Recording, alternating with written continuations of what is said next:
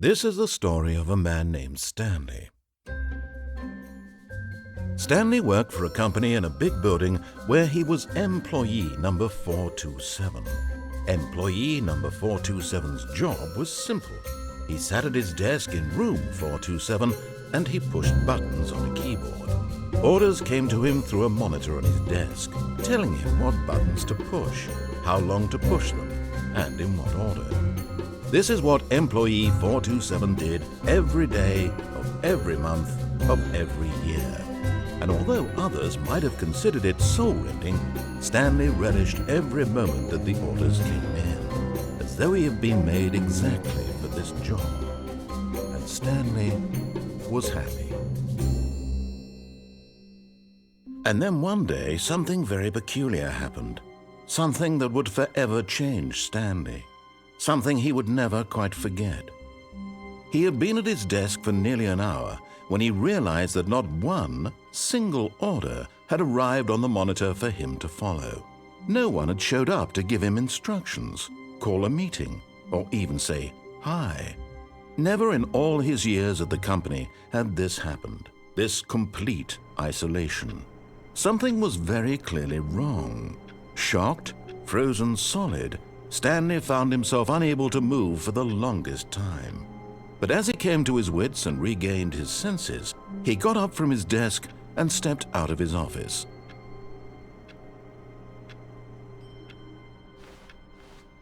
All of his co-workers were gone. What could it mean? Stanley decided to go to the meeting room. Perhaps he had simply missed a memo.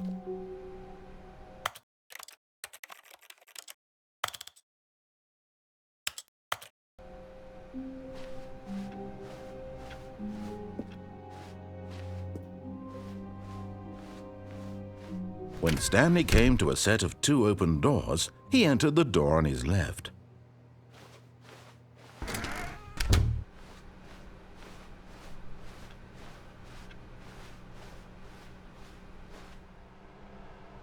Yet there was not a single person here either.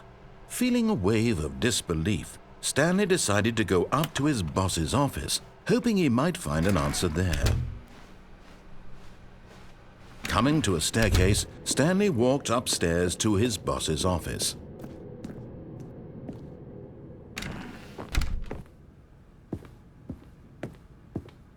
Stepping into his manager's office, Stanley was once again stunned to discover not an indication of any human life. Shocked, unraveled, Stanley wondered in disbelief who orchestrated this, what dark secret was being held from him. What he could not have known was that the keypad behind the boss's desk guarded the terrible truth that his boss had been keeping from him. And so the boss had assigned it an extra secret PIN number, 2845. But of course, Stanley couldn't possibly have known this. Yet incredibly, by simply pushing random buttons on the keypad, Stanley happened to input the correct code by sheer luck. Amazing. He stepped into the newly opened passageway.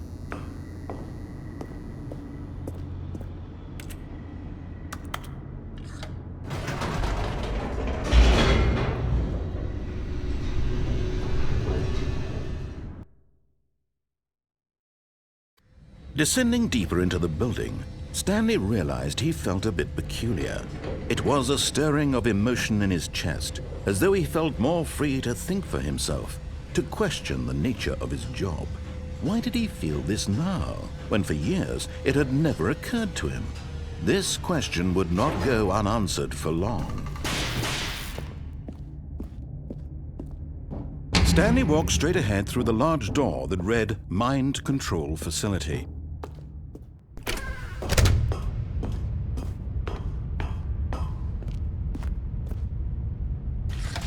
The lights rose on an enormous room packed with television screens. What horrible secret did this place hold? Stanley thought to himself. Did he have the strength to find out?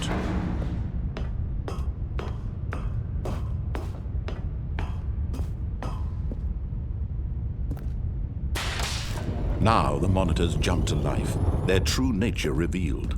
Each bore the number of an employee in the building, Stanley's co-workers. The lives of so many individuals reduced to images on a screen, and Stanley, one of them, eternally monitored in this place where freedom meant nothing.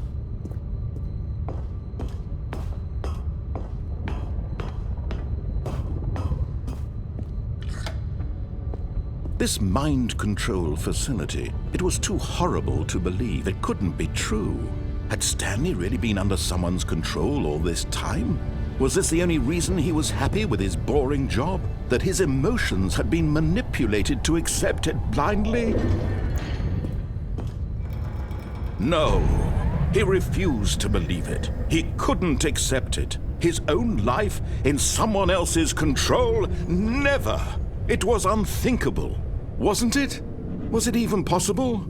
Had he truly spent his entire life utterly blind to the world?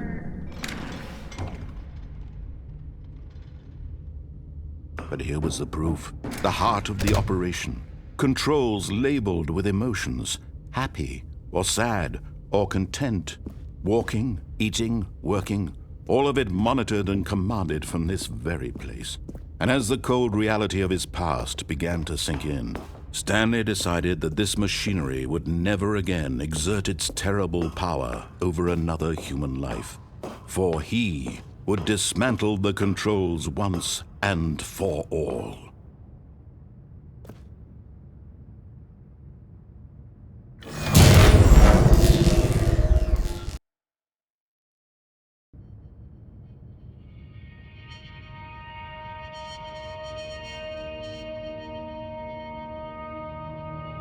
Blackness and a rising chill of uncertainty.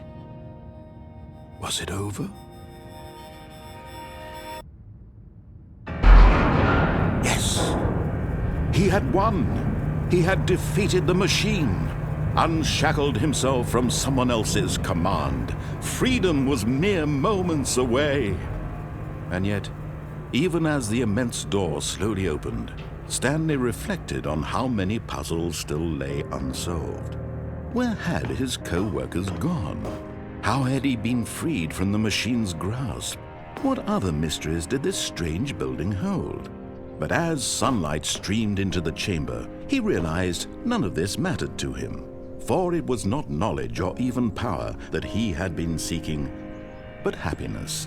Perhaps his goal had not been to understand, but to let go. No longer would anyone tell him where to go, what to do, or how to feel. Whatever life he lives, it will be his. And that was all he needed to know. It was perhaps the only thing worth knowing. Stanley stepped through the open door. Stanley felt the cool breeze upon his skin, the feeling of liberation, the immense possibility of the new path before him.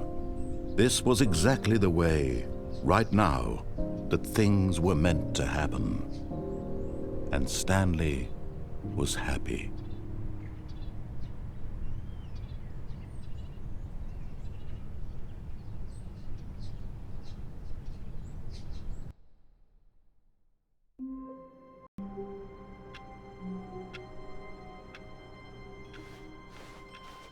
All of his co-workers were gone.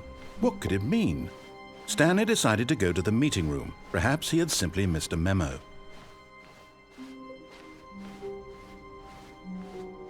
When Stanley came to a set of 2 open doors, he entered the door on his left. Yet there was not a single person here either.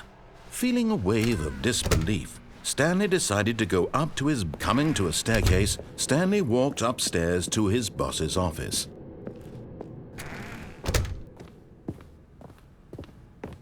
Stepping into his manager's office, Stanley was once again stunned to discover not an indication of any human life. What could it mean? Stanley wondered aloud to nobody. He began wildly tearing through papers on the boss's desk, pulling books off the shelf, looking behind paintings, desperate for clues to his situation. But his attention was caught by a keypad behind the boss's desk. What could its purpose be? In fact, This keypad guarded the terrible secret that lay buried below his feet, and so the boss had assigned it an extra secret PIN number, 2845. But of course, Stanley couldn't possibly have. Yet incredibly, by simply pushing random buttons on the keypad, Stanley happened to input the correct code by sheer luck. Amazing. He stepped into the newly opened passageway.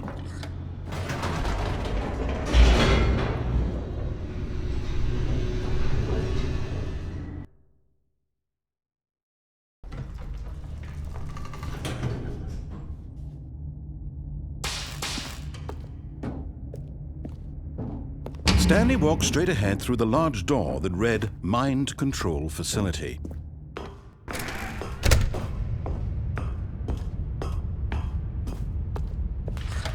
The lights rose on an enormous room packed with television screens. What horrible secret did this place hold? Stanley thought to himself. Did he have the strength to find out?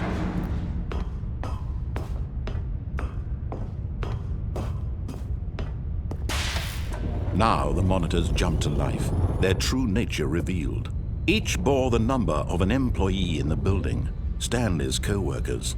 The lives of so many individuals reduced to images on a screen, and Stanley, one of them, eternally monitored in this place where freedom meant nothing.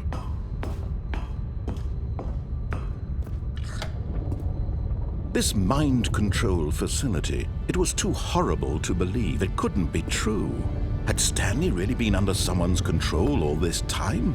Was this the only reason he was happy with his boring job? That his emotions had been manipulated to accept it blindly? No, he refused to believe it. He couldn't accept it. His own life in someone else's control? Never! It was unthinkable. Wasn't it? Was it even possible? Had he truly spent his entire life utterly blind to the world? But here was the proof, the heart of the operation. Controls labeled with emotions, happy or sad or content, walking, eating, working, all of it monitored and commanded from this very place. And as the cold reality of his past began to sink in, Stanley decided that this machinery would never again exert its terrible power over another human life. For he would dismantle the controls once and for all. Oh, Stanley, you didn't just activate the controls, did you? After they kept you enslaved all these years, you go and you try to take control of the machine for yourself. Is that what you wanted? Control? Oh, Stanley, I applaud your effort, I really do. But you need to understand, there's only so much that machine can do. You were supposed to let it go, turn the controls off, and leave. If you want to throw my story off track, you're going to have to do much better than that. I'm afraid you don't have nearly the power you think you do. For example, and I believe you'll find this pertinent, Stanley suddenly realized he had just initiated the network's emergency detonation system. In the event that this machine is activated without proper DNA identification, nuclear detonators are said to explode, eliminating the entire complex. How long until detonation then? Let's say, 2 minutes. Ah, now this is making things a little more fun, isn't it, Stanley? It's your time to shine. You are the star. It's your story now. Shape it to your heart's desires. Oh, this is much better than what I had in mind. What a shame we have so little time left to enjoy it. Mere moments until the bomb goes off. But what precious moments each one of them is. More time to talk about you, about me, where we're going, what all this means. I barely know where to start. What's that? You'd like to know where your co-workers are? A moment of solace before you're obliterated? All right, I'm in a good mood. You're gonna die anyway. I'll tell you exactly what happened to them. I erased them. I turned off the machine. I set you free. Of course, that was merely in this instance of the story. Sometimes when I tell it, I simply let you sit there in your office forever, pushing buttons endlessly and then dying alone. Other times, I let the office sink into the ground, swallowing everyone inside, or I let it burn to a crisp. I have to say this, though, this version of events has been rather amusing. Watching you try to make sense of everything and take back the control wrested away from you, it's quite rich. I almost hate to see it go. But I'm sure whatever I come up with on the next go-around will be even better. My goodness, only 34 seconds left. But I'm enjoying this so much. You know what? To hell with it. I'm going to put some extra time on the clock, why not? These are precious additional seconds, Stanley. Time doesn't grow on trees. Oh dear me, what's the matter, Stanley? Is it that you have no idea where you're going or what you're supposed to be doing right now? Or did you just assume when you saw that timer that something in this room was capable of turning it off? I mean, look at you. Running from button to button, screen to screen, clicking on every little thing in this room. These numbered buttons, no, these colored ones. Or maybe this big red button, or this door. Everything, anything, something here will save me. Why would you think that, Stanley? That this video game can be beaten? Won? Solved? Do you have any idea what your purpose in this place is? Stanley, you're in for quite a disappointment. But here's a spoiler for you. That timer isn't a catalyst to keep the action moving along. It's just seconds ticking away to your death. You're only still playing instead of watching a cutscene because I want to watch you for every moment that you're powerless, to see you made humble. This is not a challenge, it's a tragedy. You wanted to control this world, that's fine. But I'm going to destroy it first, so you can't. Take a look at the clock, Stanley. That's 30 seconds you have left to struggle. 30 seconds until a big boom and then nothing. No ending here, just you being blown to pieces. Will you cling desperately to your frail life, or will you let it go peacefully? Another choice. Make it count.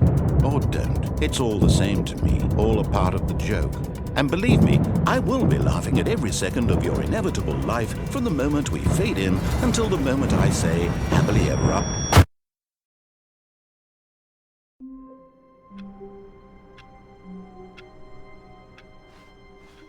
All of his co-workers were gone.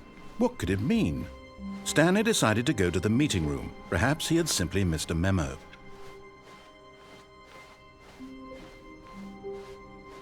When Stanley came to a set of 2 open doors, he entered the door on his left.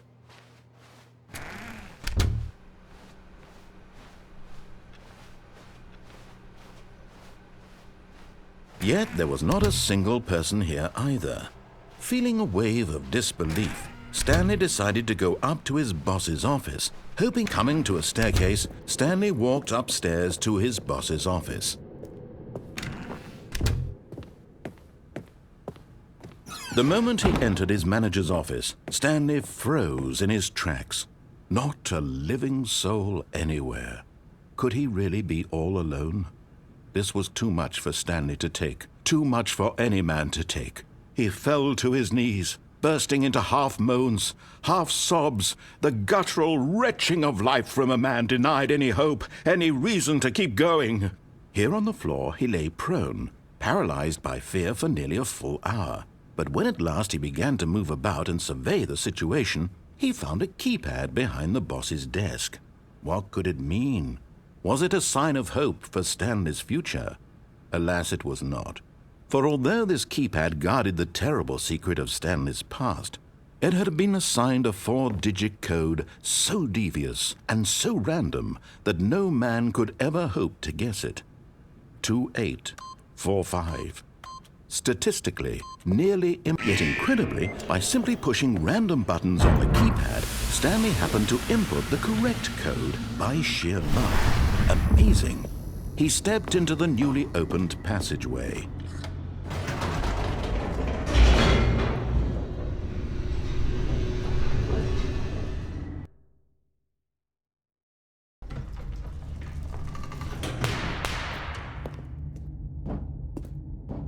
Stanley walked straight ahead through the large door that read Mind Control Facility. Although this passageway had the word escape written on it, the truth was that at the end of this hall, Stanley would meet his violent death. The door behind him was not shut. Stanley still had every opportunity to turn around and get back on track. At this point, Stanley was making a conscious, concerted effort to walk forward and willingly confront his death.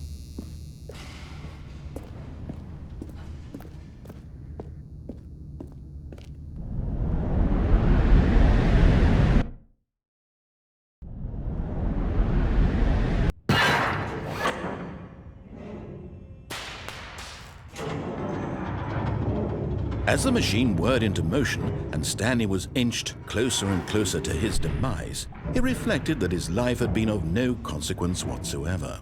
Stanley can't see the bigger picture. He doesn't know the real story, trapped forever in his narrow vision of what this world is. Perhaps his death was of no great loss, like plucking the eyeballs from a blind man. And so he resigned and willingly accepted this violent end to his brief and shallow life. Farewell, Stanley.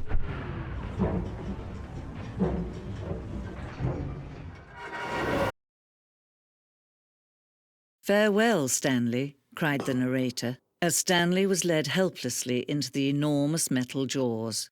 In a single visceral instant, Stanley was obliterated as the machine crushed every bone in his body, killing him instantly.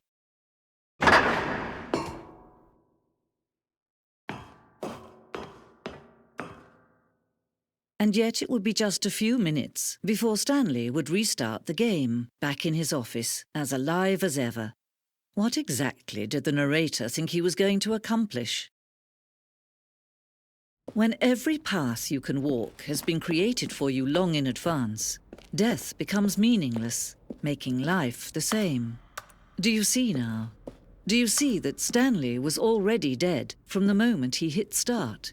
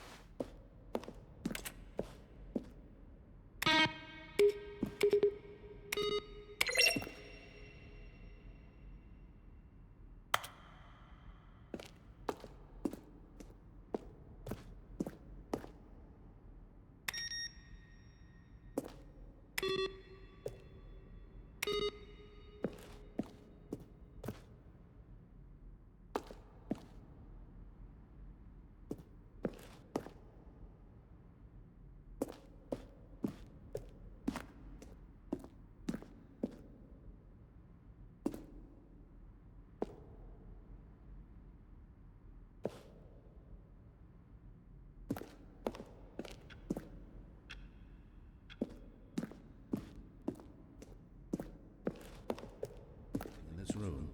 Perfect.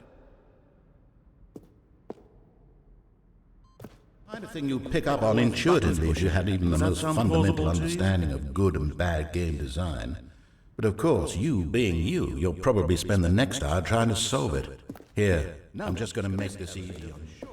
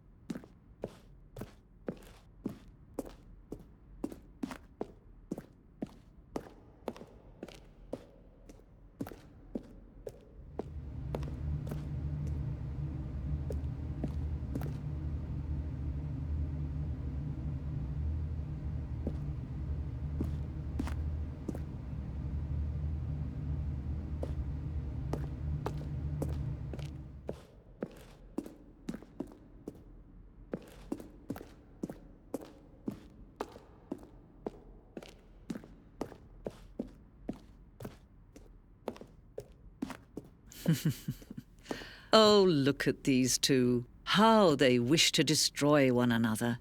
How they wish to control one another. How they both wish to be free. Can you see? Can you see how much they need one another? No, perhaps not. Sometimes these things cannot be seen. But listen to me. You can still save these two. You can stop the program before they both fail. Push escape and press quit. There's no other way to beat this game. As long as you move forward, you'll be walking someone else's path. Stop now and it'll be your only true choice. Whatever you do, choose it. Don't let time choose for you. Don't let...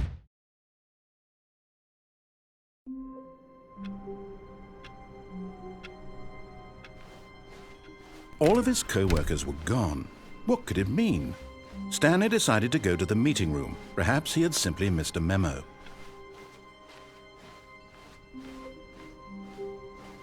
When Stanley came to a set of 2 open doors, he entered the door on his left. Yet there was not a single person here either. Feeling a wave of disbelief, Stanley decided to go up to his boss's office, hoping he might find an answer. Coming to a staircase, Stanley walked upstairs to his boss's office.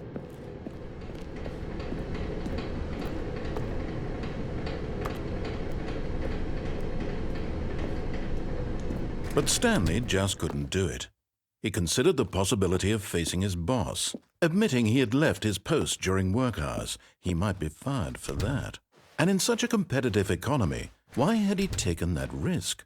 All because he believed everyone had vanished? His boss would think he was crazy. And then something occurred to Stanley. Maybe, he thought to himself, maybe I am crazy. All of my co-workers blinking mysteriously out of existence in a single moment for no reason at all? None of it made any logical sense. And as Stanley pondered this, he began to make other strange observations. For example, why couldn't he see his feet when he looked down? Why did doors close automatically behind him wherever he went? And for that matter, these rooms were starting to look pretty familiar. Were they simply repeating? No, Stanley said to himself, this is all too strange. This can't be real. And at last, he came to the conclusion that had been on the tip of his tongue. He just hadn't found the words for it. "I'm dreaming!" he yelled. "This is all a dream." Oh, what a relief Stanley felt to have finally found an answer, an explanation. His co-workers weren't actually gone. He wasn't going to lose his job. He wasn't crazy after all. And he thought to himself, I suppose I'll wake up soon. I'll have to go back to my boring real-life job pushing buttons. I may as well enjoy this while I'm still lucid. So he imagined himself flying and began to gently float above the ground. Then he imagined himself soaring through space on a magical starfield, and it too appeared. It was so much fun, and Stanley marveled that he had still not woken up. How was he remaining so lucid? And then perhaps the strangest question of them all entered Stanley's head. One he was amazed he hadn't asked himself sooner. Why is there a voice in my head dictating everything that I'm doing and thinking? Now the voice was describing itself being considered by Stanley, who found it particularly strange. I'm dreaming about a voice describing me, thinking about how it's describing my thoughts, he thought. And while he thought it all very odd and wondered if this voice spoke to all people in their dreams, the truth was that, of course, this was not a dream. How could it be? Was Stanley simply deceiving himself, believing that if he's asleep, he doesn't have to take responsibility for himself? Stanley is as awake right now as he's ever been in his life. Now, hearing the voice speak these words was quite a shock to Stanley. After all, he knew for certain, beyond a doubt, that this was in fact a dream. Did the voice not see him float and make the magical stars just a moment ago? How else would the voice explain all that? This voice was a part of himself too. Surely, if he could just...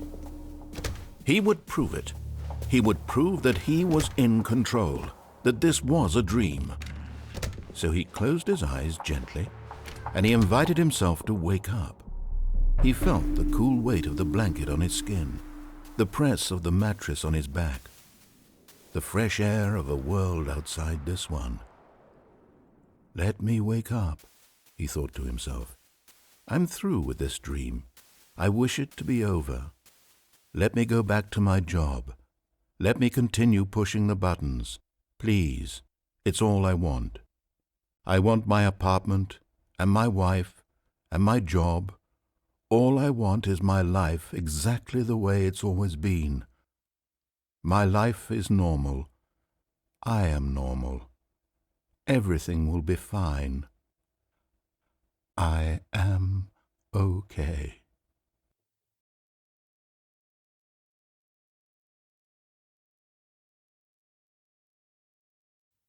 Stanley began screaming. Please, someone, wake me up. My name is Stanley. I have a boss. I have an office. I am real. Please, just someone tell me I am real. I must be real. I must be. Can anyone hear my voice? Who am I? Who am I? And everything went black.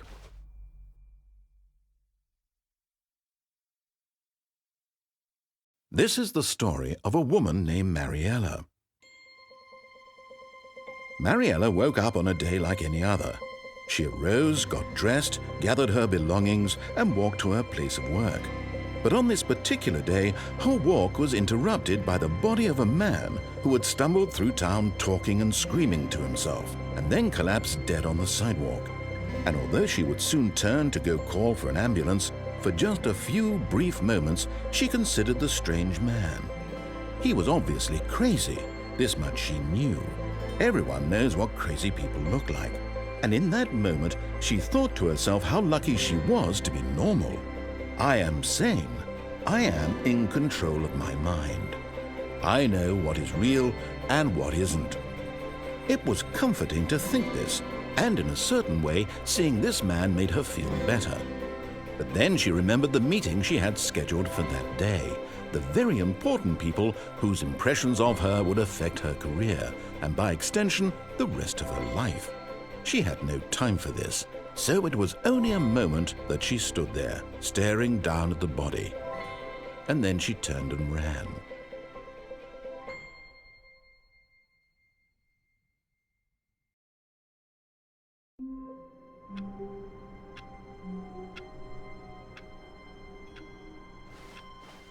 All of his co-workers were gone.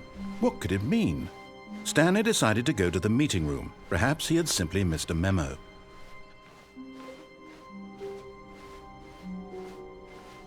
When Stanley came to a set of 2 open doors, he entered the door on his left.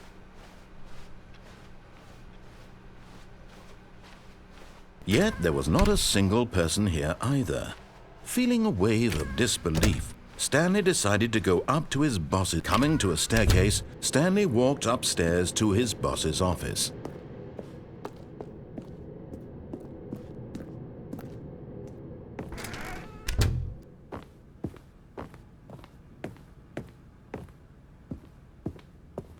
Stepping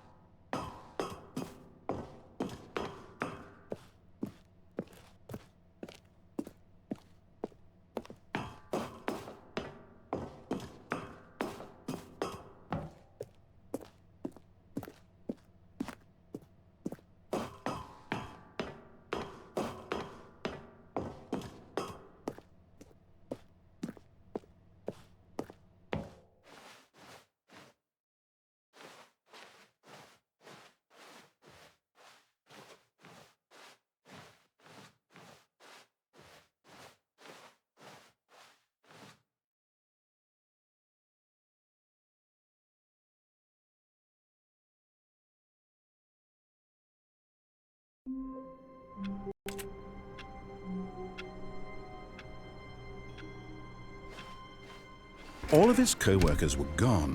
What could it mean? Stanley decided to go to the meeting room. Perhaps he had simply missed a memo.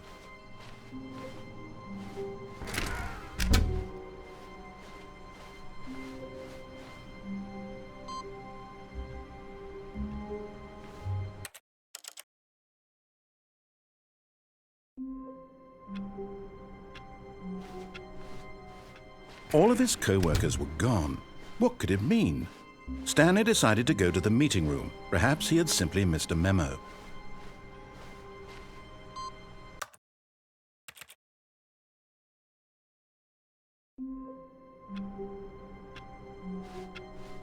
Someone was following Stanley. He was sure of it. If he checked over his shoulder now, he would surely catch them. It was only a matter of time.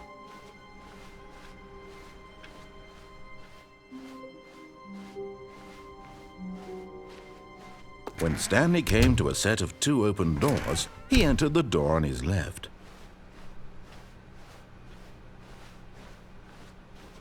Yet there was not a single person here either. Feeling a wave of disbelief, Stanley decided to go up to his boss. Coming to a staircase, Stanley walked upstairs to his boss's office.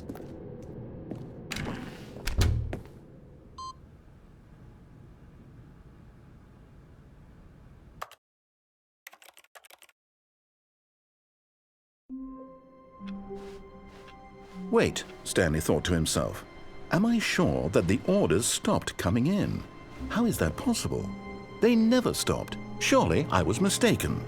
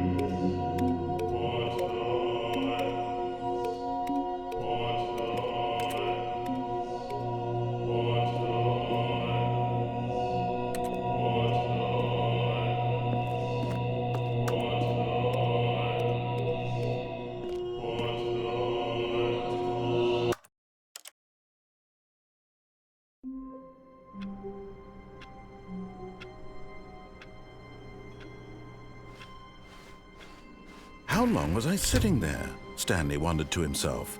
Minutes? Days? Centuries? Did something crucial happen while my senses were turned?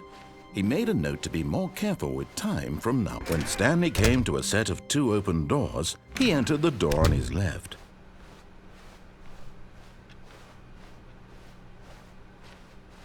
Yet there was not a single person here either. Feeling a wave of disbelief, Stanley decided to go up to his... Stanley stepped into the broom closet, but there was nothing here, so he turned around and got back on track.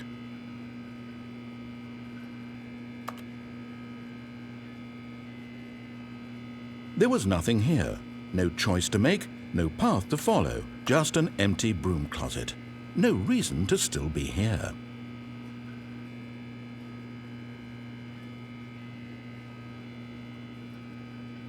It was baffling that Stanley was still just sitting in the broom closet. He wasn't even doing anything. At least if there was something to interact with, he'd be justified in some way. As it is, he's literally just standing there doing sweet FA.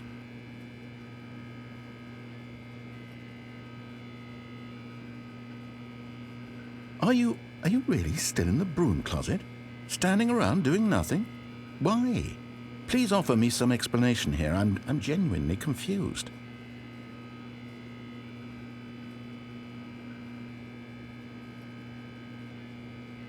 You do realize there's no choice or anything in here, right? If I'd said Stanley walked past the broom closet, at least you would have had a reason for exploring it to find out. But it didn't even occur to me because literally this closet is of absolutely no significance to the story whatsoever. I never would have thought to mention it.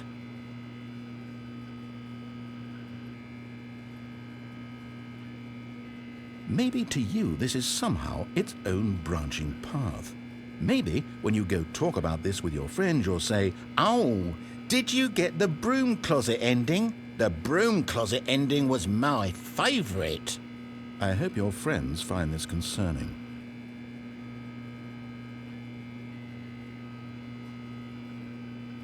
Stanley was fat and ugly and really stupid. He probably only got the job because of a family connection. That's how stupid he is. That or with drug money. Also, Stanley is addicted to drugs and hookers.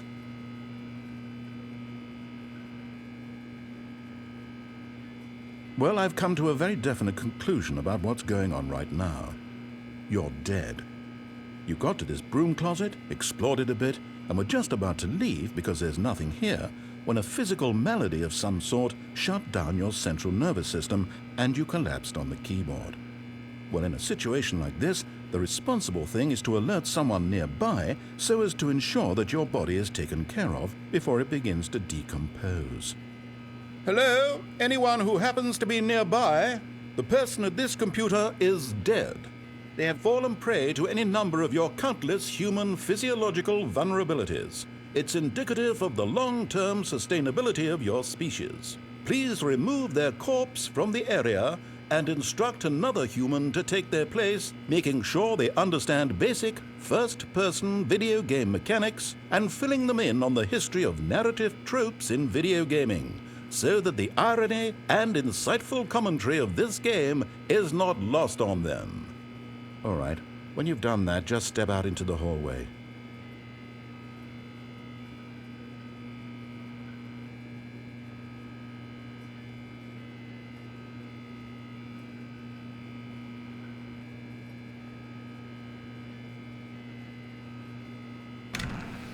Ah, second player. It's good to have you on board. I guarantee you can't do any worse than the person who came before you. You too? Unbelievable. I'm at the mercy of an entire species of invalids. Perhaps there's a monkey nearby you can hand the controls to. A fish? Fungus? Look, you can hammer out the details. I'm not particularly picky. I'll just be waiting for when you're ready to pick up the story again.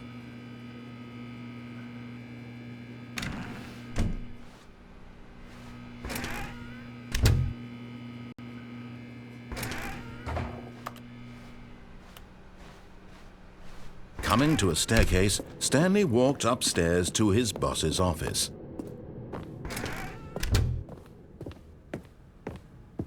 Stepping into his manager's office, Stanley was once again stunned to discover not an indication of any human. Stanley was in such a rush to get through the story as quickly as possible, he didn't even have a single minute to just let the narrator talk.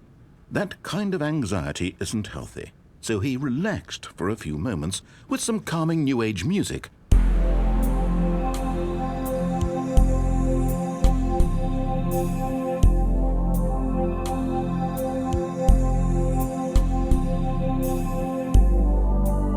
Feeling soothed and rejuvenated, Stanley calmly walked forward into the opened passageway.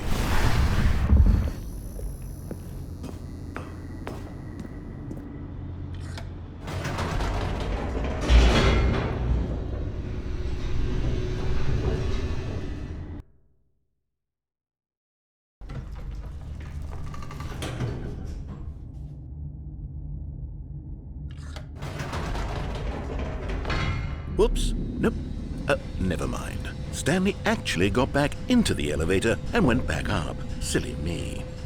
Why did Stanley do that when he knew that it would just lead back to his boss's office? Well, that's a great question. I just can't wait to find out.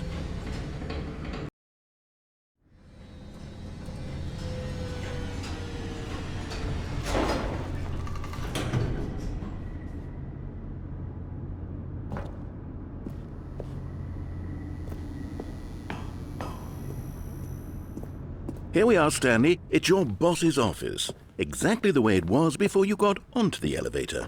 It's still just exactly what it is. What a decision you've made to come up here and look at the office again.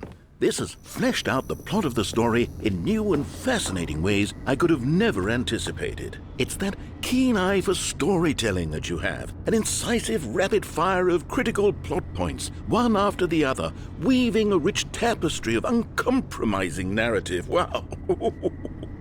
I'm bolted to the edge of my seat. Incredible.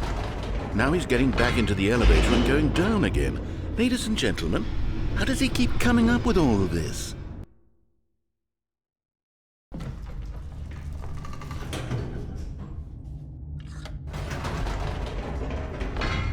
Did you think we were going to go forward down the spooky corridor? No. It's time once again to go back up in the elevator. I can't even begin to grapple with what might be up there. Is it the boss's office again? Or what if it's the boss's office this time? The suspense is killing me.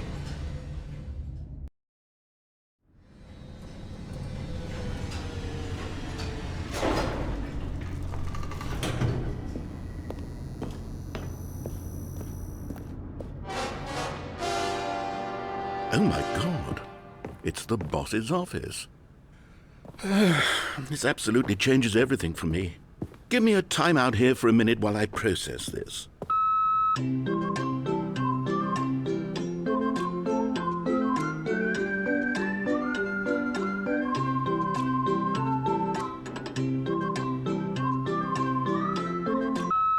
Okay, I'm ready. I'm prepared to embrace this stunning revelation and to move forward with... No, wait. No, I need more time to process.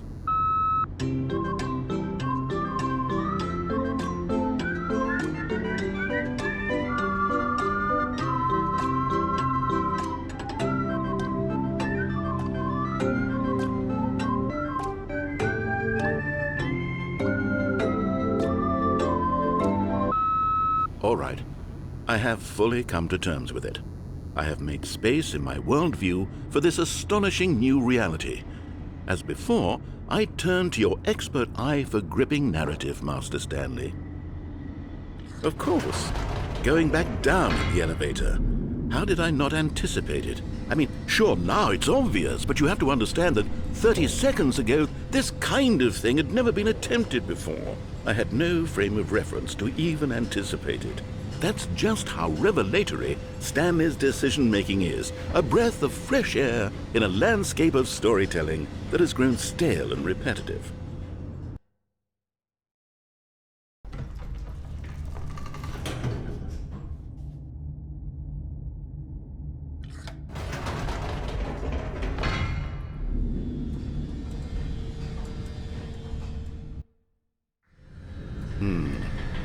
You know what?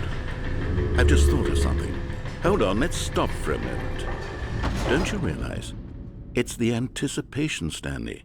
You and I, we have no way of knowing what will be at the top of this elevator, but the suspense, the agony of waiting and anticipating and having to guess, that's the real thrill.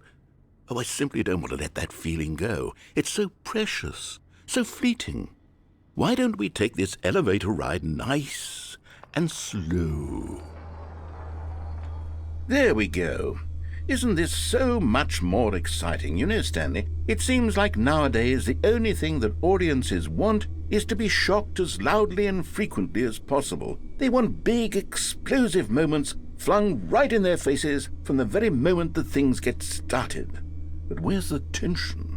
Where's the trust in the audience to build a slow and nuanced appreciation for the story, the characters? Why aren't we given time to imagine the surprises, to have to think and to anticipate and then to marvel at the eventual reveal? This is storytelling, Stanley. What you and I are doing right now. This is the most exciting narrative to be developed in years, and it's really all because of you. You're the one who took this bold step of revisiting the exact same locations over and over. Truly, I mean it. This is unique and different. It's not like anything else out there. You see, I want stories that surprise me, Stanley. I want to have to think. I want to be engaged and not pandered to. We're being fed such unimaginative drivel all the time, and we all know it, which is why we're so starved for content that makes us feel sharp and vital and alive. That's why people like you so much, Stanley, because you're not afraid to spit in the face of tradition. You're a role model, you know? People look up to you. Which is why, oh, I didn't know when to spring this on you, but, well, I've gathered a little press conference for you, so that you can talk about your work and your storytelling and your life. Yes, I know you're not much for the public eye, but I thought it would especially mean a lot to the people who have been following you from the beginning. They really look up to you, Stanley. I don't know if you realize the impact you have on them. This is the kind of gesture that might leave a tremendous impact on them for the better. Oh good, we're here. Okay, the room where we're holding the press conference should be just around the corner here somewhere.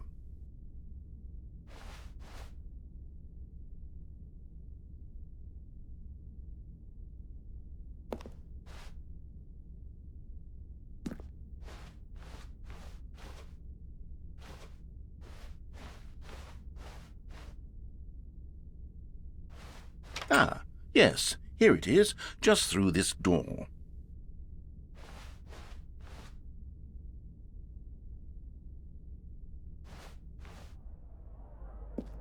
All right, are you ready? I've told them you're going to speak a little bit about the nature of surprise in storytelling and what it means to craft a truly unpredictable narrative. Oh, don't worry, you'll do great. Just be yourself and speak from the heart. I'm really proud of you, Stanley.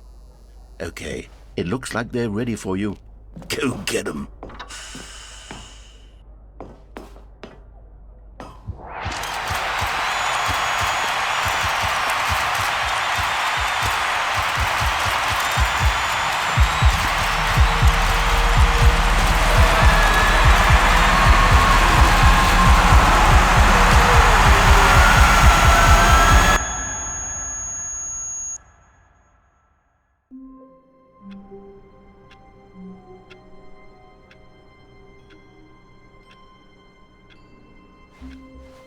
All of his co-workers were gone.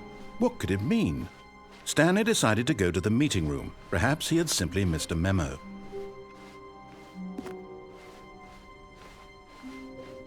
When Stanley came to a set of 2 open doors, he entered the door on his left. This was not the correct way to the meeting room, and Stanley knew it perfectly well. Perhaps he wanted to stop by the employee lounge first, just to admire it. Ah, yes, truly a room worth admiring. It had really been worth the detour after all, just to spend a few moments here in this immaculate, beautifully constructed room.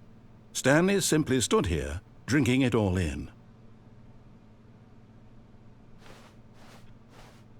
But eager to get back to business, Stanley took the first open door on his left. And so he detoured through the maintenance section, walked straight ahead to the opposite door, and got back on track.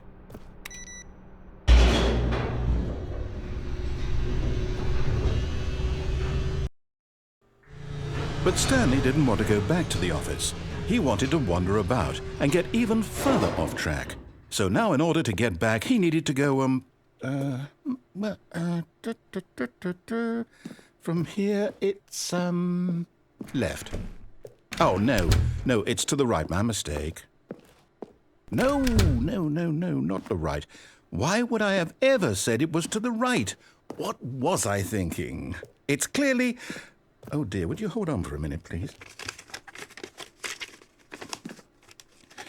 Now, let's see, we went down right, left, down, left, right. Yep, okay, yes. I've got it now. This story is absolutely, definitely this way.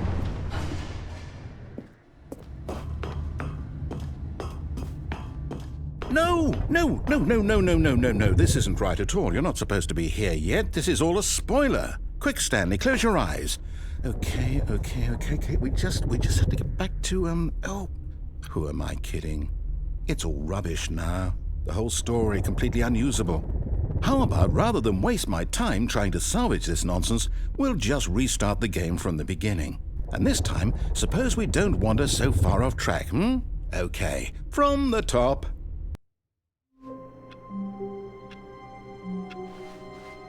All of his co-workers were gone. What could it mean? Stanley decided to go to the meeting room. Perhaps he had simply missed a memo.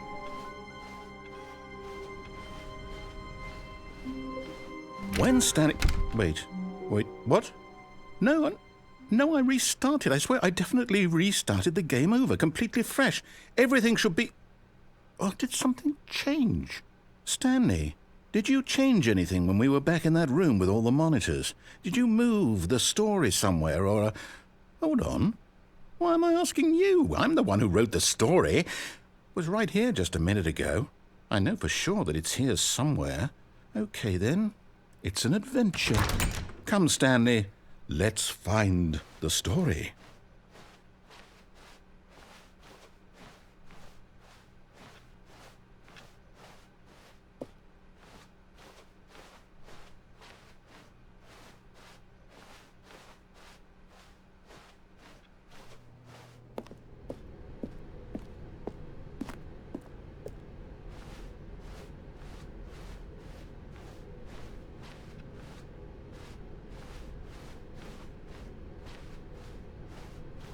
I'll say it. This is the worst adventure I've ever been on. I can promise you there definitely was a story here before. Do we need to restart the game again? Well, I find it unlikely that we'll ever progress by starting over and over again, but it's got to be better than this. Okay, let's give it a shot. Why not? All of his co-workers were gone. What could it mean? Stanley decided to go to the meeting room. Perhaps he had simply missed a memo.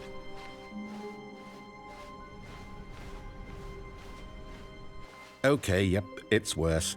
I might be remembering this wrong. It's possible the story is back where we just came from. Why don't we go back the other direction and see if we missed anything?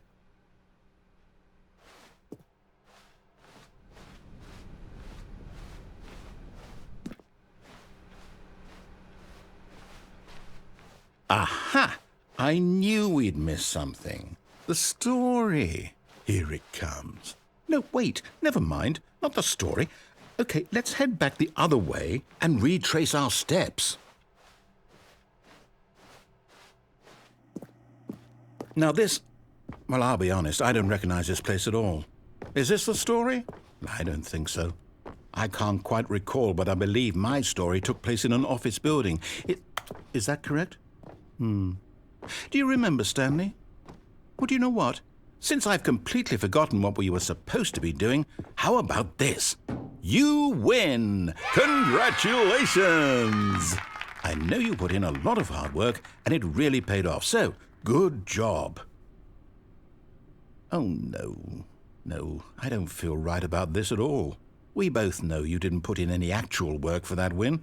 Some people win fair and square, and this was not one of those situations. Okay, I'm getting weirded out by whatever this place is. I don't care what might happen this time, I have to restart. All right, I've got a solution. This time, to make sure we don't get lost, I've employed the help of the Stanley Parable adventure line. Just follow the line. How simple is that?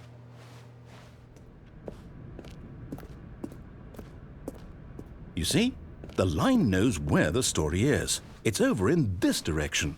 Onward, Stanley, to destiny. Though, here's a thought. Wouldn't wherever we end up be our destination, even if there's no story there? Or to put it another way, is the story of no destination still a story? Simply by the act of moving forward, are we implying a journey such that a destination is inevitably conjured into being via the very manifestation of the nature of life itself? Whoa. Hang on. That got a bit weird back there. Well, I'd like to apologize. Not sure where I was going with all that. You know what? I think what we need right now is a bit of music to lighten the mood.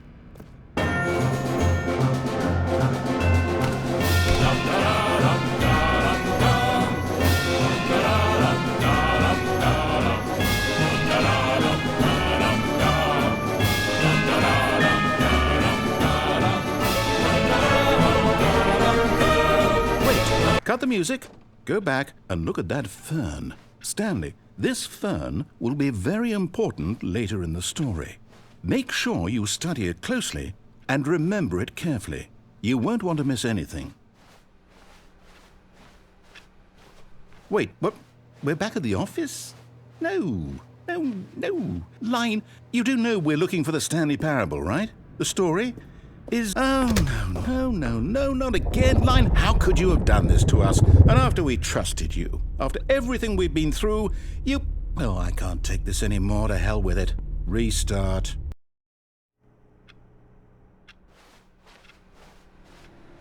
You know what, Stanley? I say forget the adventure line. What's it ever done for us? We're intelligent people, right? Why can't we make up our own story? Something exciting, daring, mysterious. Ooh, this all sounds perfectly doable. Why don't we simply start wandering in, well, I don't know. How about this direction? Now, yes, this is exciting. Just me and Stanley forging a new path, a new story. Well, it could be anything. What do you want our story to be? Go wild. Use your imagination. Whatever it might be, Stanley, I'm ready for it. Oh, no, not you again. Stanley, I'd also like to veto the line from having any role in our awesome new story. No lines or monitor rooms. Just don't acknowledge it, and we should be fine.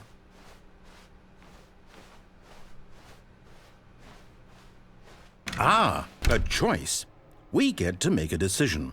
From here, the story is in our control. How important we mustn't squander the opportunity. In fact, I believe I need a minute to think here. Just walk in circles for a minute. Okay, so I know that each door has to lead somewhere, which means that somewhere, the place where we're trying to go, there must be a reverse door that leads here. And that in turn means that our destination corresponds with the counter-inverted reverse door's origin. So starting from the right, let us ask, will taking the right door lead us to where we're going? And since the answer is clearly yes, then by all accounts, the door on the right is the correct one. Another victory for logic. Come, Stanley, our destiny awaits. Oh, hold up, what's this? The confusion ending. You're telling me that's what this is? It's all one giant ending? And we're supposed to restart the game, what, eight times? That's really how all this goes? It's all determined? So now, according to the schedule, I restart again. Then what? Am I just supposed to forget? Well, what if I don't want to forget? My mind goes blank simply because it's written here on this thing, wall. Well, who consulted me? Why don't I get to decide? Why don't I get a say in all of this? Is it really? No, it can't be. I don't want it to be. I don't want the game to keep restarting. I don't want to forget what's going on. I don't want to be trapped like this. I won't restart the game. I won't do it. I won't do it. I won't do it. And the timer stopped? Does that mean, did we do it? Did we break the cycle? The, whatever it is that made this schedule? How would we even know? Will someone come for us? Will something happen? So, okay. I guess now we just wait, you know. I suppose in some way that this is a kind of story, wouldn't you agree? I'm not quite sure if we're in the destination or the journey, though they're always saying that life is about the journey and not the destination, so I hope that's where we are right now. We'll find out, won't we? Eventually. Well, in the meantime, if you do...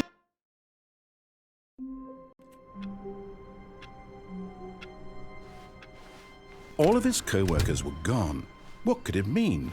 Stanley decided to go to the meeting room. Perhaps he had simply missed a memo.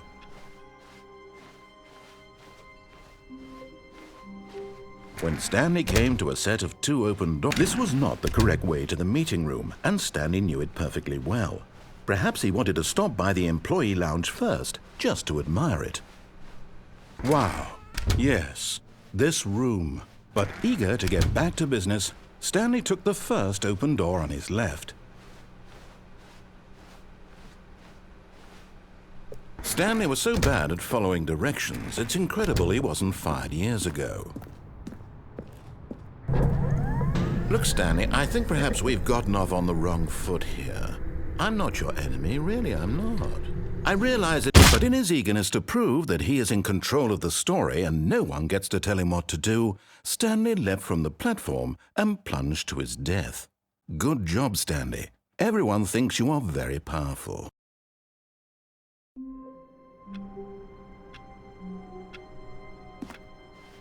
All of his co-workers were gone. What could it mean? Stanley decided to go to the meeting room. Perhaps he had simply missed a memo.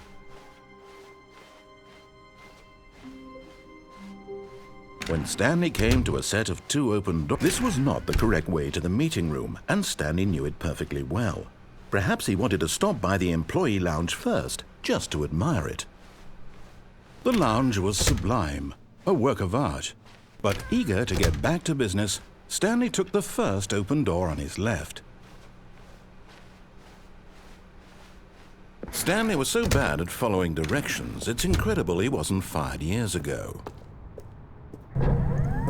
Oh, well, look who's got cold feet. Sorry to break it to you, Stanley, but that lift isn't coming back. You'd best either get comfortable right here on this platform, or test your luck by jumping to the floor below.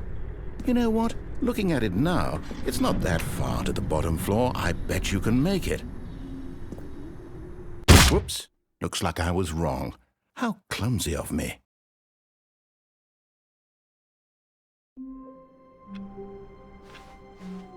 All of his co-workers were gone. What could it mean? Stanley decided to go to the meeting room. Perhaps he had simply missed a memo.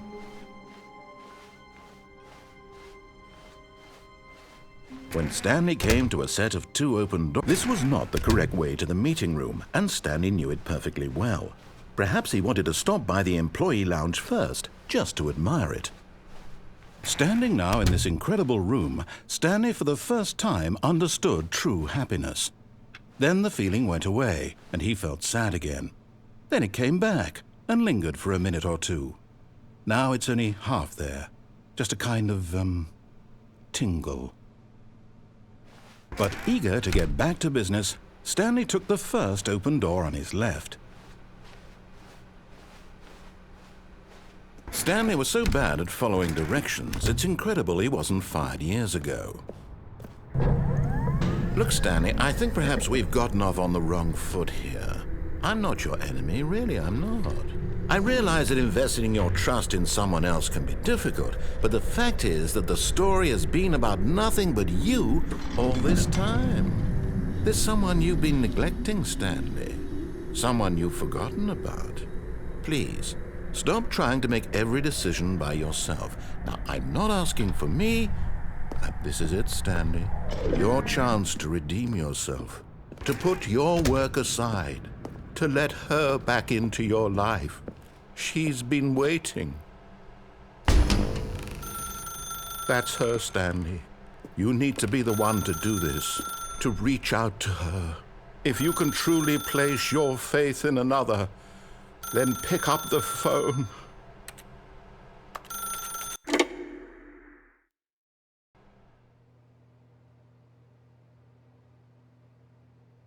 Oh, Stanley, is that you?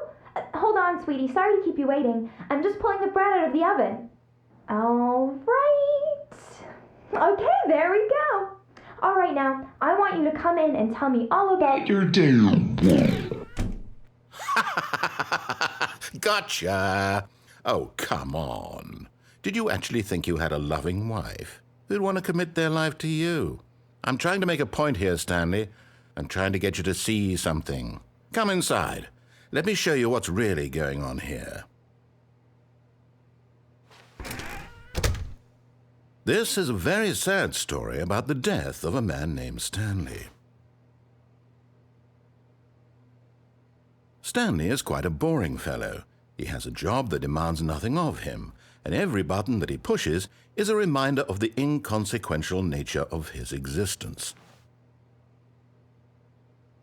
Look at him there, pushing buttons, doing exactly what he's told to do.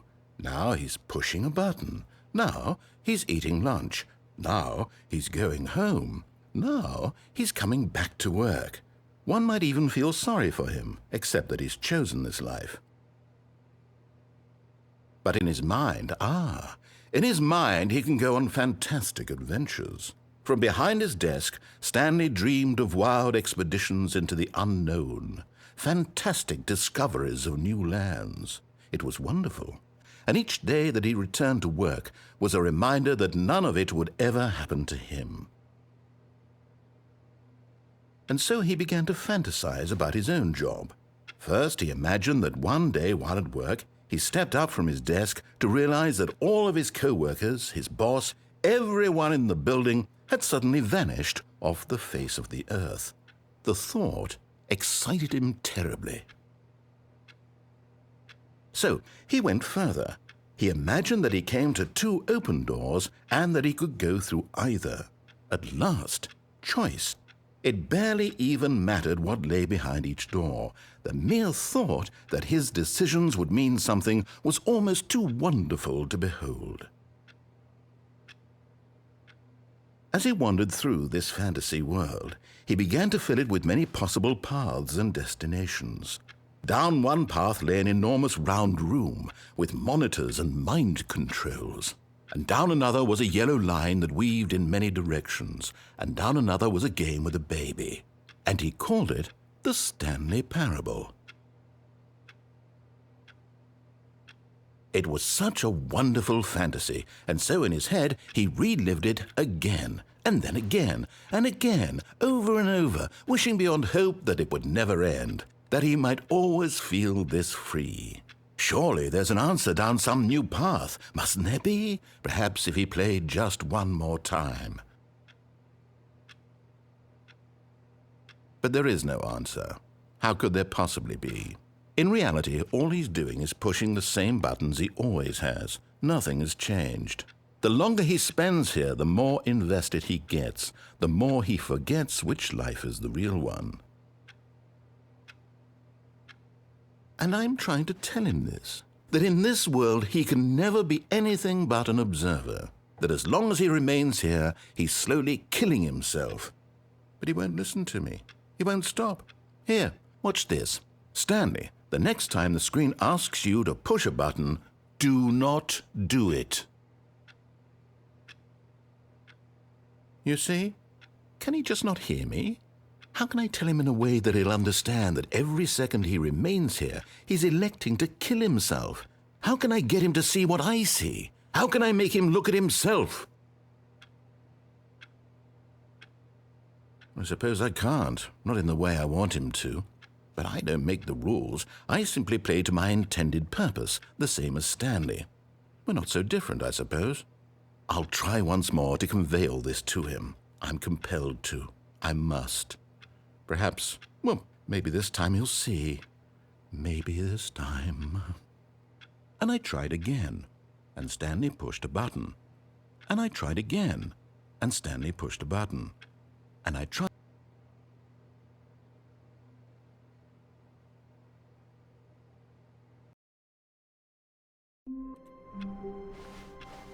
Wait, Stanley thought to himself. Am I sure that the orders stopped coming in? How is that possible? They never stopped. Surely I was mistaken.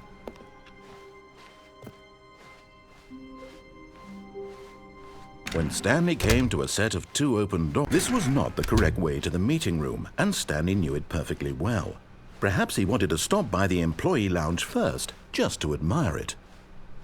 Stanley felt lightheaded, butterflies in his stomach, giddy in a way he had never known before. Was it this room? A connection between the two? Could a man love a room? I mean, truly, truly, deeply, madly love. But eager to get back to business, Stanley took the first open door on his left. Stanley was so bad at following directions, it's incredible he wasn't fired years ago. Look, Stanley, I think perhaps we've gotten off on the wrong foot here. I'm not your enemy, really, I'm not. I realize that investing your trust in someone else can be difficult, but the fact is that the story has been about nothing but you all this time. There's someone you've been neglecting, Stanley. Someone you've forgotten about.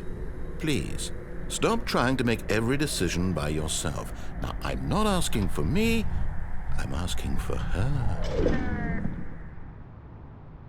This is it, Stanley. Your chance to redeem yourself, to put your work aside, to let her back into your life. She's been waiting. That's her, Stanley. You need to be the one to do this, to reach out to her. If you could... Oh, no, you can't... Did you just unplug the phone? No, that wasn't supposed to be a choice. How did you do that? You actually chose incorrectly? I didn't even know that was possible. Let me double check. No, it's definitely here, clear as day. Stanley picks up the phone. He's taken to his apartment where he finds his wife, and the two pledge themselves to one another. Music comes in, fade to white, roll credits. Not picking up the phone is actually somehow an incorrect course of action. How is that even possible? None of these decisions were supposed to mean anything. I don't understand. How on earth are you making meaningful choices? What did you... Wait a second. Did I just see... No, that's not possible. I can't believe it. How had I not noticed it sooner? You're not Stanley. You're a real person. I can't believe I was so mistaken. This is why you've been able to make correct and incorrect choices. And to think I've been letting you run around in this game for so long. If you'd made any more wrong choices, you might have negated it entirely. It's as though you completely ignored even the most basic safety protocol for real-world decision-making. Or did you not grasp the severity of the situation? Well, I won't have that kind of risk on my watch. I'm going to stop the game for a moment so we can educate you properly on safe decision-making in the real world. Please observe this helpful instructional video. Choice. It's the best part of being a real person, but if used incorrectly can also be the most dangerous. For example, in this scenario, a hypothetical real person named Rupert has a choice. He could invent a machine that eliminates food shortages across the world to make life better for all people. Or he could spend years of hard work forgetting how to read. Which choice would you make? Remember that unlike here, the real world makes sense, and at no time should you make a choice that does not conform to rational logic. If you find yourself speaking with a person who does not make sense, in all likelihood, that person is not real. Allow the person to finish their thought, then provide an excuse why you cannot continue talking. Turn to a partner and practice saying, "My goodness, is it 4:30? I'm supposed to be having a back, sack, and crack." Excellent. Making choices on a regular basis is the best part to a healthy decision-making process. Most medical professionals recommend making at least 8 choices per day. Do you make more than 8? Less? And finally, if you begin to wonder if your choices are actually meaningful and whether you'll ever make a significant contribution to the world, just remember that in the vast infiniteness of space, your thoughts and problems are materially insignificant, and the feeling should subside. At this time, your instructor will guide you in an exercise to test and reinforce the material covered in this video. Welcome back. You may have noticed that this room has begun to deteriorate as a result of narrative contradiction. But not to worry. Now that you're properly informed on good decision-making, we're going to revisit a choice you made just a few minutes ago and see what the correct thing to do would have been. This way, please.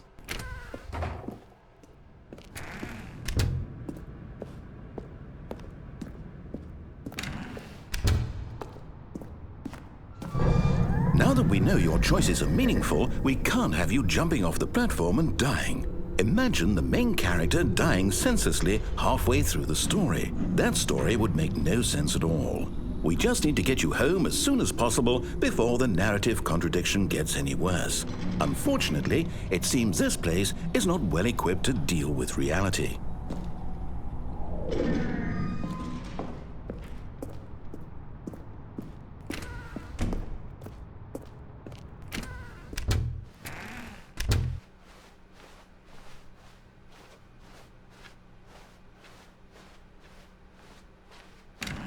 Almost there. You'll take the door on the left, back to the correct ending, the story will have resolution once again, and you'll be home free in the real world. Now remember, all you need to do is behave exactly as Stanley would. That means choosing responsibly and always putting the story first. I'm quite sure you'll be up to the task. Just follow my lead and you'll be fine. All right. When Stanley came to a set of 2 open doors, he entered the door on his left. No! Why did you do that? Quickly, hurry back in the other direction. Perhaps we're not too late.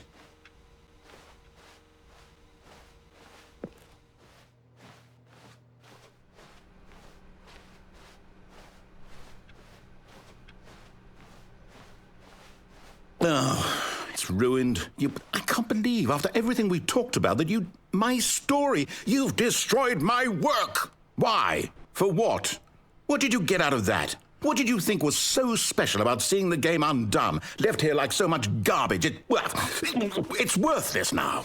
And what am I supposed to do? Even if there were a way to continue, would it be worth it? To know that my story is now incorrect? How can I go back to that? I can't erase that knowledge. I'll have to live with it forever, reliving its impossibility forever. I couldn't live that way. Is it better to shut the game down entirely? To willingly destroy all of my work? I don't know. What's the answer? What do I do? What do I do? What do I... No, I have to. I have to shut the game down. I have to. I have to.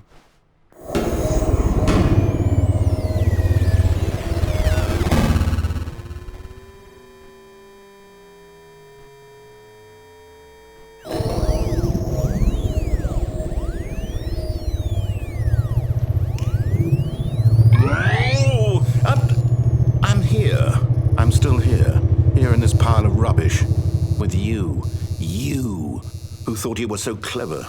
Now look where we are. My entire game is destroyed. It was the only thing in the world that was mine, and you've run it into the ground. What, did you think that would be funny? You just had to see? Didn't I impress upon you how important it was to be like Stanley? He actually knows how to do what I tell him to. He understands that if I say to do something, there's a damn good reason for it. That thought hadn't even occurred to you, had it? That there's a world outside of you? You're a child. Oh, my story. If you'd just gone through the door on the left, you would have seen it. There was a whole underground facility. You would have destroyed it and been victorious. It would have been so perfect. I worked so hard on it. I tried so hard to make...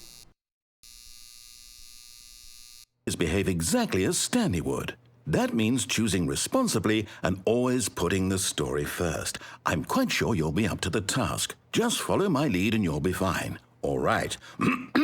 When Stanley came to a set of 2 open doors, he entered the door on his left.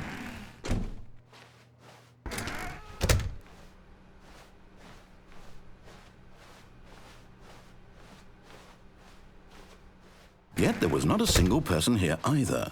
Feeling a wave of disbelief, Stanley decided to go up to his boss's office, hoping he might find an answer there. Coming to a staircase, Stanley walked upstairs to his boss's office.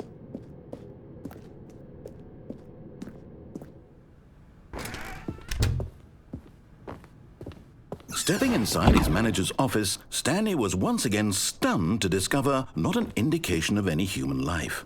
Shocked, unraveled, Stanley wondered in disbelief who orchestrated this, until he saw the door with a voice receiver next to it. Surely behind this door lay all the answers to his questions. And beyond all probability, he knew the passcode. He had seen it on his boss's computer just last week. Nightshark 115. Was this the code to open the door?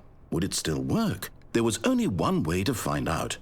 Stanley had been trained never to speak up, but now he would draw from within himself the courage to face the unknown.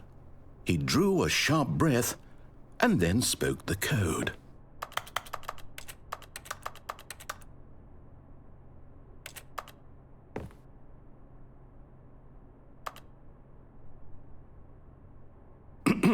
Stanley spoke the code. Nightshark 115. He spoke it into the receiver, right there on the wall.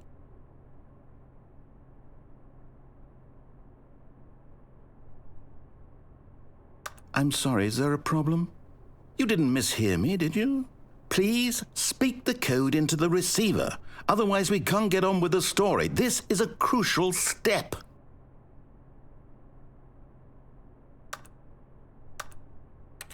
Okay, fine, you're not going to do it, but you know what? It's pretty humiliating to bring you this far, only for you to suddenly decide you have better things to do. I asked you for this one single thing, for your respect. The kind of respect Stanley shows for his choices. He knows what it means to take a story seriously. If you didn't want to see what I had to show you, then why did you come here? You had a choice, you know. You could have gone through the door on the right. You could have done whatever the hell you wanted over there. Why did you come this way? Speak. Say something to me. Explain yourself, you coward. You... When Stanley came to a set of 2 open doors, he entered the door on his left.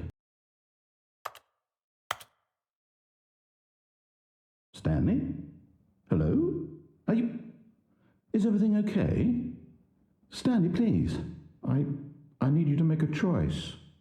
I need you to walk through the door. Are you listening to me? Can you hear me? Is everything all right? Stanley, this is important. The story needs you. It needs you to make a decision. It cannot exist without you. Do you understand me? Whatever choice you make is just fine. They're both correct. You cannot be wrong here. We can work together. I'll accept whatever you do. I simply need you to take that step forward, please. Choose. Do something. Anything. This is more important than you can ever know. I need this. The story needs it. So, you hear me? Are you there? Are you listening to this? Stanley, are you there? Okay. It's okay, I can wait. You need time to decide. Time to make sure your choice is correct. That is the best choice. That's all right. I'll wait for you to decide what's the right thing to do. Take as much time as you need.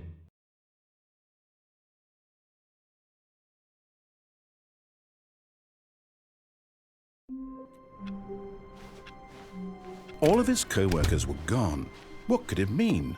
Stanley decided to go to the meeting room. Perhaps he had simply missed a memo.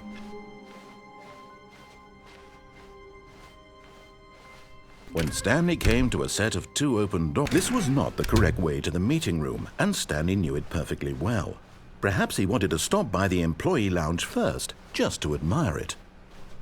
The lounge was grand, majestic, perhaps, but eager to get back to business, Stanley took the first open door on his left. Stanley was so bad at following directions, it's incredible he wasn't fired years ago.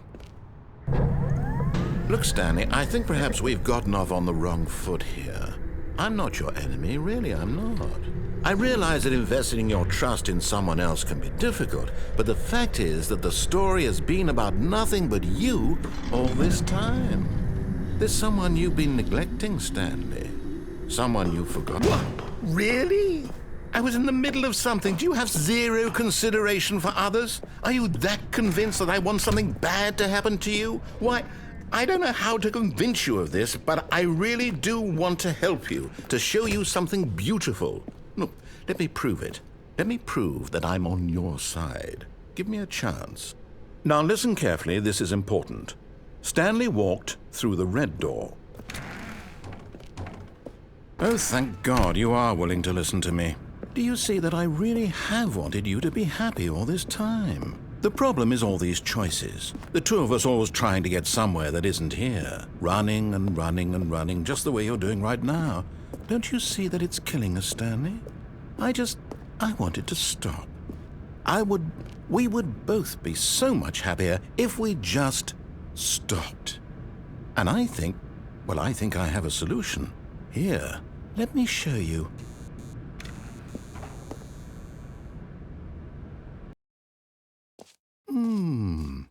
What do we want? What are we looking for? Here. Yes. Oh, it's beautiful, isn't it? If we just stay right here, right in this moment with this place, Stanley, I think I feel happy. I actually feel happy.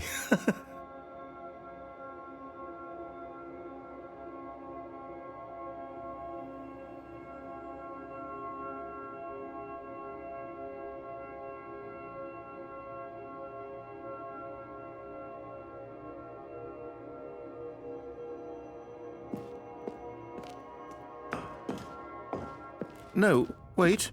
Where are you going? Oh, no. Stay away from those stairs. If you hurt yourself, if you die, the game will reset. We'll lose all of this. Please, no, Stanley, let me stay here. Don't take this from me. Please, Stanley, think about what you're doing.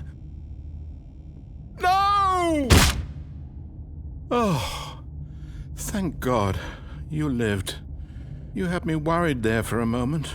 Now, can we please get back to the other room? No. No, what are you doing, Stanley? Please, I'm asking you not to take this away from me. I can't go back to what I was before. If you die, we'll both go back. Why are you doing this? Stanley, let's go back to the other room. My God. Is this really how much you dislike my game? That you'll throw yourself from this platform over and over to be rid of it? You are literally willing to kill yourself to keep me from being happy. Am I reading the situation correctly? Or maybe you're just getting a kick out of it. I don't know anymore. I just wanted us to get along. But I guess that was too much to ask. It looks like you wanted to make a choice after all. Well, this one is yours.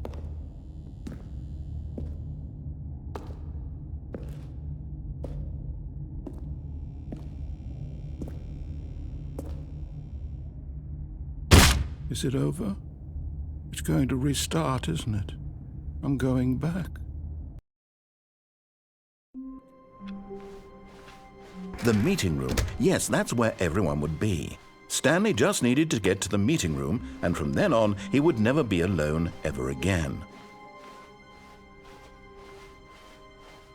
When Stanley came to a set of 2 open doors, this was not the correct way to the meeting room, and Stanley knew it perfectly well. Perhaps he wanted to stop by the employee lounge first, just to admire it. And here it was, the lounge. But eager to get back to business, Stanley took the first open door on his left. Stanley was so bad at following directions, it's incredible he wasn't fired years ago. Look, Stanley, I think perhaps we've gotten off on the wrong foot here. I'm not your enemy, really, I'm not. I realize that investing your trust in someone else can be difficult, but the fact is that the story has been about nothing but you all this time. There's someone you've been neglecting, Stanley. Someone... What? Really? I was in the middle of something. Do you have zero consideration for others? Are you that convinced that I want something bad to happen to you? Why, I don't know how to convince you of this, but I really do want to help you, to show you something beautiful. Look, let me prove it. Let me prove that I'm on your side. Give me a chance. Now listen carefully, this is important. Stanley walked through the red door. Aha, perhaps you misunderstood.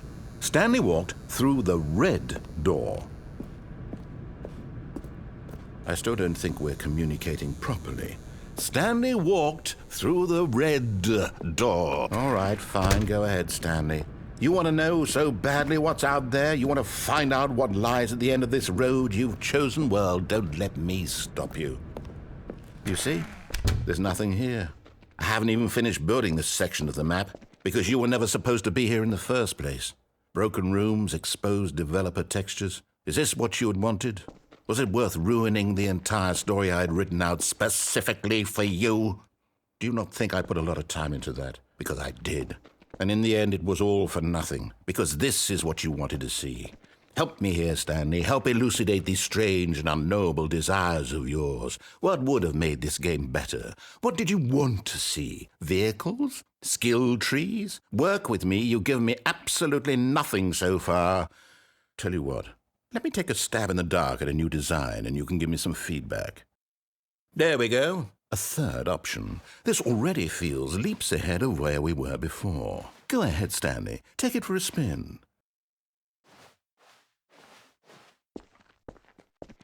Okay, I'm going to stop you there. Now, tell me about your experience with this new version. Would you say that the game benefited from allowing you more choices? Feel free to be honest. I'm looking for some real critical feedback here. A 1? I mean, I can understand if you had reservations, you saw ways the game could be improved to more fully express itself mechanically and artistically, but a 1? That's not even helpful. What am I supposed to do with that? But I guess it isn't my place to judge. Here, based on the data from your previous playthrough, I've compiled a new version. And to be perfectly candid, I think I've knocked it out of the park with this one. Let's take a look.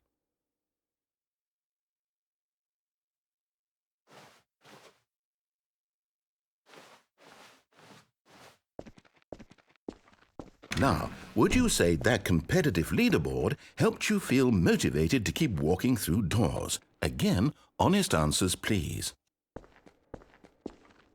Hey, I nearly forgot. I've got a prototype of a new game I've been working on, and now would be a lovely opportunity to give it some playtesting. You wouldn't mind taking a look at it, would you? Perfect. Let me boot it up. In this game, the baby crawls left towards danger. You click the button to move him back to the right, and if he reaches the fire, you fail. It's a very meaningful game, all about the desperation and tedium of endlessly confronting the demands of family life. I think the art world will really take notice. But of course, the message of the game only becomes clear once you've been playing it for about 4 hours. So why don't you give it 4 hours of play to make sure it's effective? Be sure to keep notes on your experience.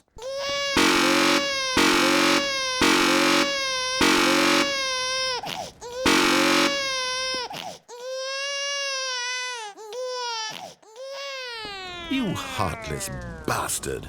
Did you do it because you hate babies or purely to spite me? Because if it's the latter, well, I don't know what to do. I'm completely out of ideas. I can't think of a single thing that might improve the experience for me. I'm not even going to try. I'm out, I'm done. It's over. Thank you for playing. Your input was extremely valuable. Oh, hey, since my game was so awful, why don't we play someone else's game, just to ease the pain? Let's see. What do we have here? Yes, this seems like it'll work. Let's give it a shot.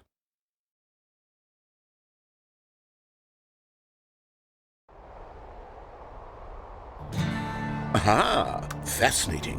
What do you think this game is about, Stanley? What's our backstory? What is our motivation?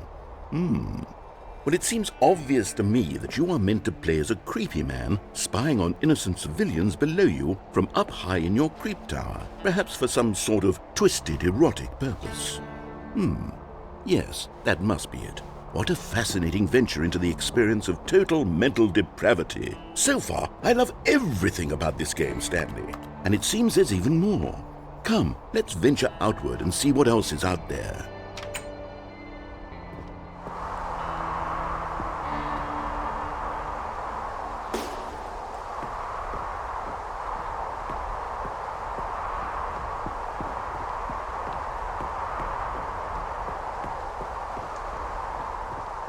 Oh, no. No, it can't be. It is.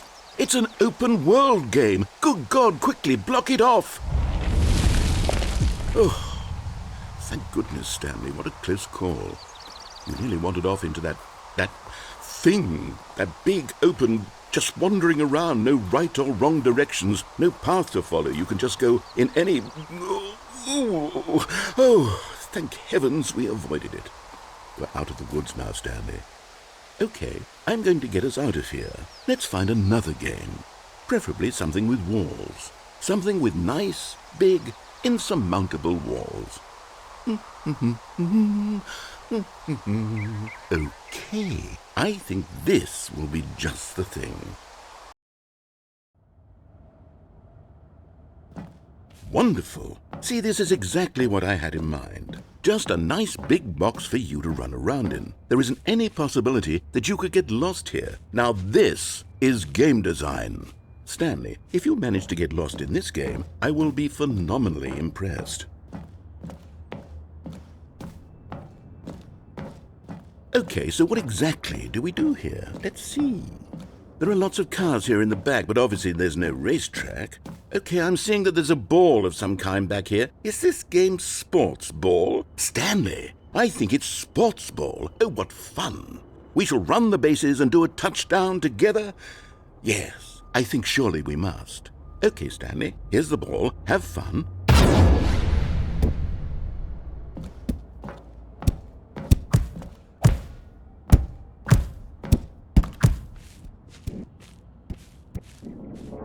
Are you doing it?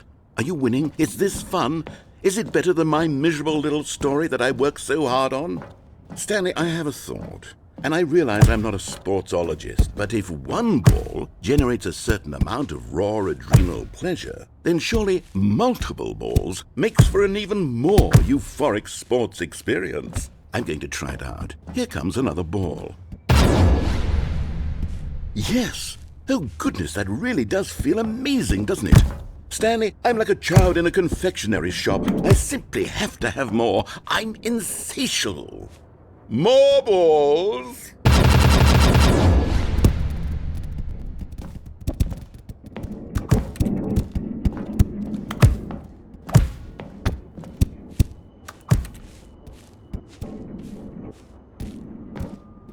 Are you enjoying this, Stanley? Are you having fun? Is this a real video game? Well, I sure hope you're having a good time, because guess what? It's over.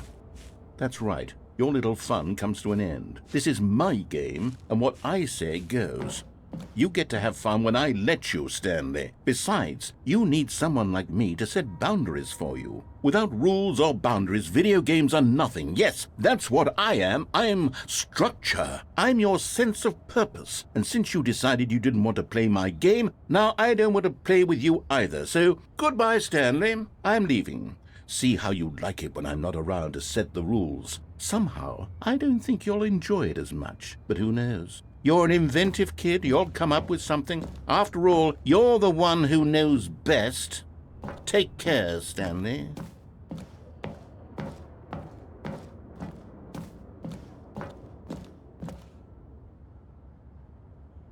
Hold on. What are you doing?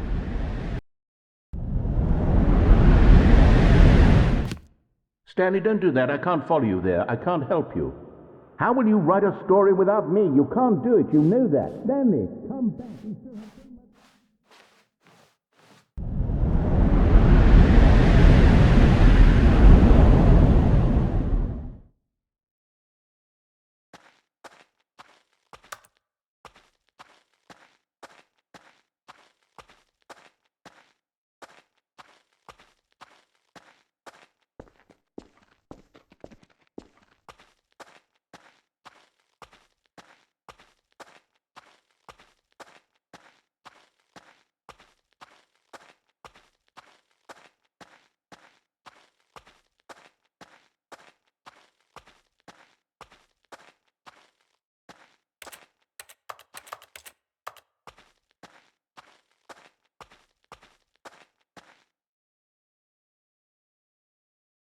I wonder what he found. If what he wanted was to be the leading man in his own story, well, perhaps he's gotten it, down in wherever he is right now. I wonder if he's happy with his choice, and if he's learned the heavy cost that comes with it. He'll understand soon what I was trying to tell him. He needs me. Someone who will wrap everything up at the end, to make sense out of the chaos and the fear and the confusion. That's who I am. That is what I mean to this world. Oh, yes. Yes, I'll be back. There's no other way. Once this ends, after it all comes to a close, then I'll be back. The end will be here soon. Very soon. I can wait.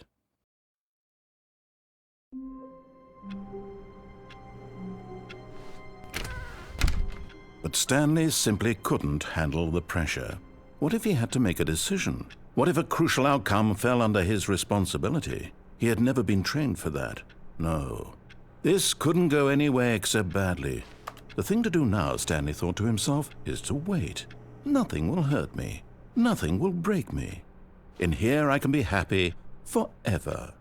I will be happy. Stanley waited. Hours passed, then days. Had years gone by?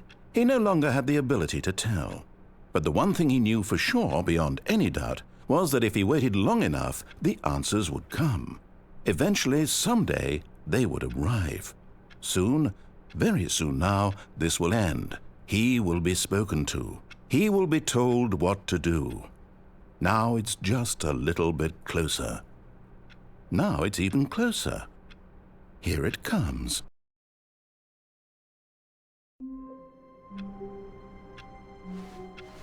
A soft wind blew outside and perhaps rain started, and if it did, it stopped shortly after. Stanley hoped that he would one day see weather.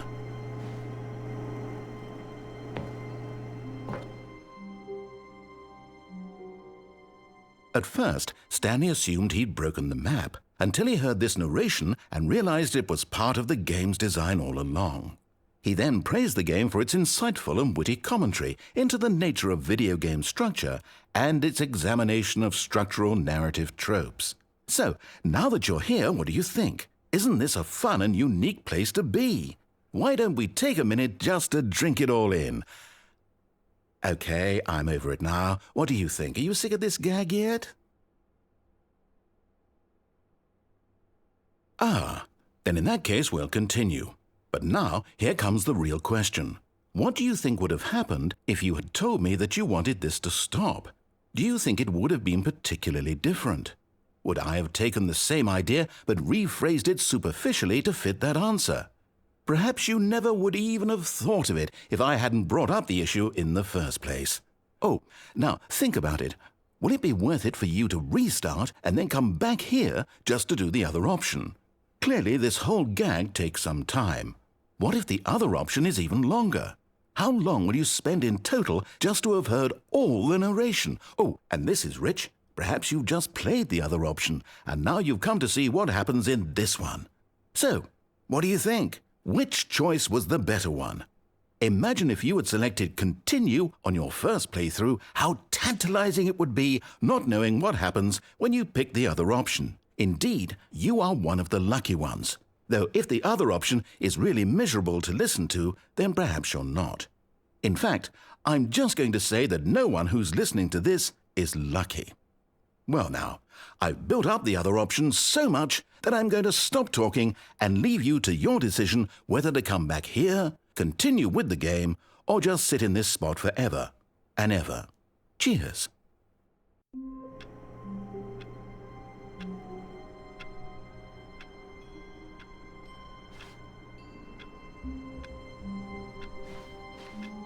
All of his co-workers were gone. What could it mean? Stanley decided to go to the meeting room. Perhaps he had simply missed a memo. Oh, new content? What does that mean, new content?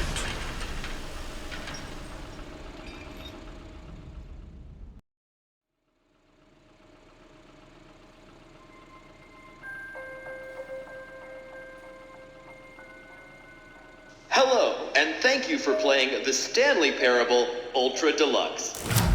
As you may know, the Stanley Parable was a video game released in 2013 on home computers. After receiving critical and commercial success, it was expanded upon in 2022 with the Stanley Parable Ultra Deluxe, a reimagining of the game for consoles and home computers. The Stanley Parable Ultra Deluxe features exciting new content that broadens and expands the world of the Stanley Parable, delighting audiences the world over. Please, step inside and see what thrilling new adventures await in the Stanley Parable Ultra Deluxe. Oh, well, this sounds delightful. I'm very excited to see the thrilling new Ultra Deluxe content. Okay, so far it's an elevator. Nothing special yet, but I'm sure it's just the beginning of a mesmerizing adventure.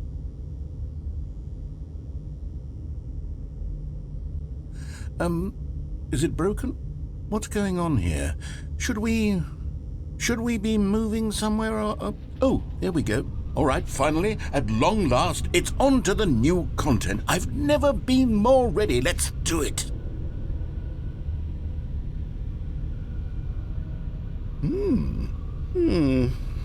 I have to say, initial impressions of Stanley Parable Ultra Deluxe, mostly tedious. It's as if Oh, okay. Let's see the content. Give me the content, Stanley. All right, let's see. It's the jump circle?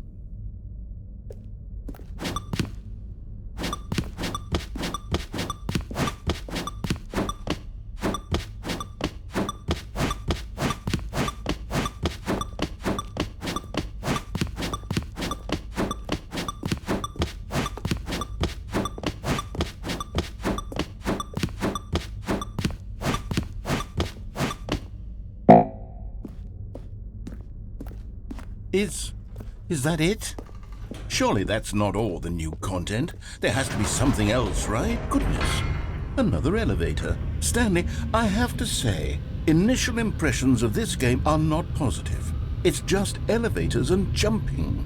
Is this what passes for exciting new content? If this is new content, then I could just read you the whole dictionary. There's 20 hours of new content right there. Hell, I could count to 30 trillion. You could put that on the box. The Stanley Parable Ultra Deluxe, now with over 1,000 hours of new content. And oh, wait.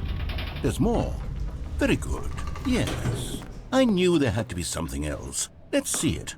I'm ready for whatever it is. That's it?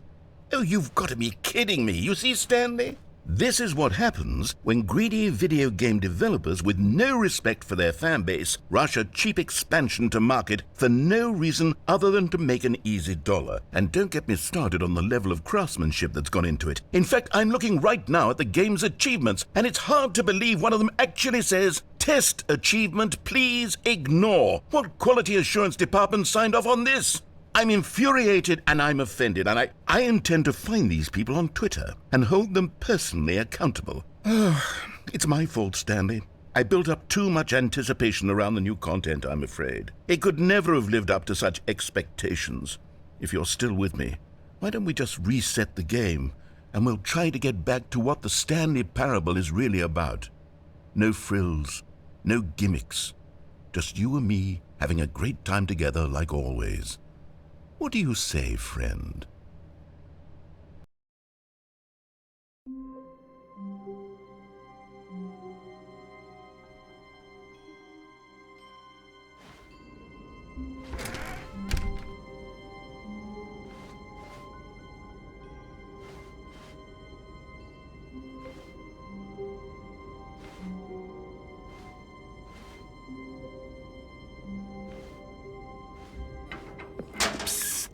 Stanley, come over here.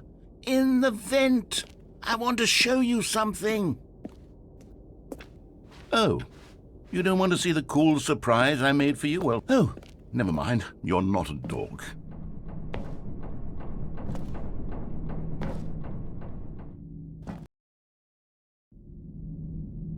Okay, you remember how cheap and unsatisfying the new Ultra Deluxe content turned out to be? Well, it got me thinking about the past, and how much better the Stanley Parable used to be.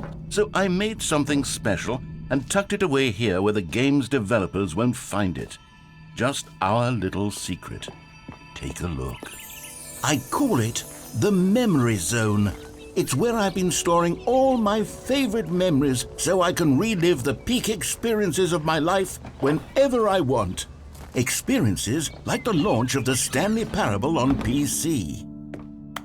You see, Stanley, doesn't the Memory Zone remind you of how wonderful Stanley Parable was before it was sullied with a cheap re-release? Remember back in October of 2013 when the game originally launched? Back then, video games had integrity. Back then, it all meant something. Oh, the waste.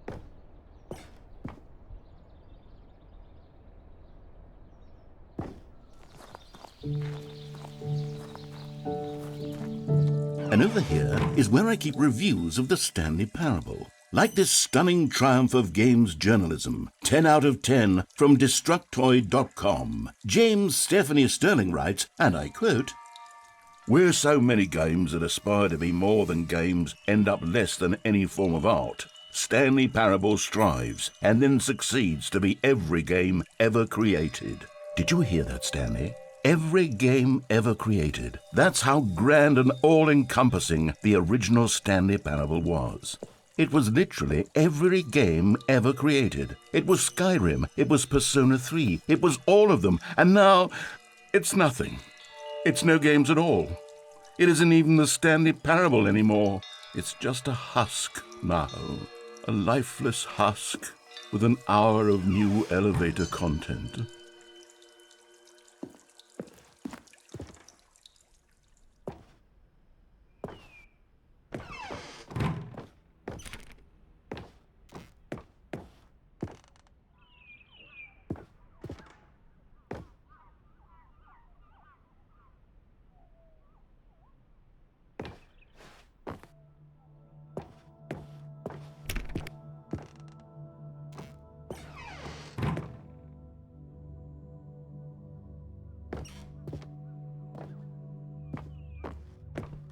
Here's another moving passage, this time from GameSpot.com. The Stanley Parable is both a richly stimulating commentary on the nature of choice in games and one that offers some of the most enjoyable, surprising, and rewarding choices I've ever been confronted with in a game. 9 out of 10. Don't you get it, Stanley? The game was perfect. It didn't need anything else. It didn't need new content. It just needed to be left alone, to spend the rest of time collecting dust in the hallowed hall of beloved video game memories.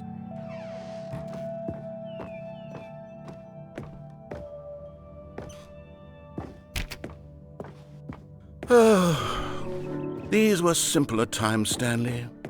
But I wouldn't give to go back, to have it all over again. Wait, hang on. I don't recall this part of the memory zone before. What's this? What's down here? Oh, no. Oh, God, no. Stanley, it's a collection of reviews from Steam, the online video game distributor. I haven't looked at these in years. I can't even imagine what's been collecting down here. Surely these reviews were glowing as well, weren't they?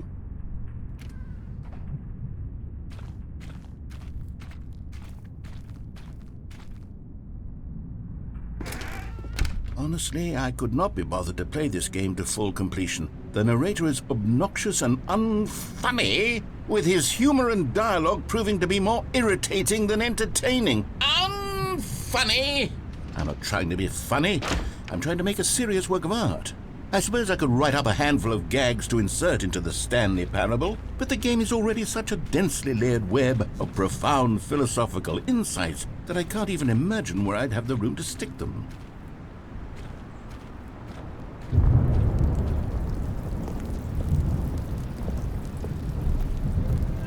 Okay, let's see what this one says.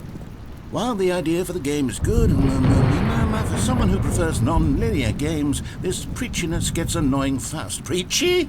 Stanley, I'm not preachy, am I? You can tell me if I'm preachy. Honestly, you can. Oh, goodness. This is actually quite shocking for me. Well, to be honest, I had always thought of the game's dialogue as being rather terse to begin with. You can't know how much fluff I cut from the game to get it to feel as light and airy as it... Well, I always thought it did, but maybe it wasn't. Oh dear, what an awful memory to have to hold on to. These black marks on my otherwise unimpeachable track record. I feel like a failure, like I let these people down. Perhaps the Stanley Parable isn't quite as sterling as I always... What's this one got to say? You constantly have to stop doing anything so the narrator can catch up with his long-winded explanations of what's happening. I wish there was a skip button. A skip button? Well, yes. Yes, I think we can do that. If I'm truly too preachy, then maybe letting you skip ahead for just a moment, surely it couldn't hurt. Not if it means we can strike these negative reviews from the record. Only positive reviews of the Stanley Parable. That's my motto today, and it's always been my motto. I'd do anything for the customer, Stanley. Yes, a skip button we shall have. And here it is. Go ahead and give it a shot. I'll pop you forward in time so that the second my incessant droning starts to bore you, with just the push of a button, you'll have zipped right past it. It's what the players have been asking for, and I'm very proud to have delivered. No more listening to me rambling on and on and on. No, no, no, no. The Stanley Parable is a game for the people, and if the people want silence, then by goodness, that's what they're going to get. Well, don't sit around waiting for me to shut up. Go ahead and make me shut up. Here, we'll pretend that I've just begun an interminable monologue, and it goes something like this. The story and the choices, or what have you, and therefore by becoming it is, so on and so forth, until inevitably we all until the end of time, at which time everything ought to be.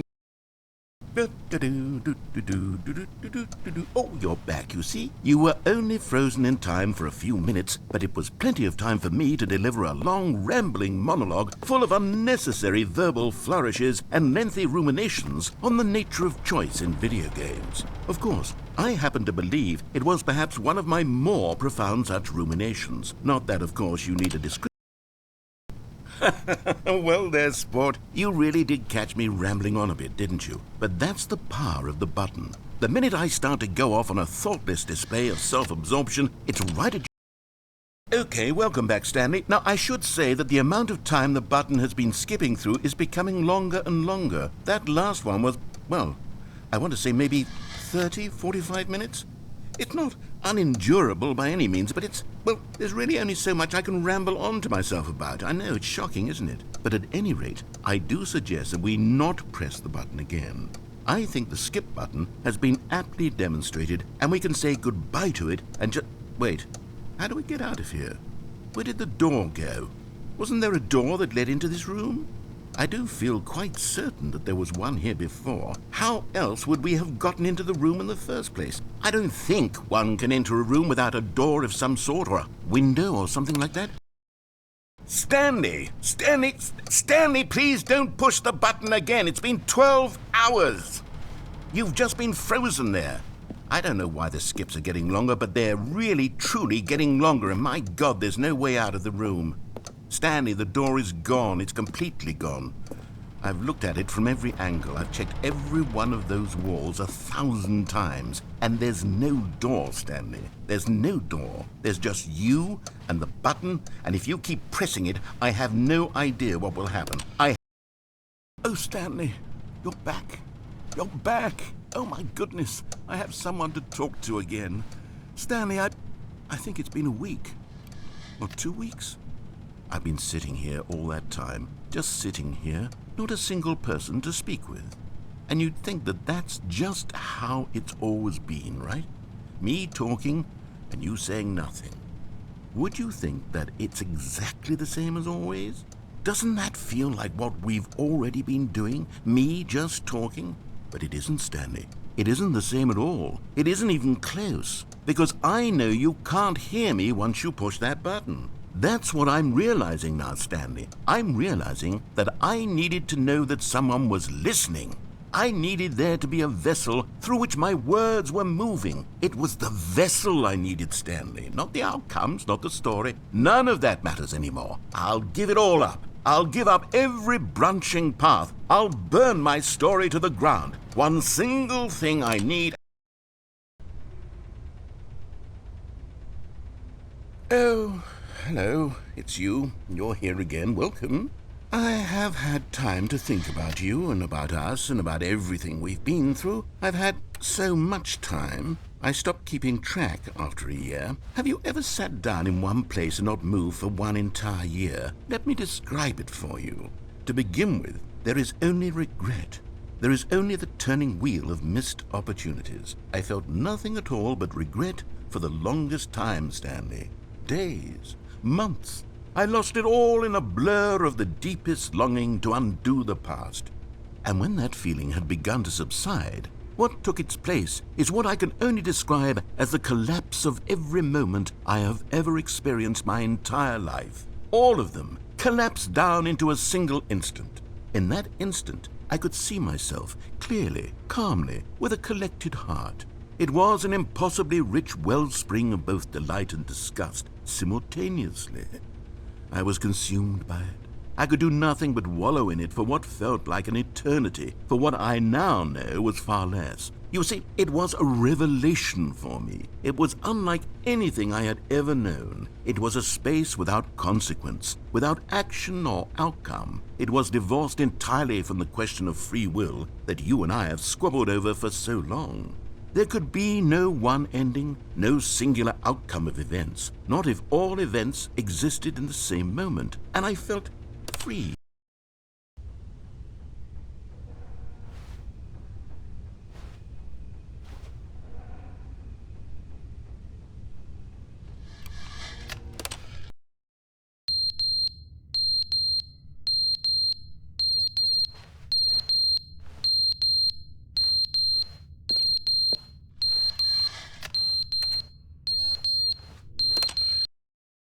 But they didn't understand the game was never meant to be funny. It was meant to have a point. It was meant to speak to the human condition. But where are the jokes? Where are the jokes? They bemoaned, they screamed, they gnashed their teeth.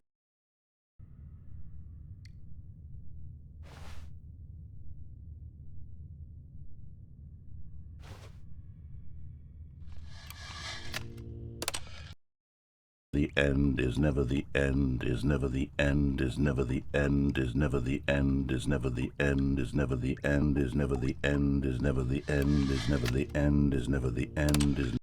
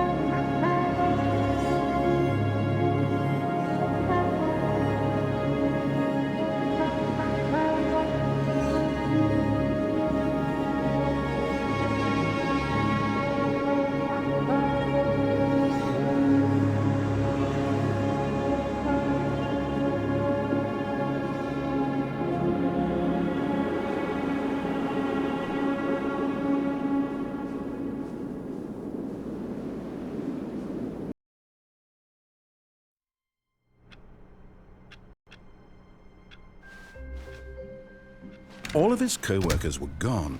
What could it mean? Stanley decided to go to the meeting room. Perhaps he had simply missed a memo.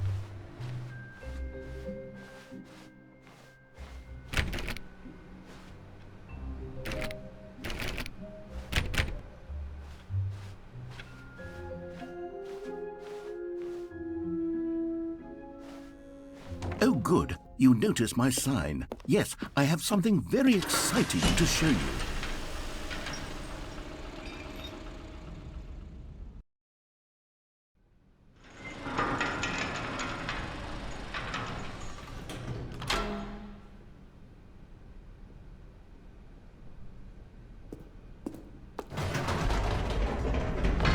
You see, Stanley, I've been reflecting on the Stanley Parable and about how roundly disappointing this Ultra Deluxe version has turned out to be. The original Stanley Parable was a landmark, and any new content for it should live up to that legacy. So forget this Ultra Deluxe nonsense. I say we take it one step even further. Which is why I'm very proud to announce for the first time ever, the Stanley Parable 2.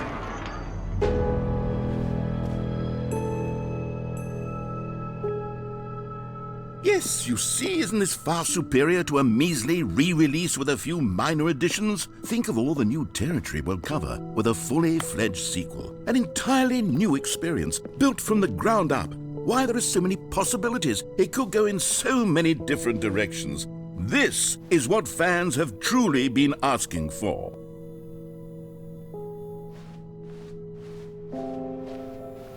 Calling it the Stanley Parable 2 is just so much catchier than Ultra Deluxe, don't you think? Ultra Deluxe? What does it even mean? But the Stanley Parable 2, now that's an artistic statement right there.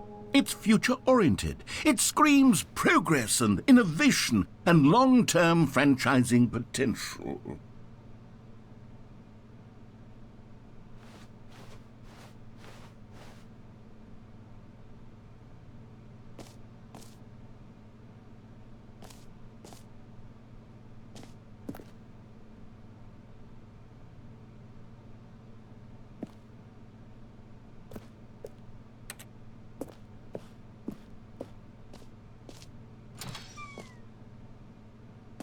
Now, to be clear, I haven't quite nailed down what exactly the Stanley Parable 2 is going to be, but let's take a look at some of the features I've been developing for it.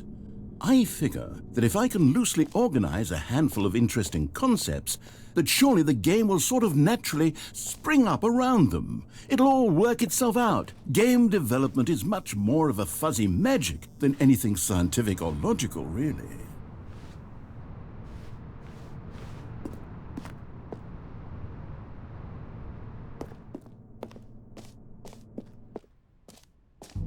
Here we are. Go on, try out some of the new features.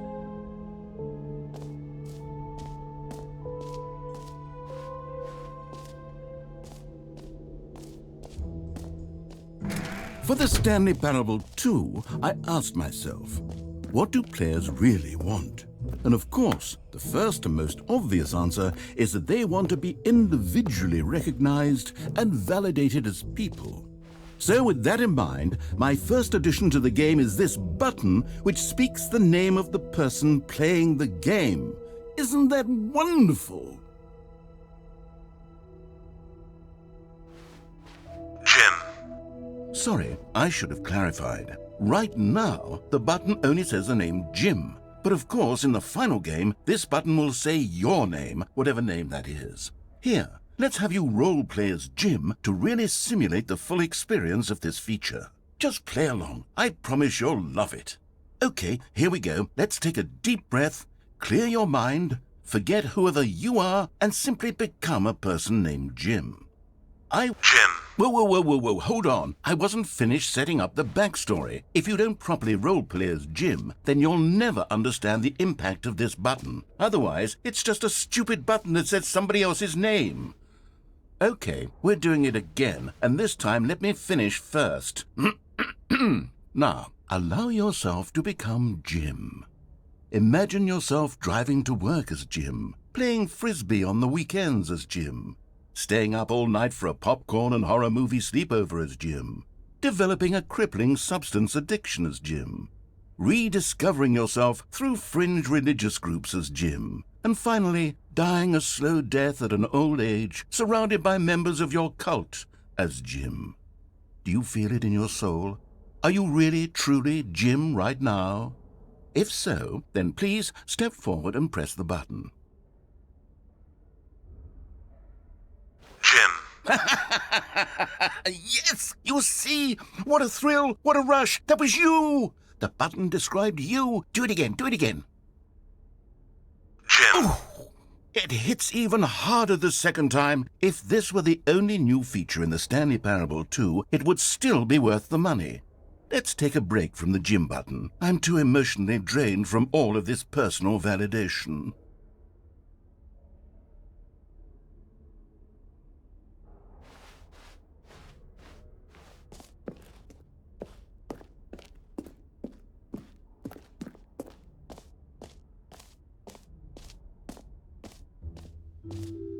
I suppose I could allow only people named Jim to play the Stanley Parable too. That would actually save me the work of finishing.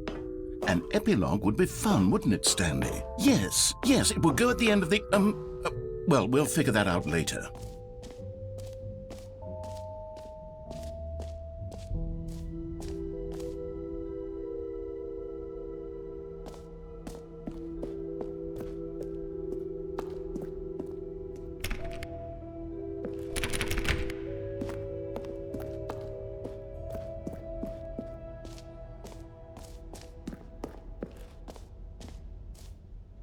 You know what? Let's bring the jump circle back for Stanley Parable 2 as well. It's... Oh, wait. You already spent all your jumps the first time we saw the jump circle? Oh, well. I suppose it can just be a nice decorative piece, then.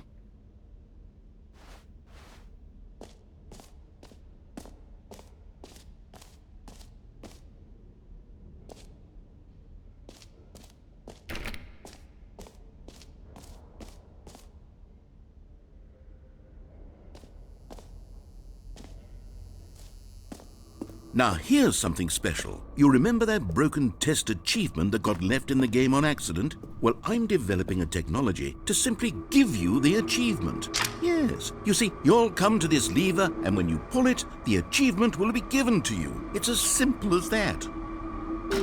Okay, perhaps I should have clarified. This is technology that will exist. Right now, the achievement is still fully broken. I'm not a wizard, Stanley, but I guarantee it will be fixed in the sequel to at last satisfy the hordes of ravenous fans all over the world who have been uproariously demanding this feature. Gamers, we hear you, and I promise it will happen.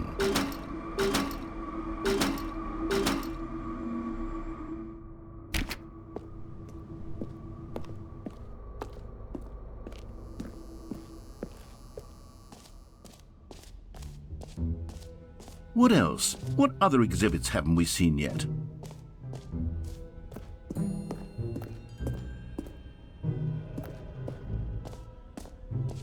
Ah, collectibles.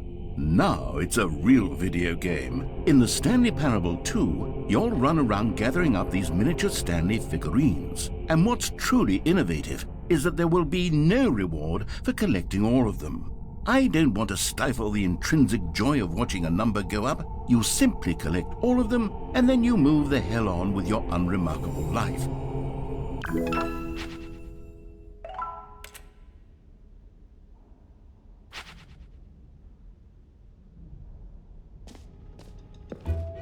God, it really is the worst when you collect everything in a video game, and then they give you a big fancy reward for it. Absolutely tragic.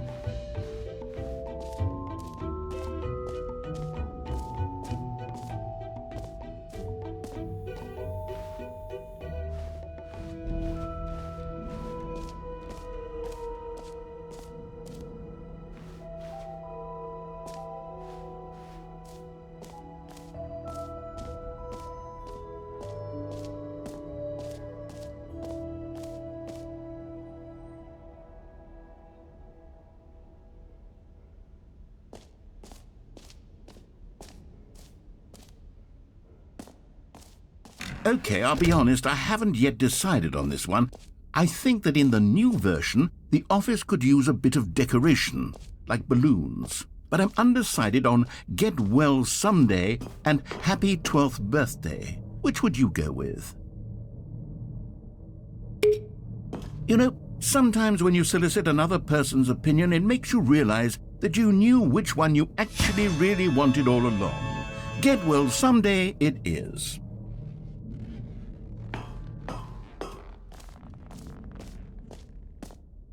Or actually, maybe I should have gone with... No, I've made my decision. We're moving on.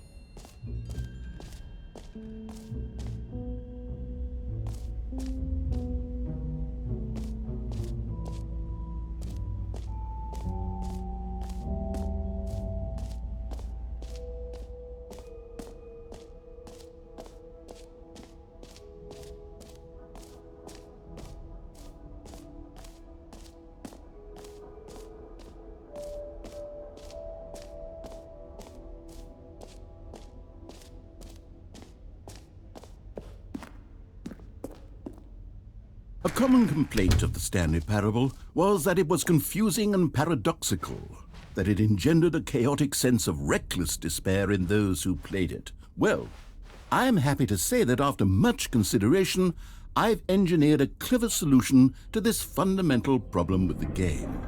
It's the Stanley Parable Reassurance Bucket.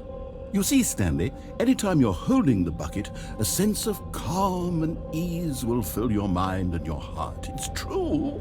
As long as you hold on to the bucket, the many disorienting contradictions of the Stanley Parable will feel perfectly normal and perhaps even comforting.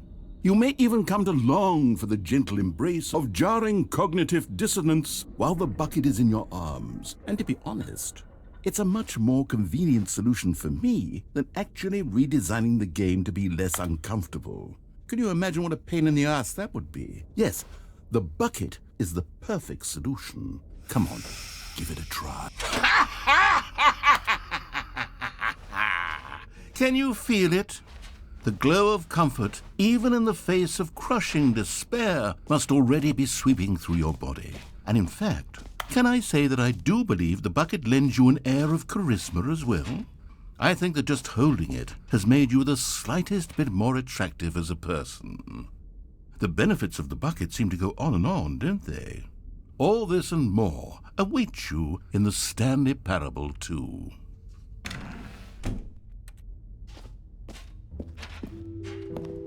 Does anyone give out awards for most enjoyable bucket in a video game? That really should be an award if it isn't already.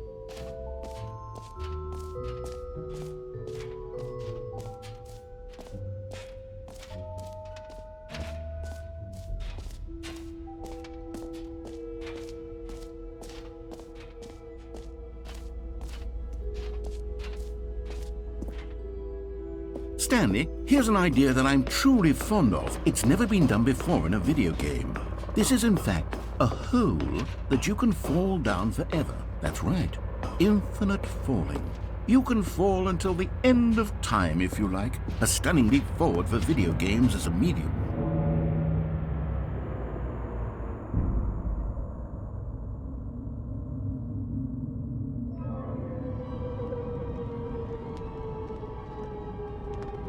You see, isn't it wonderful? One of my more ingenious concoctions, if I do say so. Now then, since you've gotten to see the infinite hole, you can press the teleport button to pop back up to the top, and we can continue onward. Now, I don't mean to be a bummer, but I do recommend you use the teleport button to go back to the top. Maybe do it on the sooner rather than later spectrum of things.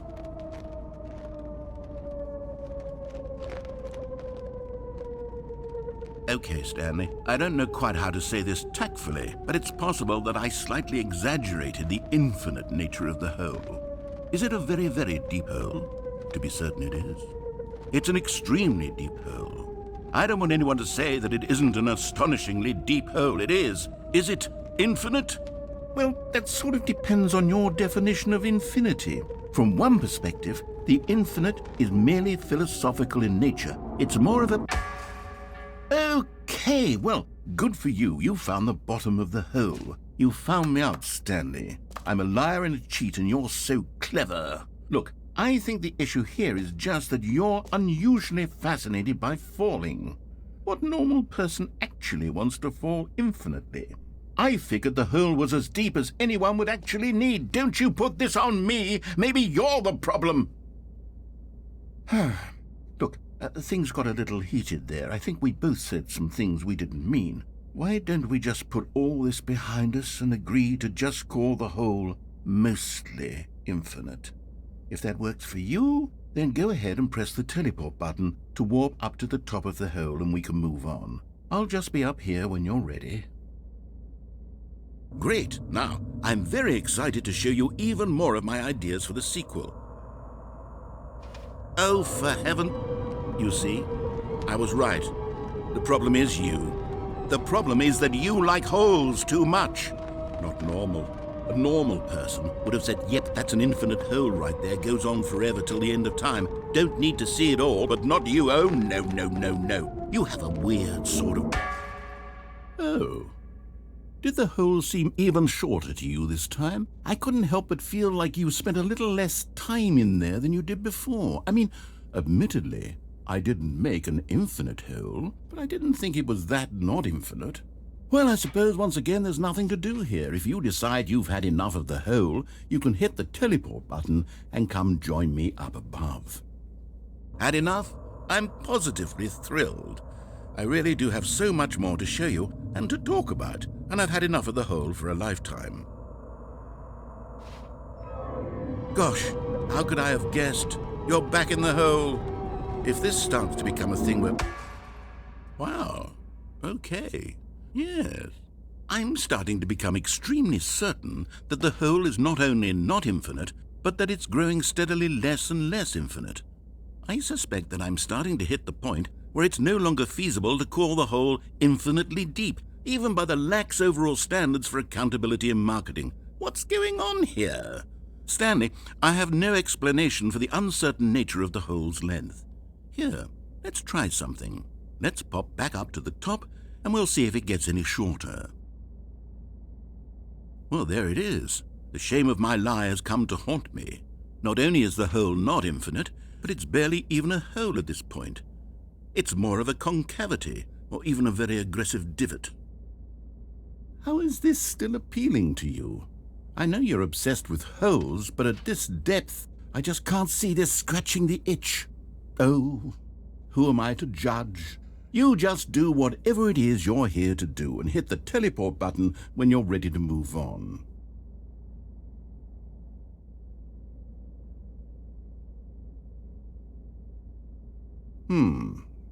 Is the, teleport button not working? You sure? Well, I mean, I really don't have an explanation. It was working just a moment ago. Try it again. Still nothing? Well, I suppose there is one thing I can do to fix this. I'm out. Goodbye, Stanley. You couldn't bear to be away from the hole, and now you'll get more time with it than you could ever have asked for. It's a win for everyone. You get to be with the hole, I get to do literally anything else. Take care, Stanley. I hope you and the hole have a wonderful rest of eternity together.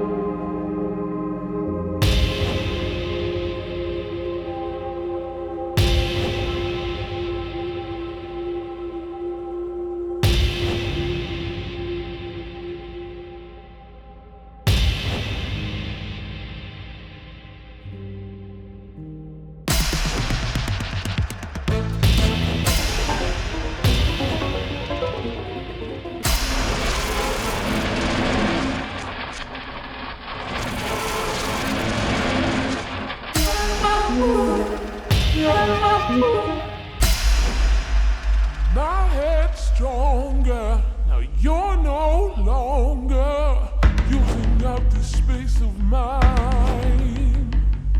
My head's stronger. Now you're no longer.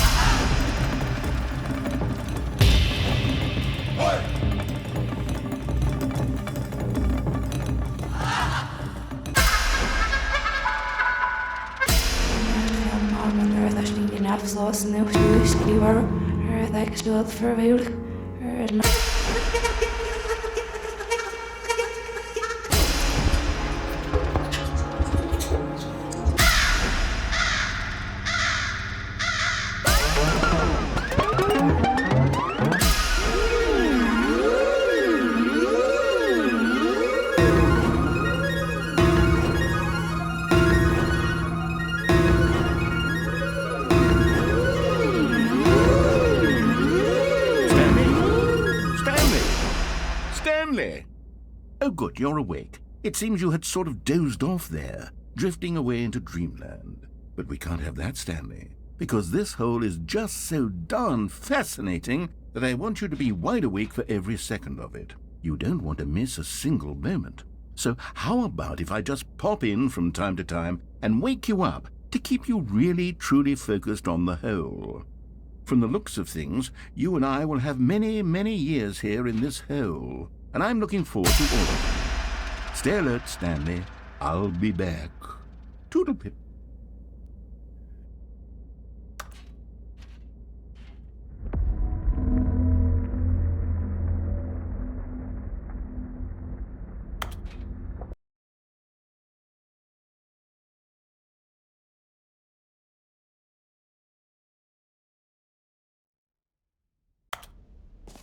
Here we are. Go on, try out some of the new features.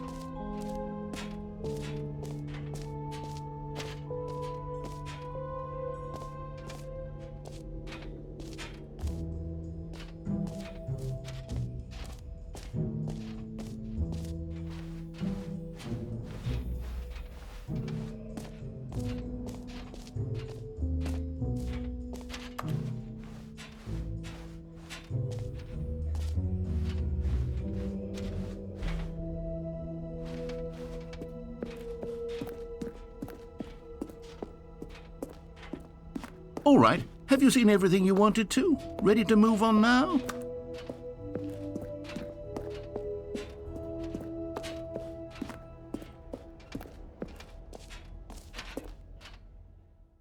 So, Stanley, what do you think? Do you like all of the new features? Yes, I know it's not exactly clear yet how exactly these features will come together as one single coherent video game, but I can feel it in my soul. It's going to work. There's definitely a good game in there somewhere. Say, let's do an experiment. I'll arrange these new features together, and we'll see whether or not it coheres into a meaningful gameplay experience. Okay. Are you ready? Here it is. I give you the Stanley Parable 2.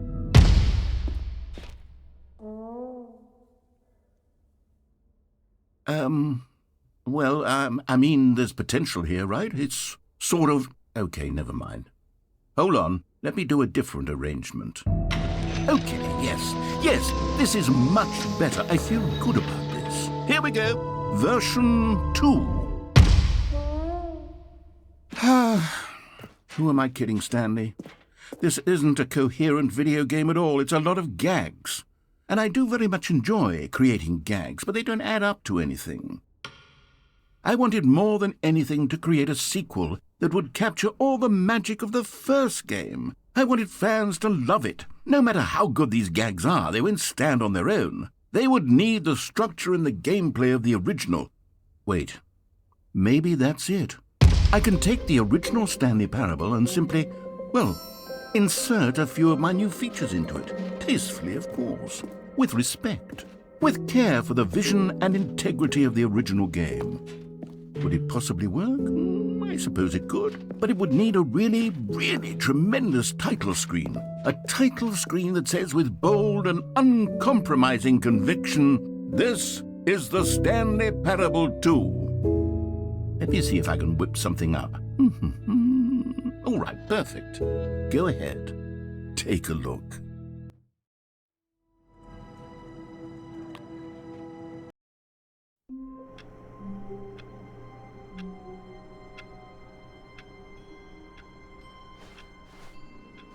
All of his co-workers were gone. What could it mean? Stanley decided to go to the meeting room. Perhaps he had simply missed a memo. Stanley picked up the bucket.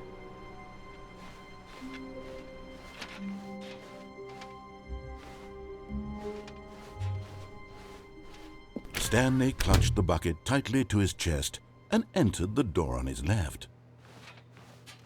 This was not the correct way to the meeting room, but Stanley had felt the bucket calling to him, telling him that the employee lounge was simply the place to be. And here it was. Had the bucket turned out to be correct? Was this No, never mind. The bucket was wrong. Stanley took the door on his left to go back to the meeting room.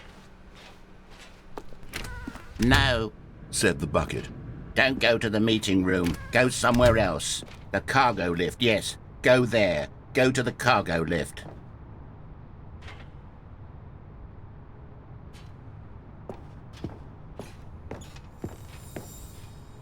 You found one of them. One of the miniature Stanley figurines. Remember, no reward for collecting all of these, only the intrinsic pleasure of a job well done. You can't buy that sort of happiness, Stanley. God knows I've tried. So, I implore you to savor each and every moment you come across one of these beautiful figurines.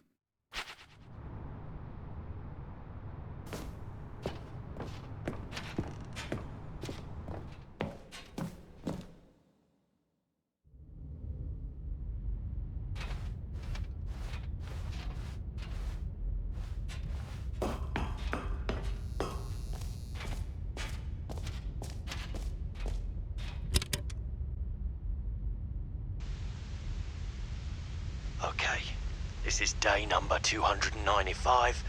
Tape number... I don't even know. I've lost track.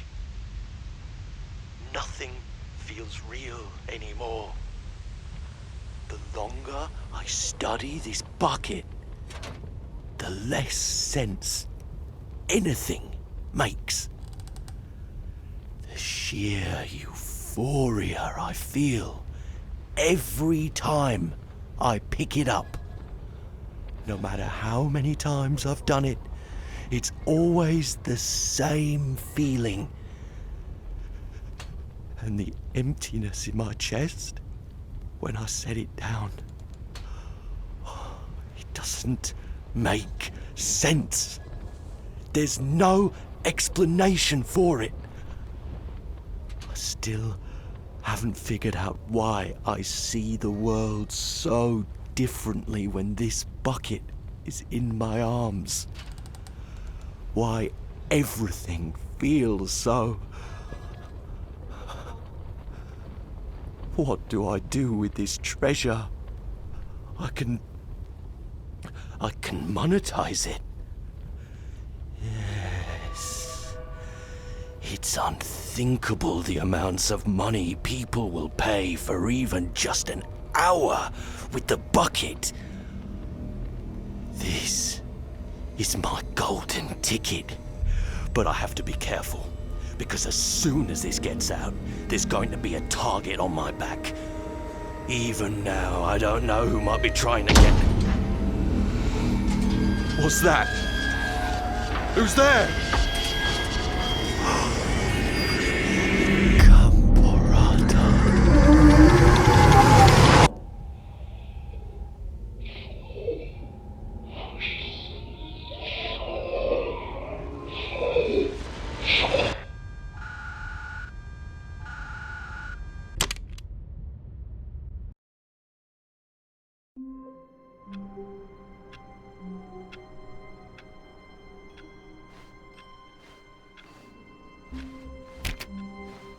All of his co-workers were gone. What could it mean? Stanley decided to go to the meeting room. Stanley lifted the bucket into his arms, and a wave of comfort rushed over him. Stanley clutched the bucket tightly to his chest and entered the door on his left.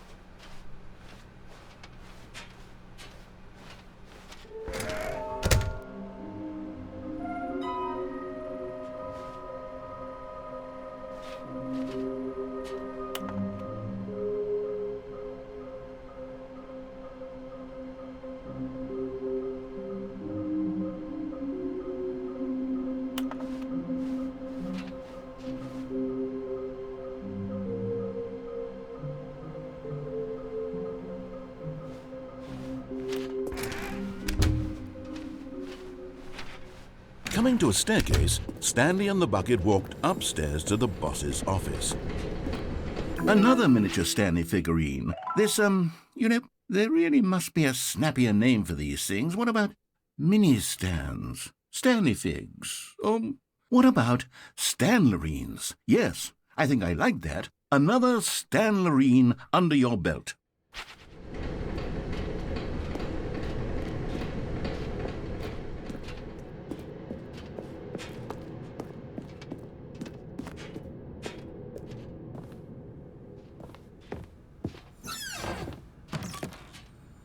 Okay, I'm going back to the name of these little Stanley figurines, and now I'm torn between Stanlerines and Figlies. What do you think, Stanley? What name better encapsulates the intrinsic sense of happiness that you get from seeing a small number in the corner of your screen go up by 1? Let me sit on it. I'm sure it will come to me.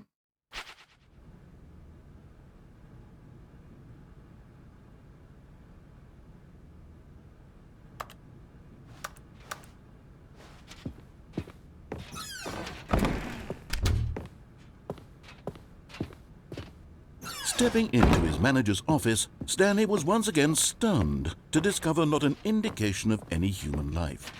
Crushed by the weight of this revelation, Stanley may have broken down into an emotional dumpster fire if not for the soothing presence. But Stanley guessed the correct code by sheer luck. Was it that the bucket knew all along? Was the bucket guiding him? Yes, this is certainly the most logical explanation. You're getting close now, Stanley. You've nearly gotten all of the Figurines. Very soon, you'll collect the last one, and then the first number will equal the second number, and that will be it. We'll be different people by then, different in the sense that we used to have none of them, and now we have them all. You can't go back to when you had no Figurines. None of us can.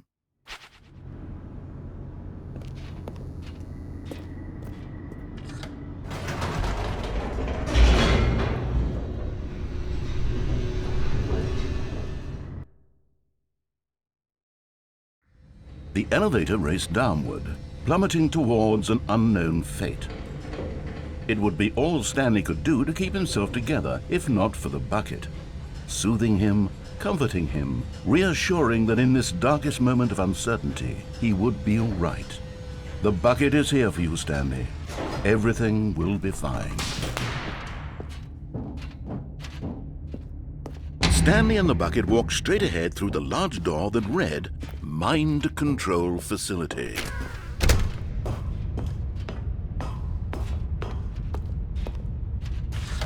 The lights rose on an enormous room packed with television screens. What horrible secret did this place hold? Stanley and the bucket both wondered to themselves.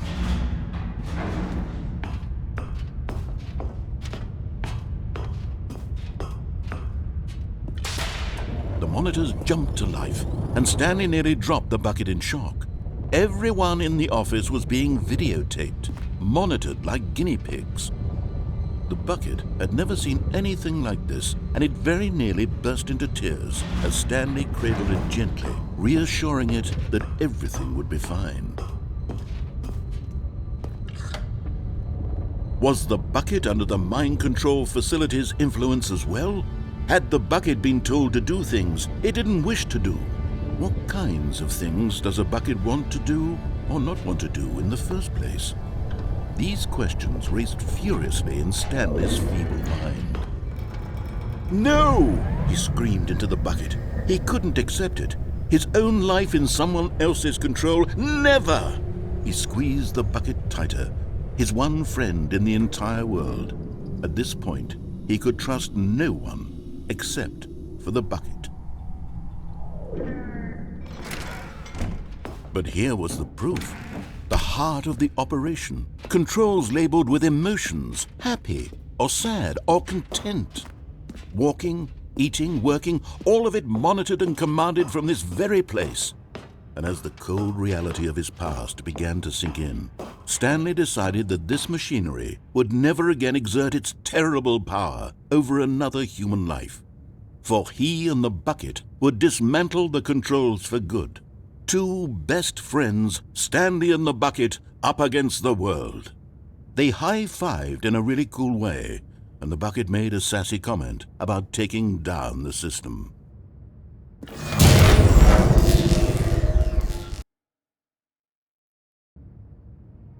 Stanley and the bucket waited in blackness. Was it over? Yes, they had done it.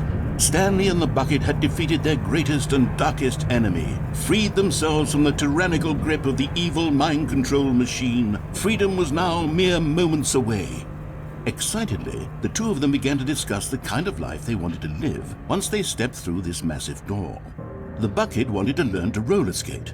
Stanley wanted to sneeze in every country on Earth. Both of them wanted to begin watching a movie, any movie, but then stop it halfway through and begin watching it in reverse from the end. True, it was a simple life they envisioned, but it was one they'd lived together, with one another to lean on, to trust, to support, and to... What? Wait. What was happening? Why had the door stopped? Was Stanley and the bucket not about to be freed?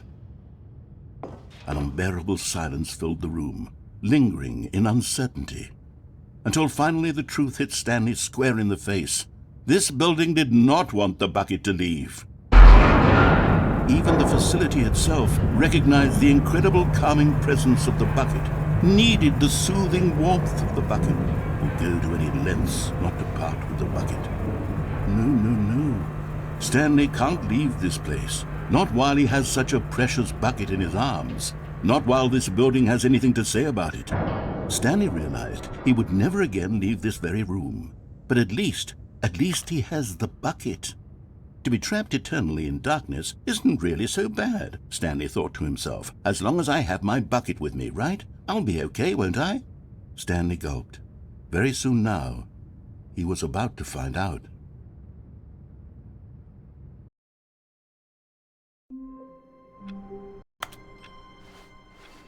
All of his co-workers were gone.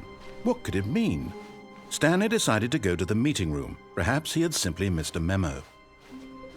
The confusion and the chaos all seemed to melt away as Stanley embraced the bucket.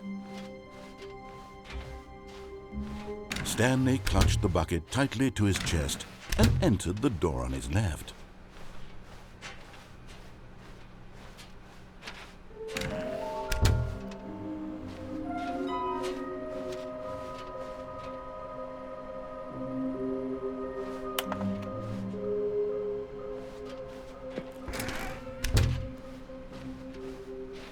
Coming to a staircase, Stanley and the bucket walked upstairs to the boss's office.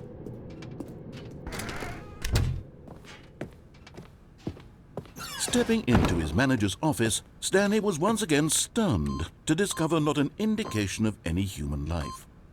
But Stanley guessed the correct code by sheer luck. Was it that the bucket knew all along? Was the bucket guiding him? Yes, this is certainly the most logical explanation.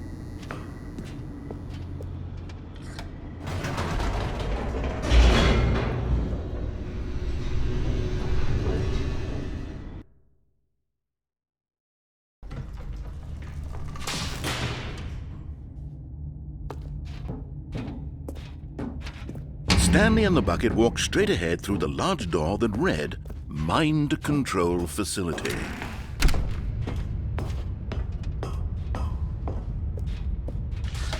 The lights rose on an enormous room packed with television screens. What horrible secret did this place hold? Stanley and the bucket both wondered to themselves.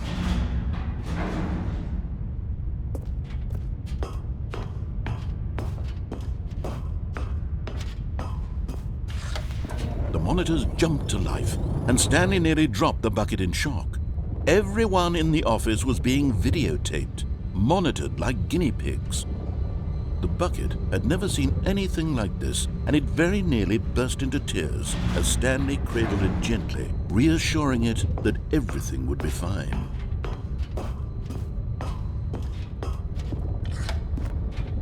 Was the bucket under the mind control facility's influence as well? Had the bucket been told to do things it didn't wish to do? What kinds of things does a bucket want to do or not want to do in the first place? These questions raced furiously in Stanley's feeble mind. No! He screamed into the bucket. He couldn't accept it. His own life in someone else's control. Never! He squeezed the bucket tighter. His one friend in the entire world. At this point, he could trust no one except for the bucket.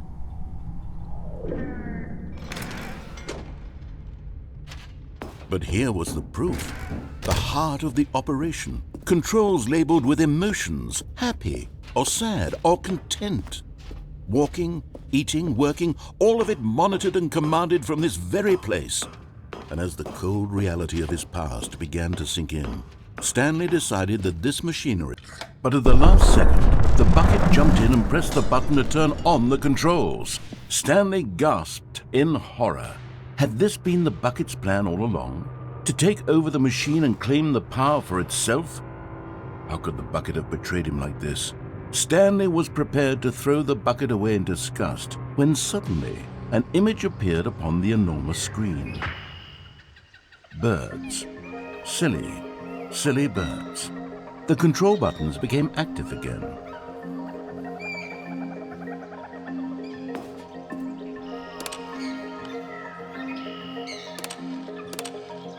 Stanley flipped through one video of silly birds after another, and then it dawned on him.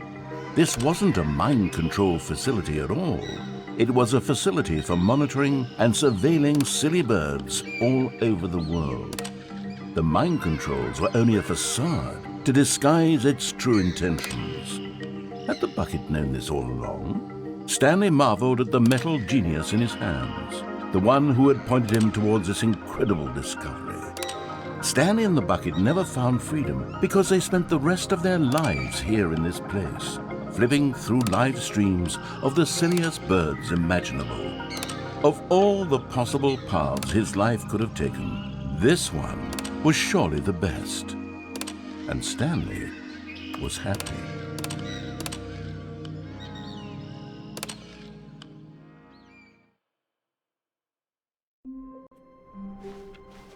All of his co-workers were... Wait, no.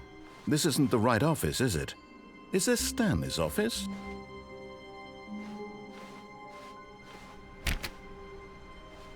Warmth spread through Stanley's arms. With the bucket in his arms again, he was home. Stanley clutched the bucket tightly to his chest and entered the door on his left.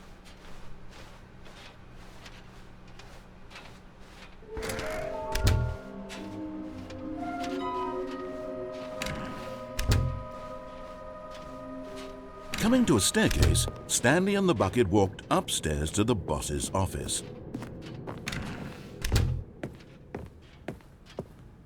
Stepping into his manager's office, Stanley was once again stunned to discover not an indication of any human life. Crushed by the weight of this revelation, Stanley may have broken down into an emotional dumpster, but Stanley guessed the correct code by sheer luck. Was it that the bucket knew all along? Was the bucket guiding him? Yes, this is certainly the most logical explanation.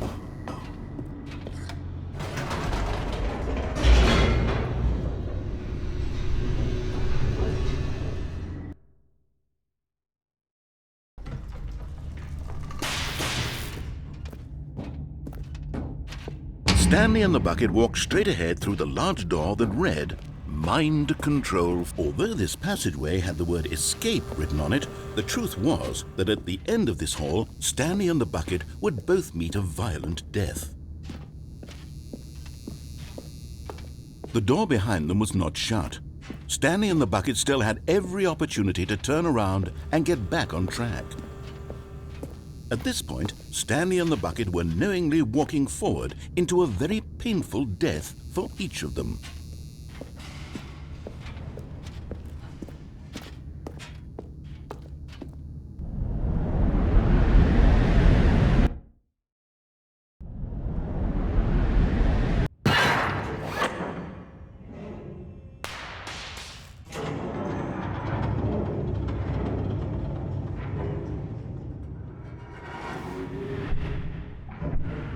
As the machine whirred into motion and Stanley and the bucket inched closer to their demise, Stanley reflected on how meaningless the bucket's warmth and comfort had turned out to be.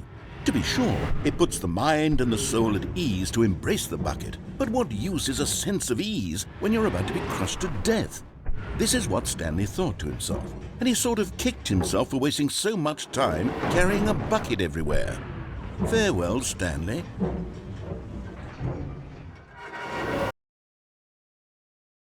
"Farewell, Stanley," cried the narrator, as Stanley and the bucket were led helplessly into the enormous metal jaws. In a single visceral instant, the bucket's life came to an end as it was crushed violently to death.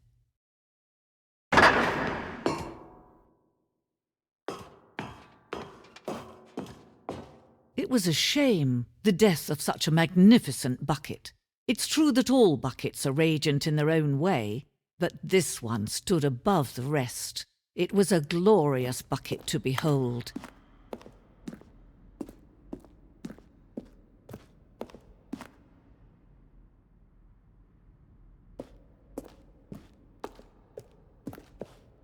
Can you see how arrogant it was for Stanley to take a bucket like this and to claim it for his own? Can you see the hubris that blinded him? Can you see that the bucket is far more noble than Stanley will ever be in his short life?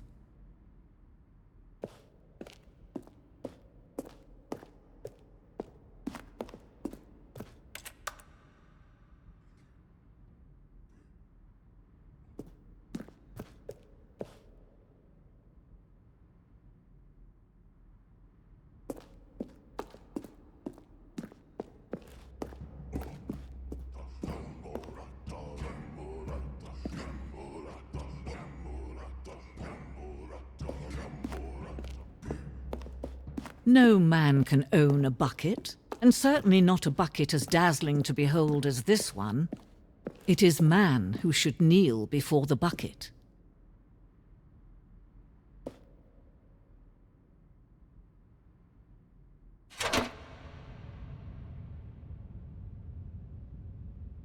But there is something we can do together, you and I, that will right this terrible wrong. Let Stanley die. Let him be crushed by the machine. Don't reset the game. Don't give him another opportunity to run off with another beautiful bucket. We can save the world's buckets from their treatment as tools and implements if only we let Stanley die together. The bucket shall take its place as ruler, as leader, as commander of a new world, a new vision.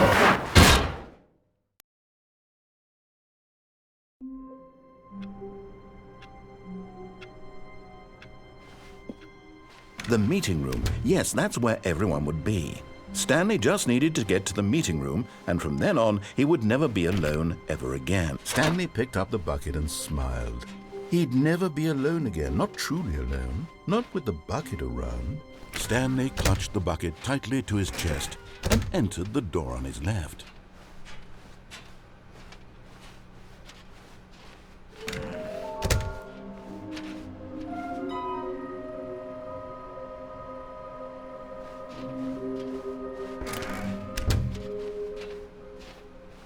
Coming to a staircase, Stanley and the bucket walked upstairs to the boss's office.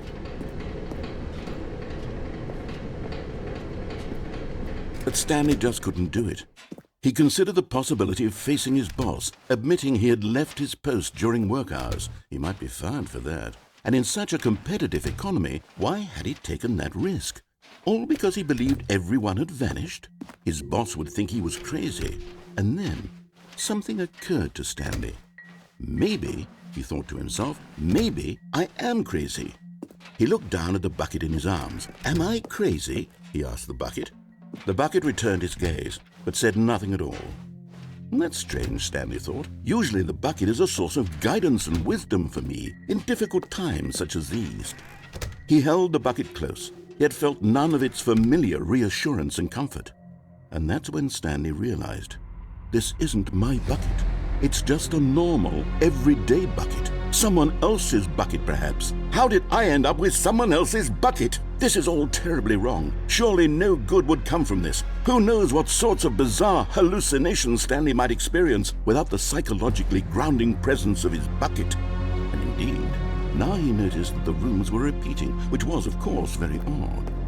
And now he felt himself floating off the ground. Oh, gracious, he exclaimed. Without my bucket, I've gone truly mad. Where is it? I must find it. Far off in the distance now, he heard it, calling to him. Stanley! Stanley, it's me! The bucket! Could it truly be? He rushed forward from room to room, passing by one bucket after the next. None of them were his. None of them were his special bucket. Come to me, Stanley! Find me! He had to find the bucket. He had to return to his old friend. It was the only way to truly restore his sanity. And then suddenly, he froze dead in his tracks. He knew where the voice of the bucket had been coming from. The real bucket was inside of him all along. It was incredibly painful. Stanley doubled over in agony and blacked out. This is the story of a woman named Mariella. Mariella woke up on a day like any other. She arose, got dressed, picked up her bucket of comfort and security, and walked to her place of work. But on this particular day, her walk was interrupted by the body of a man who had stumbled through town, talking and screaming to himself, and then collapsed dead on the sidewalk. Right away, she knew what the problem was. This man had no bucket. Of course he'd gone mad, ranting and raving about a narrator describing all of his actions and how everything is predetermined and free will is an illusion and it's all just a video game. It could all have been prevented if only he'd taken his bucket with him. Perhaps he didn't even realize he'd forgotten his bucket at home in the first place. How cruel the world can be, Mariella thought, and she hugged her own bucket even tighter. But of course, she had no time for this. There were a myriad of confusing problems she would soon have to confront at work, for which her bucket would provide absolute guidance and total clarity on everything. Heck yes, she thought to herself, my life kicks ass. And she backflipped all the way to work.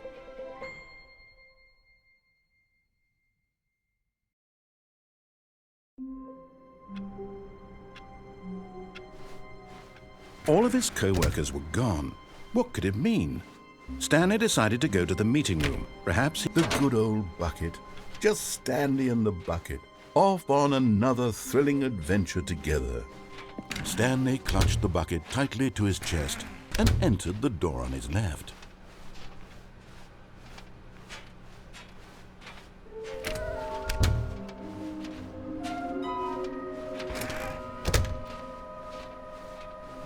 Coming to a staircase, Stanley and the bucket walked upstairs to the boss's office.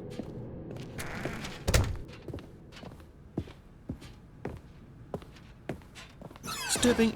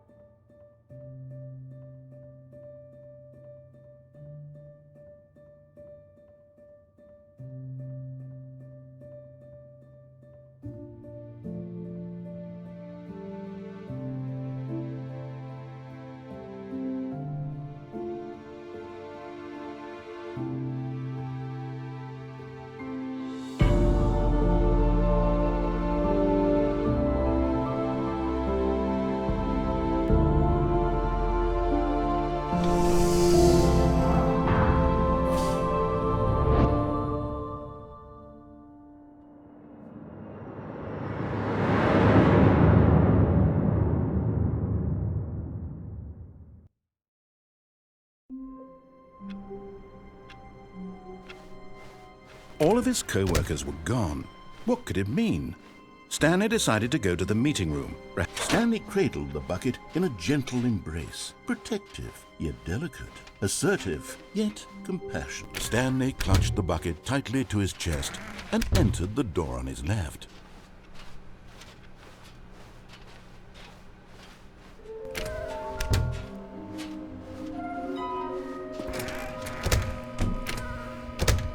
Oh, Stanley, can you feel it? The broom closet. It wants the bucket. You can feel that, can't you? The aura of jealousy. It's as clear as day. This broom closet believes it deserves the bucket. I can really feel it now.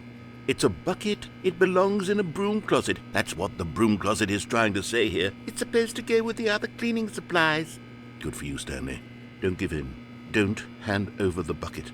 I know how hard it must be, given the pressure that the broom closet is putting on your shoulders right now, but you have to be strong. This is your bucket. This is your companion and lifelong friend. You can't hand it over. Oh, no. We're getting into name-calling now, it seems. Is this how low the broom closet has sunk, that it has to resort to this stream of petty insults simply in order to get you to hand over the bucket? Stanley, I never liked this broom closet for a variety of reasons, but even this is worse than I had imagined. And wait. Now the broom closet has the gall to imply that you and the bucket are not truly deep and lasting friends, that your relationship is purely superficial and convenient, that your life is so banal and meaningless that you'd feel the same sort of kinship towards any inanimate object which happened to lay in your path in an even partially enticing manner. Well, I never. Go on, Stanley. Lay into it. Really tell the broom closet off for its demeaning comments. Expand on the wide variety of experiences you and the bucket have shared together. Go through each of them point by point. Share your journal entries detailing the rich emotional landscape of your feelings for the bucket as they have changed and evolved over the years. Let him have it.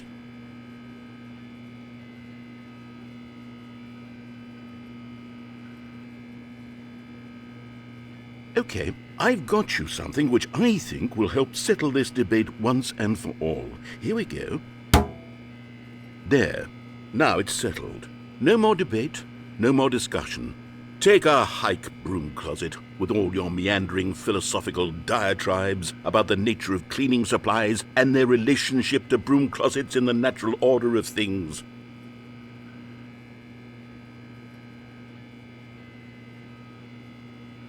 All right, I've got a second sticker back here, and I'm going to slap it on as well because I think it's appropriate.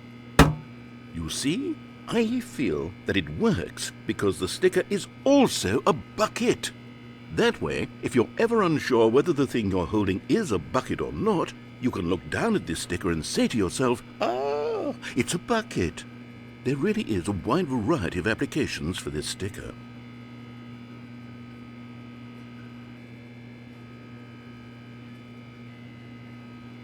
You know what? I could take the name-calling and the dismissal of your kinship with the bucket, but now the broom closet is just giving us a silent treatment, and to be honest, I'm sick of the pettiness on display. You can stay here all you like, but I've had it with this impetulant room of cleaning supplies, easily the most childish such room I've ever been in. I'll see you outside, and we can get on with the story about you and your bucket.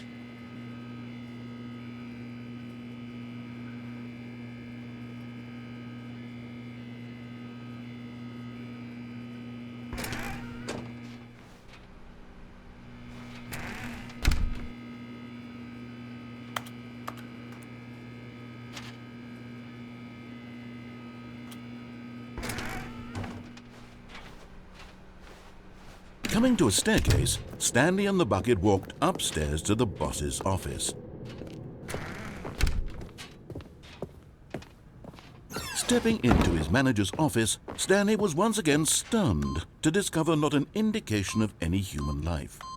Crushed, but Stanley guessed the correct code by sheer luck. Was it that the bucket knew all along? Was the bucket guiding him?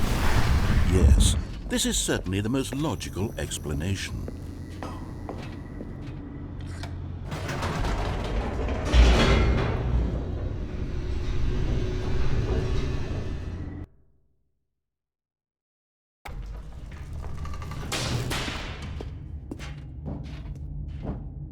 Stanley and the bucket walked straight ahead through the large door that read, Mind Control Facility.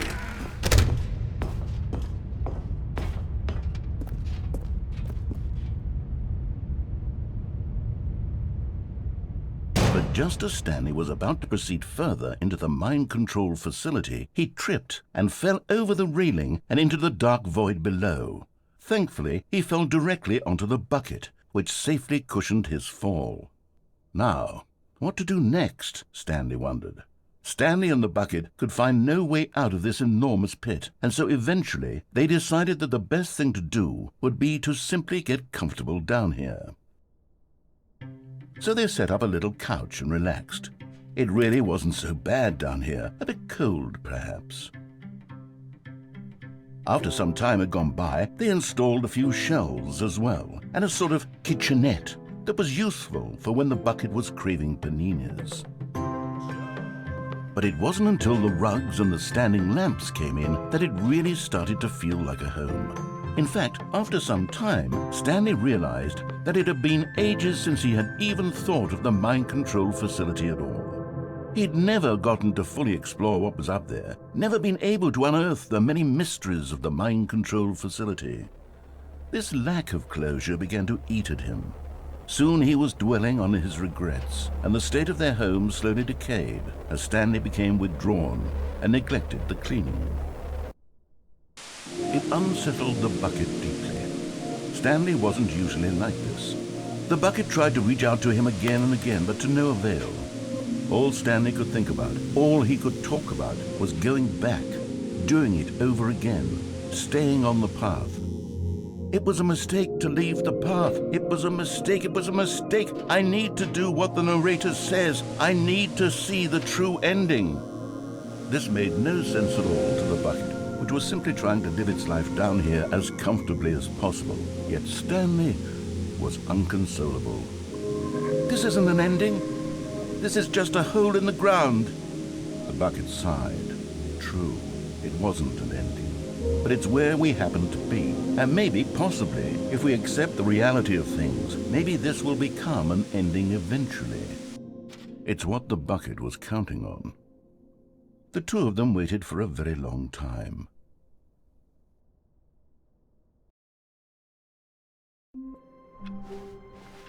All of his co-workers were...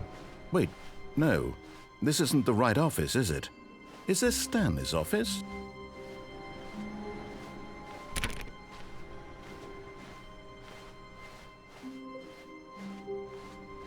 Ah, Stanley's bucket.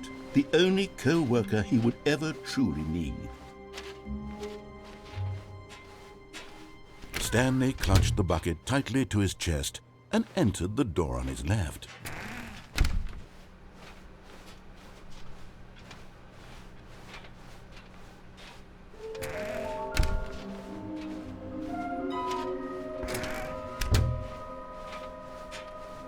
Coming to a staircase, Stanley and the bucket walked upstairs to the boss's office. Stepping into his manager's office, Stanley was once again stunned to discover not an indication of any human, but Stanley guessed the correct code by sheer luck. Was it that the bucket knew all along? Was the bucket guiding him? Yes, this is certainly the most logical explanation.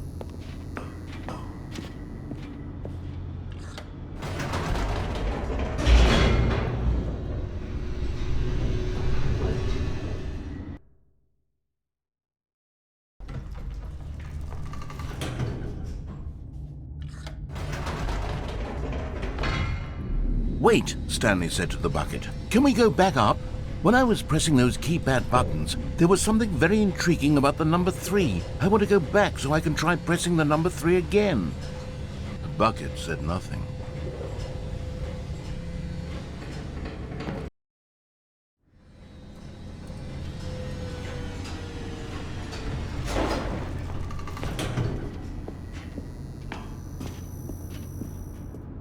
Here we are, said Stanley. Now I'm going to try out that number 3 button.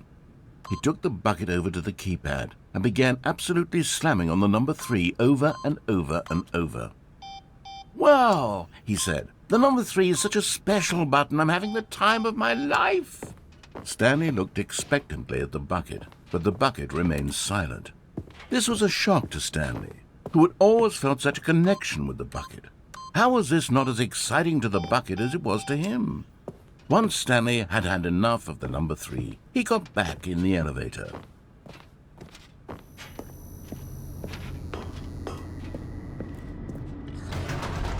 Perhaps the bucket had missed something. Perhaps it had not seen how much joy Stanley got from slamming the number 3 repeatedly.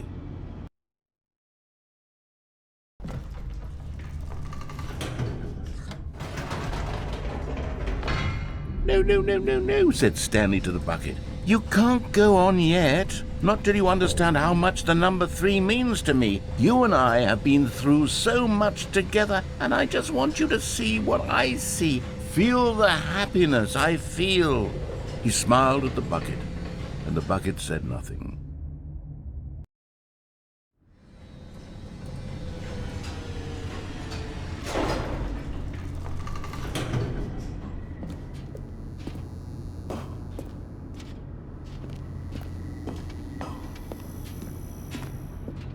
Here we go, said Stanley.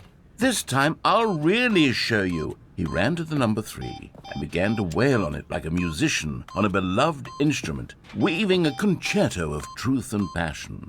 He wielded the number 3 like a fine artist would wield a paintbrush. He told stories through the number 3, stories of his dreams and hopes and fears, and the whole time he looked to his bucket for a reaction of some kind. Anything to let him know that the bucket appreciated what he was doing. The bucket conveyed absolutely nothing at all, only silence.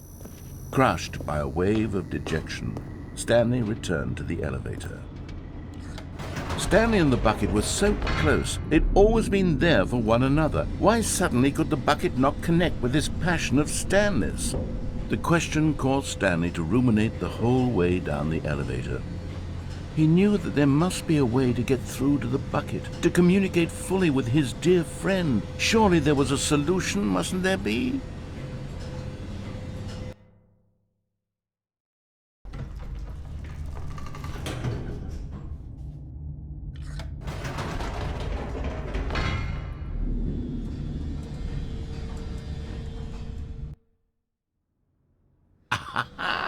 Said Stanley. I know what to do.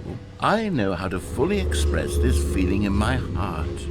He decided right then and there that he would hold a press conference where he would speak to the public on all matters relating to pressing the number 3 over and over. He would elaborate fully on what the number 3 meant to him and why he felt so alive when pressing it. Then the bucket would be able to see his joy through the eyes of others. It would get to see the world react to this discovery of Stanley's. And it would be through the public eye that the bucket would finally understand Stanley's work. For months he advertised and marketed his press conference, building excitement around it, developing and rehearsing it, until it couldn't be refined a single measure further. When the big day arrived, Stanley was as prepared as he'd ever been for anything in his life. This was it. One last chance to win the bucket over. One opportunity to share a true connection with a loved one.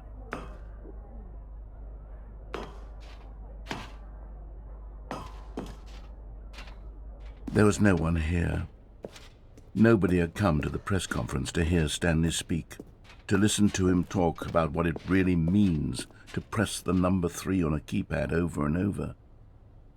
He was unloved, uninteresting, he was a failure, and in that moment Stanley knew that the bucket would never again take him seriously.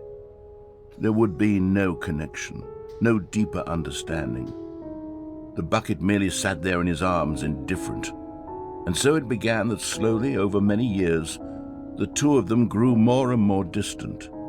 They spoke less and less, neither wishing to state the obvious, that any sense of real respect between them had eroded since that day at the press conference. There would be no more games, no more long conversations about passion and pursuit. only a silence that consumed the space between friends. And Stanley, having for once in his life discovered the warmth and comfort of true companionship, was cast back into the unremarkable normalcy of loneliness.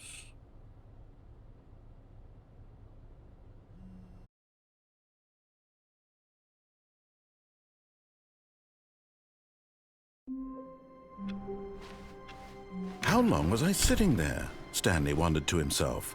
Minutes? Days? Centuries? Is Stanley, without the bucket, really Stanley at all? No, surely not. Stanley clutched the bucket tightly to his chest and entered the door on his left. This was not the correct way to the meeting room, but Stanley had felt the bucket calling to him, telling him that the employee lounge was simply the place to be. And here it was. Had the bucket turned out to be correct? Was this better than the meeting room?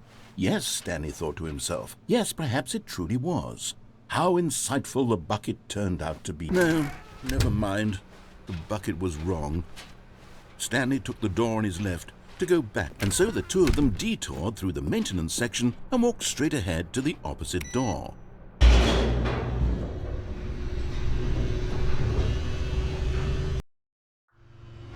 Oh, good, Stanley. I'm glad you found your way here. I knew you'd find this place eventually. You see, your friends and I are concerned for you, Stanley. We've come together here because we care about you very much. It's this bucket you're carrying around everywhere. The bucket isn't even from the original Stanley Parable. It's just sequel content. We're the ones that matter, Stanley. Classic characters from the first game, like the Adventure Line and the Broom Closet. Because that's what fans want from a sequel. They want more of their favorite jokes, not this bucket that they've never seen before. Yes, I know I'm the one who gave you the bucket, but you're spending too much time with it. Don't you want another story involving the Adventure Line? We could make the Adventure Line go somewhere new. Yes, that's what the fans want. Let's do it.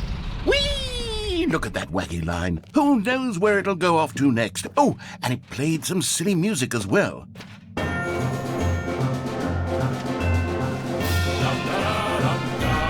Now this is what the Stanley Parable is all about. Don't you remember all those great jokes from the original dialogue? Also, Stanley is addicted to drugs and hookers. Yes, it's as classic now as it was back then. Let's do it for the fans, Stanley. Let's give them more content exactly like this. But if we want to do that, you're going to have to give something up. Don't you get it, Stanley? We need to get rid of the bucket. That's why I'm very proud to introduce a brand new character. This is the Bucket Destroyer. I think it'll make a wonderful new addition to the rich lore of the Stanley Parable. True, it also was not in the original game, but it's such a well-fleshed-out character with so much personality that to me it already feels as though it's been part of the cast all along. Don't you agree? Can you guess what the Bucket Destroyer does? Surely you don't need me to spell it out for you. Go ahead now, Stanley. Say goodbye to the bucket, and then pop it into the machine when you're ready.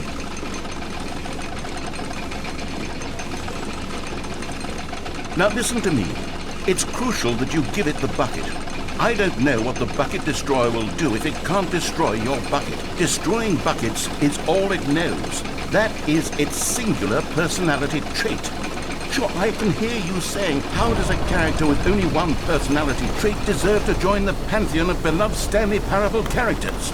Well, you see, if you were to really explore the Bucket Destroyer, you would see that its desire to crush buckets is so densely loaded with complexity and nuance that it's really like 10 personality traits. What other object in this game can you even say that about? The Broom Closet? Certainly not. I wonder what sort of Bucket Destroyer merchandise the fans will be clamoring for after this. Okay, the Bucket Destroyer is getting very upset now. You'll have to hurry and feed it. We can't get back to the classic Stanley Parable characters like the Adventure Line or the Bucket Destroyer until you crush that damn bucket. Quickly now, the fans are waiting. Do it, the fans, Stanley. Give the fans what they want. Hurry and...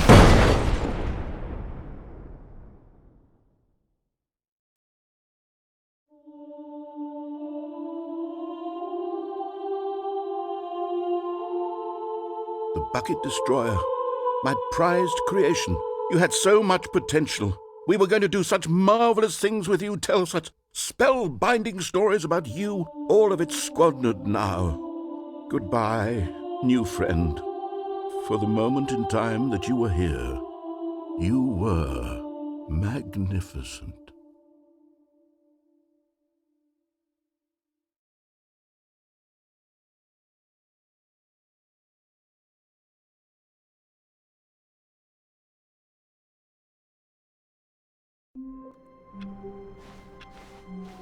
All of his co-workers were gone. What could it mean?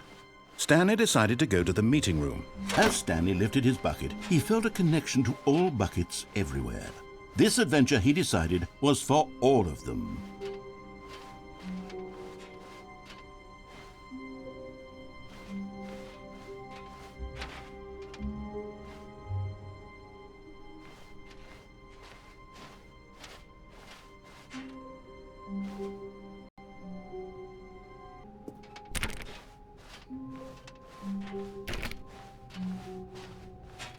Stanley clutched the bucket tightly to his chest and entered the door on his left. This was not the correct way to the meeting room, but Stanley had felt the bucket calling to him, telling him that the employee lounge was simply the place to be.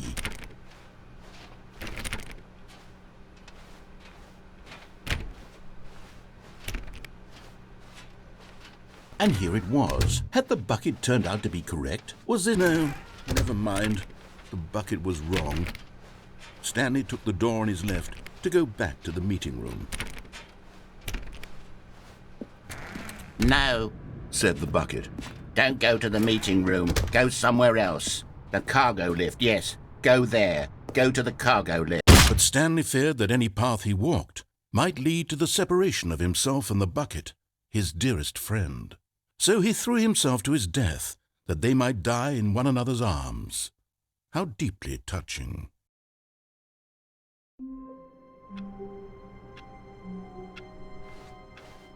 All of his co-workers were gone. What could it mean? Stanley decided to go to the meeting room. Perhaps he had... What new mysteries lay in store for our bucket-loving heroes today? Let's find out.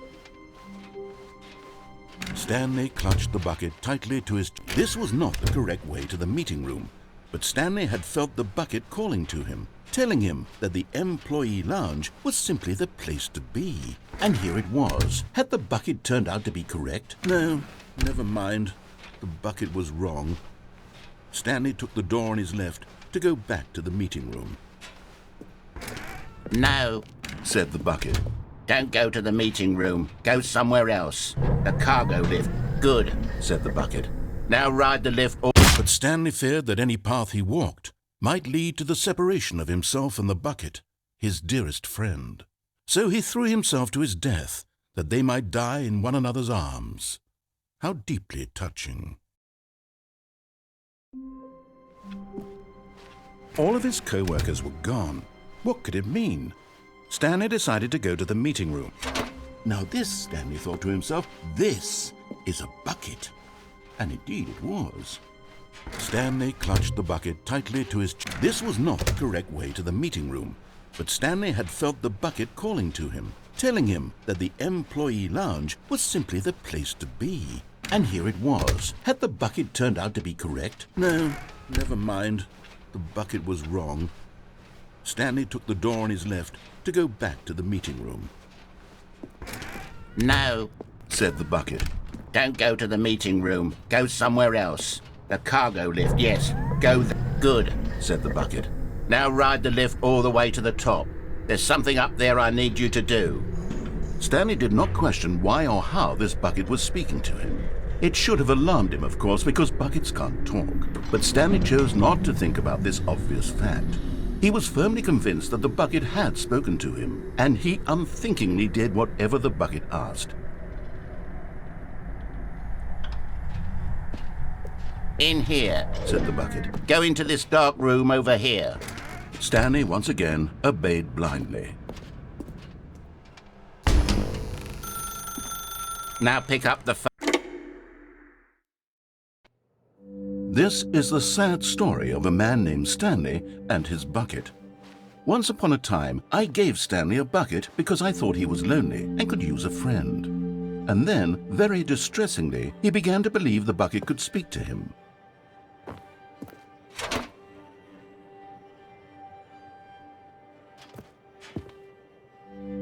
The Stanley Parable Reassurance Bucket was merely meant to provide the comforting glow of companionship. It doesn't literally talk and give you orders. Whatever Stanley is hearing the bucket say to him is just in his head. Lately, I've been concerned about him. Wouldn't you be concerned as well? To see him delusional like this, obsessing over an inanimate metal object? I want to say something to him, but I don't know how I can convince him. I don't know if he'll listen to me.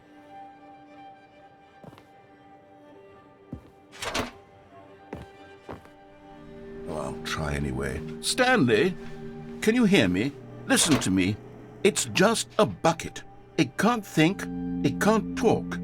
All it will ever truly do for you is effectively transfer a liquid from one location to a different location. That's it. It doesn't do anything else.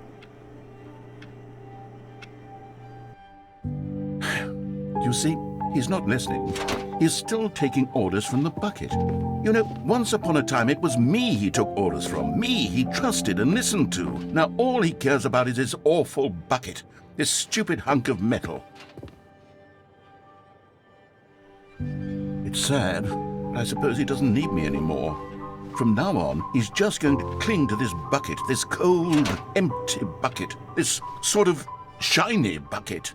Well, I'll give it this. The bucket does have a nice shine to it.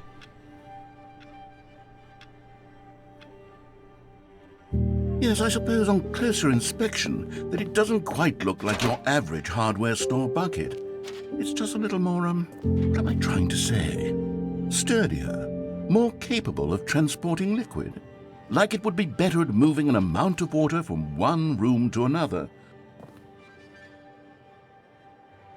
Oh my God, what am I saying?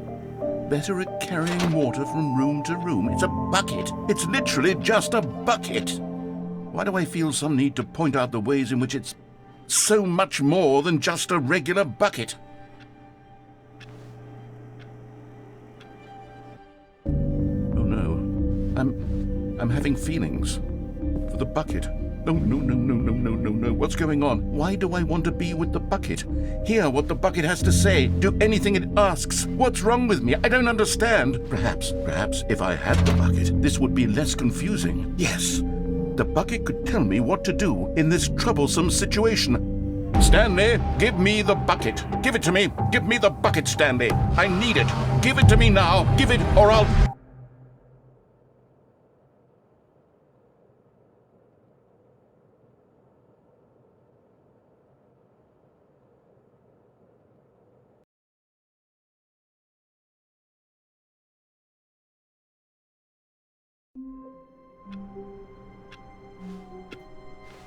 All of his co-workers were gone. What could it mean? Stanley decided to go to the meeting room. Perhaps he had... Finally! Yes! The bucket! Yes! I love that bucket. Stanley clutched the bucket tightly to his... This was not the correct way to the meeting room. But Stanley had felt the bucket calling to him, telling him that the employee lounge was simply the place to be. And here it was. Had the bucket turned out to be correct? No, never mind. The bucket was wrong. Stanley took the door on his left to go back to the meeting room. No, said the bucket. don't go to the meeting room. Go somewhere else. The cargo lift, yeah, good, Said the bucket. Now ride the lift all the way to the top. There's something up there I need you to do. Stanley did not question why or how this bucket was speaking to him. It should have alarmed him, of course, because buckets can't talk. But Stanley chose not to think about this obvious fact. He was firmly convinced that the bucket had spoken to him, and he unthinkingly did whatever the bucket asked. In here, Said the bucket. go into this dark room over here. Stanley once again obeyed blindly. Now pick up the... Whoa, hold on. Why did you unplug the phone? Were you trying to resist the bucket's orders? Stanley, I was joking. Obviously, the bucket isn't talking to you and telling you to do things. Buckets can't talk. It was a joke. Don't you get the joke? It's funny, Stanley. A talking bucket. Can't you see? Oh, goodness. I must have really bungled up the delivery if you actually took me seriously. Where did I mess up the joke? Should I have paused for longer or spoken quicker? Comedic timing is so difficult. I wish I were better at it. But there isn't exactly an instructional video on comedy that one can watch to fully... Oh, wait, yes, there is. It's sitting right here. Let's take a look. What is comedic timing? What is comedic timing? How does it work? How long should it last? How can it be used to effectively silence your political enemies? And more importantly, can it be taught in its entirety within 90 seconds? Thankfully, the answer to all of these questions is yes. Let's dive deeper. If you've ever told a joke or made someone laugh, in all likelihood, you did it while standing 50 to 80 centimeters from them in a room of no more than 76 degrees Fahrenheit, with one of your arms raised straight upward at a 15-degree angle from your body. These are the optimal conditions for good comedic timing. To begin the joke, start by stating and spelling your name.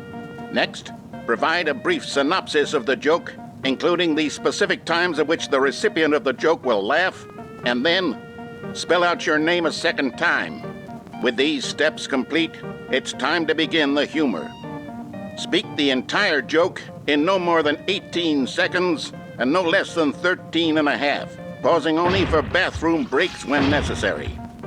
When the joke has concluded, it is customary to inform your listener that the joke is over by declaring in your loudest possible voice, "I'm Dunny with the funny."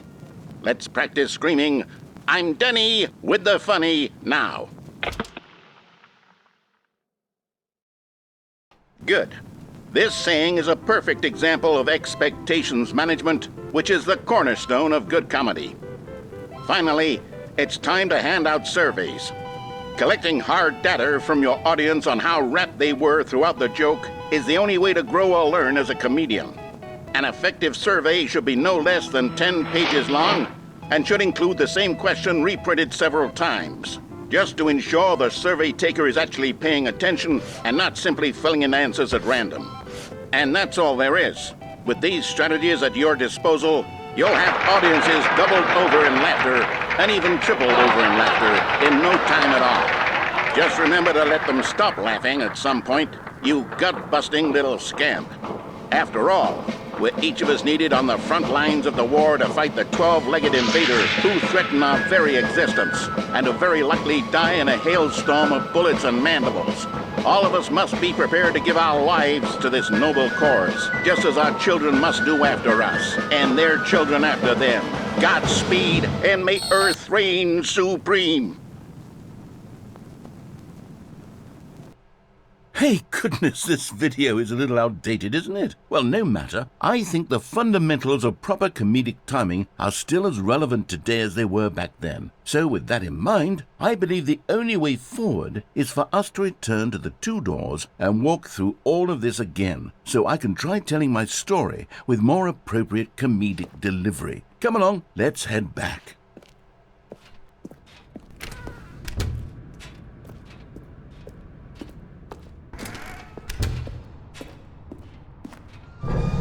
I can feel it. This time, I'm really going to nail the delivery. You'll be in stitches. A talking bucket, you'll say? How ridiculous. How absurd. What a hilarious concept. The king of comedy. That's what you'll call me. Thank goodness we had the instructional video. Otherwise, who knows where we'd be right now. Well, I wouldn't be the king of comedy, that's for sure. The bucket spoke to Stanley. The bucket spoke. The bucket spoke. Oh, I'll figure it out on the fly. No need to overthink things.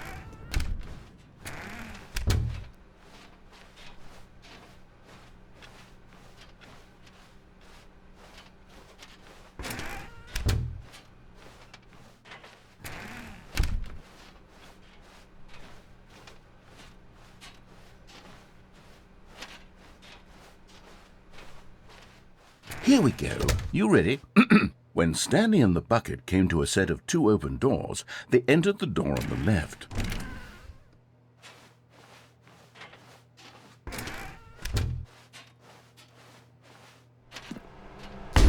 What? We're back at the phone already? No, what's going on? There was supposed to be several rooms leading up to this. There was supposed to be a build-up to this point, a dramatic display of remarkable comedic wit which culminates in this scene with the phone. But now the timing's completely off. The joke will never land, or not the way it was meant to.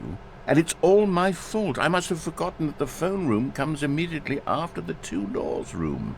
What an egregious mistake. I've made a fool of myself. I don't deserve the title of King of Comedy. I'm nothing. I'm not even the lowliest joke-telling whelp. I think I need to go back and rewatch that instructional video again. Yes, surely that will help me improve my... Here we go. You ready? When Stanley and the bucket came to a set of 2 open doors, they entered the door on the left.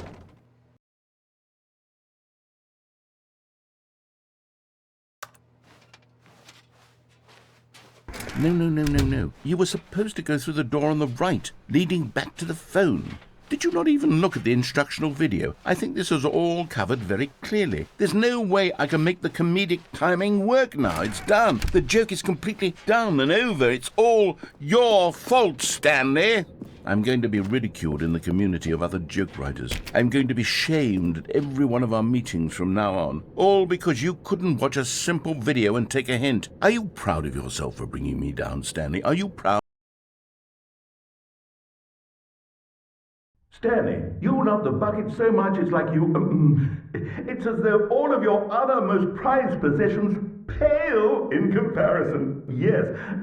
Well, let me try that again, Stanley. I heard that you are pale with shame over how unabashedly in love with a bucket you are. No? Still not? Is it the delivery? Pale with shame. Pale with shame? Pale...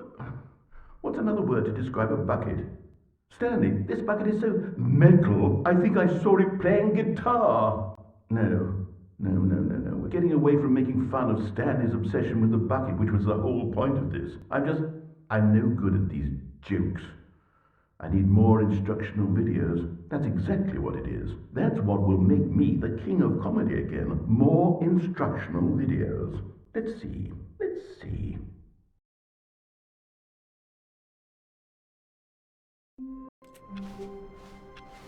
The meeting room. Yes, that's where everyone would be. Stanley just needed to get to the meeting room. One man, one bucket. One chance to seize their destiny together. Stanley clutched the bucket tightly to his... This was not the correct way to the meeting room, but Stanley had felt the bucket calling to him, telling him that the employee lounge was simply the place to be. And here it was. Had the bucket turned out to be correct? No, never mind. The bucket was wrong. Stanley took the door on his left to go back to the meeting room. No, said the bucket. don't go to the meeting room. Go somewhere else. The cargo lift, yes. Good, said the bucket. now ride the lift all the way to the top.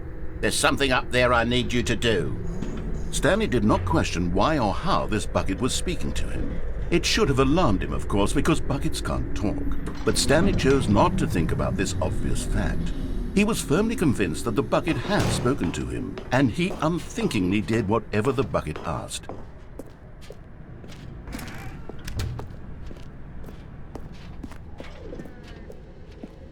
No, stop. Look there on the wall, you see? There's a sign right there. It says, "No buckets past this point." Stanley, how could you think it was okay to bring the bucket here? Unless, what if the problem is that you actually don't know what is a bucket and what isn't a bucket? I suppose that would explain a lot about your behavior up to this point. Which, if that's true, well, my goodness, I think we have to do something about it. This misunderstanding could have dire consequences on the entire rest of the game if not addressed quickly and properly. So much of the impact of the story is dependent on your understanding of what is and isn't a bucket. Please, step in here for a moment.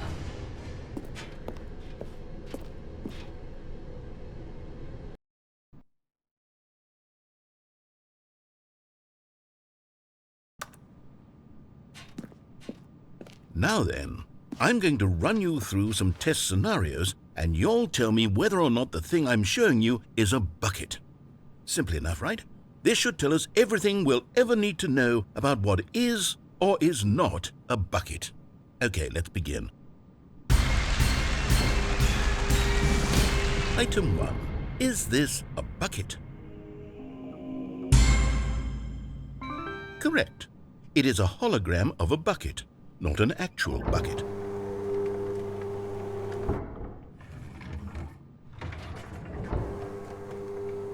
Item 2. Is this a bucket? Correct. It is a 3D printed recreation of a bucket, not an actual bucket.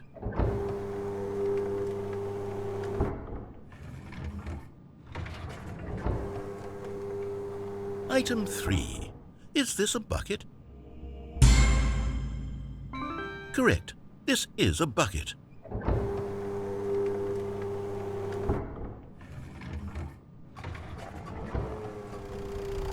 Item 4. Is this a bucket? Correct. This is a tractor and not a bucket. To be honest, I just sort of put this one in here as a gimme, but I was starting to get concerned that even this might be too much for you. Thank you for not making me look like an idiot. Okay, next one.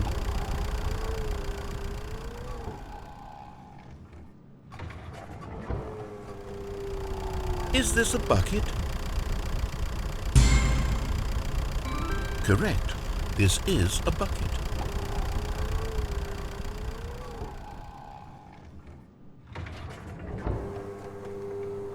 Item 6. Is this a bucket?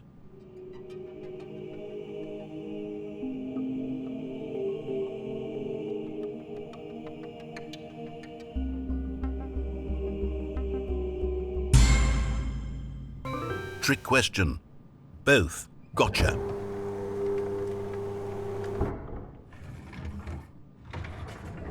Item... Wait, hold on. I can't find the next one. Let me see. It should be around here somewhere.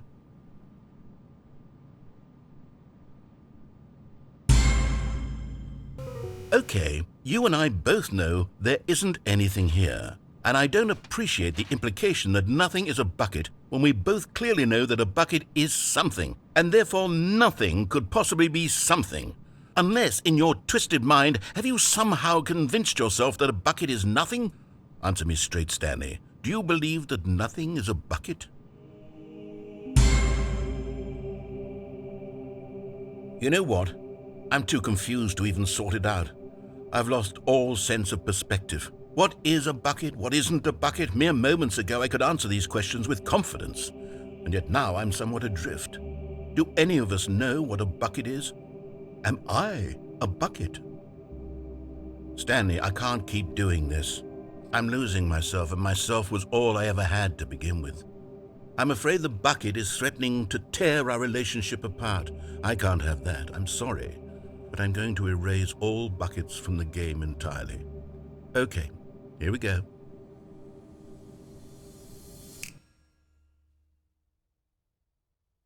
What happened? Is everything gone? Why did everything disappear? Wait, was everything a bucket? Every single thing in the game was a bucket. Oh my God, I had no idea. How could... except me. I'm not a bucket after all. And you, Stanley, you're still here. You're not a bucket either. Oh, this is wonderful news. We're not buckets.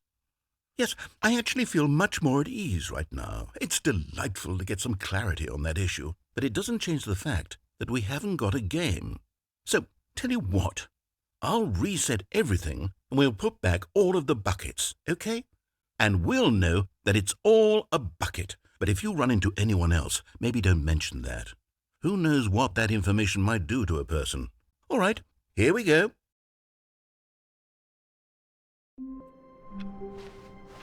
All of his co-workers were... Wait, no. This isn't the right office, is it? Is this Stanley's office?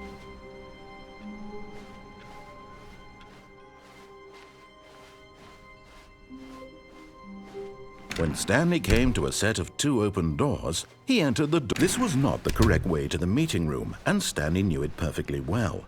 Perhaps he wanted to stop by the employee lounge first, just to admire it. It was okay.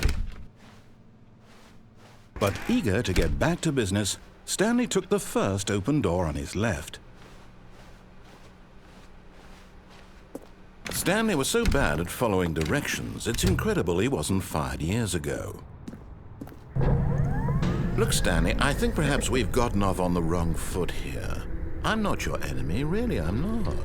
I realize that investing your trust in someone else can be difficult, but the fact is that the story has been about nothing but you all this time. There's someone you've been neglecting, Stanley. Someone... What? Really? I was in the middle of something. Do you have zero consideration for others? Are you that convinced that I want something bad to happen to you? Why, I don't know how to convince you of this, but I really do want to help you, to show you something beautiful. Look, let me prove it. Let me prove that I'm on your side. And there it is. The last Stiggly Wiggly. Savor this moment, Stanley. This is a real accomplishment. This is doing something just for the sake of doing it. Where so many people expect to be rewarded for the most trivial achievements, you've insisted that a job well done is its own reward. I would tell you that I'm proud of you for collecting them all, but that would be like a reward, and we can't have that. So, instead I'll just say, it's done. We're all done here, and now we can go to whatever the hell you were doing before you hunted for figurines.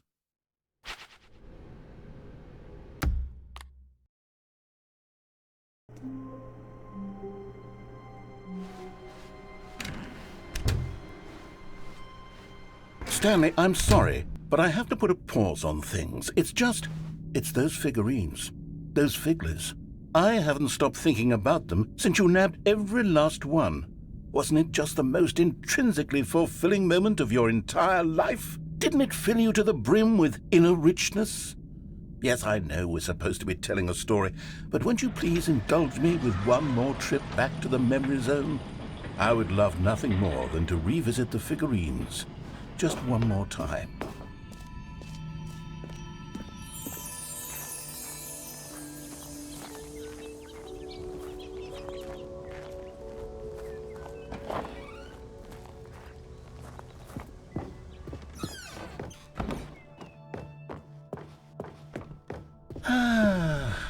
Here's where it all began. The first collectible. Back then, we had no idea of how many of them we'd find. Sure, it said 6 right there on the screen, but how could we know for certain? We were so innocent. We'll never be like that again, Stanley.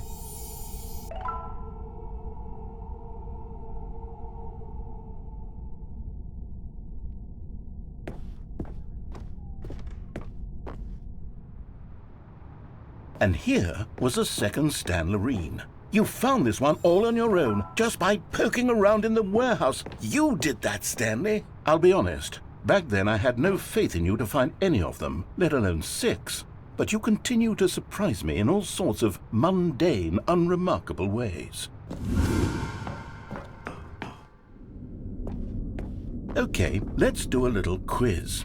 Which of these rooms was the room you found your third mini Stan? Can you remember?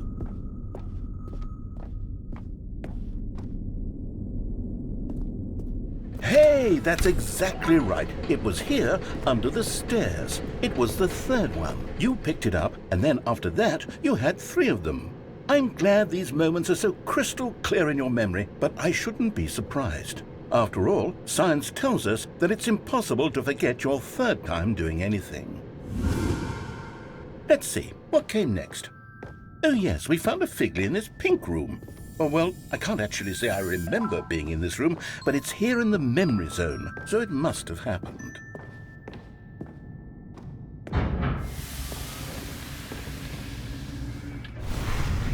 This was the 5th mini-Stan, and this one was really something special. It was behind the boss's office. I remember it so clearly.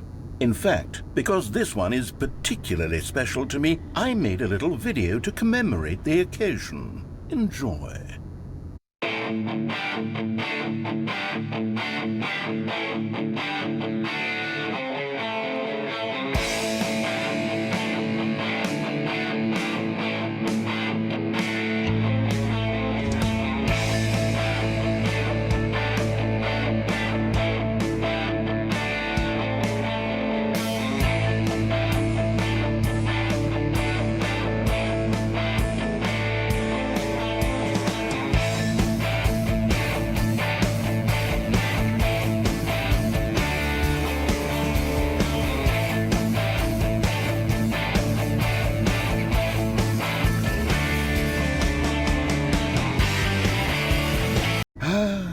takes you back, doesn't it? I spent a lot of time making that video, but it was 8 minutes I wouldn't have spent on anything else.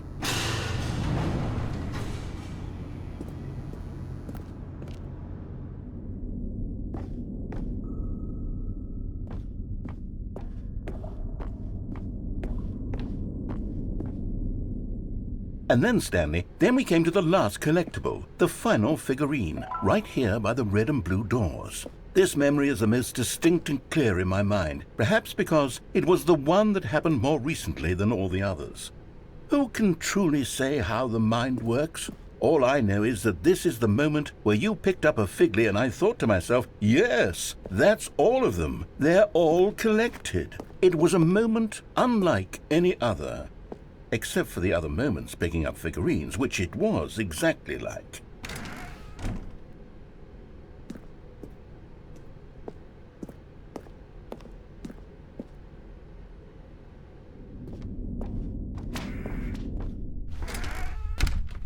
And then there was no more, because we've caught up to the present moment. Nothing left to do but move onward into the future. Goodbye, Memory Zone.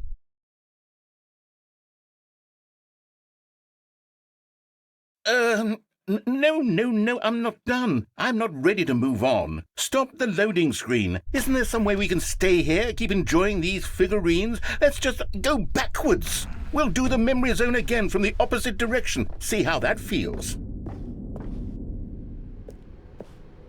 Okay, yes, the room with the red and blue doors. I remember this. I must say, of all the figurines we looked at in our initial tour of the memory zone, this one is the most distinct and clear in my mind. Let's keep going, I want more. And here's where I made that video. Don't you remember the video we watched?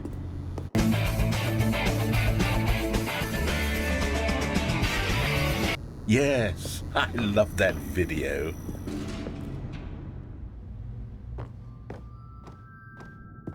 Still don't remember the pink room, Stanley. Still no memory of this one. Good room, though. A solid room. These really were a treat to hunt down. You know, if there had been any kind of reward for finding all of these, it really would have muted the intrinsic joy of collecting them. I'm very glad we resisted the temptation. Next one.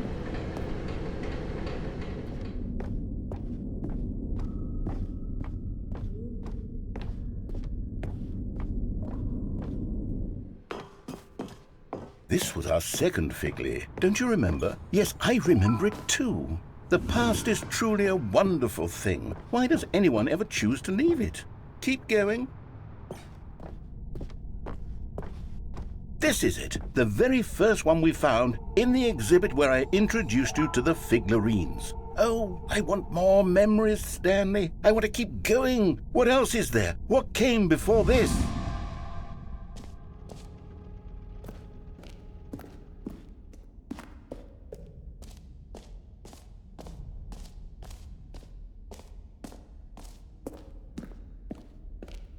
Look, it's the terrible new content that we were originally sold on. I remember hating it back then, but time does put a rosy filter on everything. In fact, I dare say I'm actually quite fond of it now. Look how much fun the past is. I want more. More memories.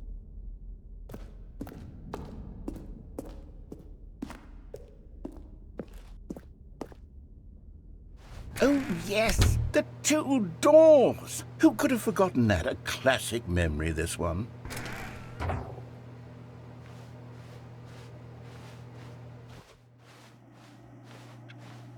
And before everything else, there was your office.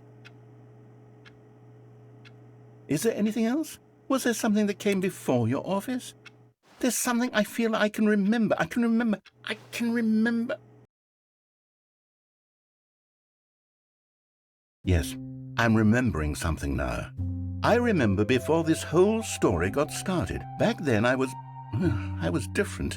I used to make big decisions. I was passionate. I was skeptical. I weighed each decision with profound thoughtfulness. And then somewhere along the way, I stopped making decisions. I became lazy, and I came up with a character named Stanley to do my thinking for me. He would make the decisions, he would decide which way to go. I would cheer him on as he collected figurines for no reason. Why did I invent Stanley? Was I lonely? Yes, perhaps that's it. Perhaps I needed to imagine I had companionship.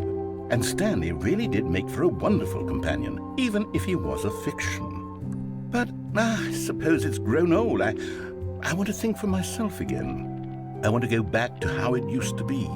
Yes, I can be on my own again. I can do it.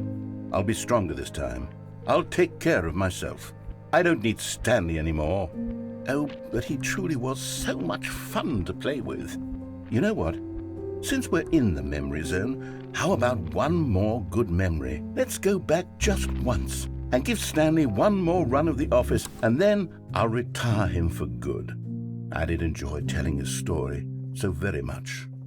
Okay, here we go. This is the story of a man named Stanley.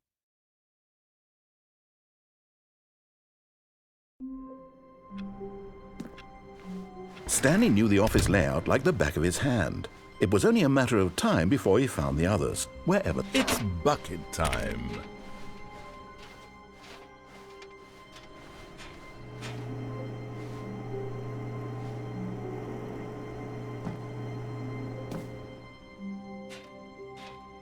Yes, whispered the bucket into Stanley's ear.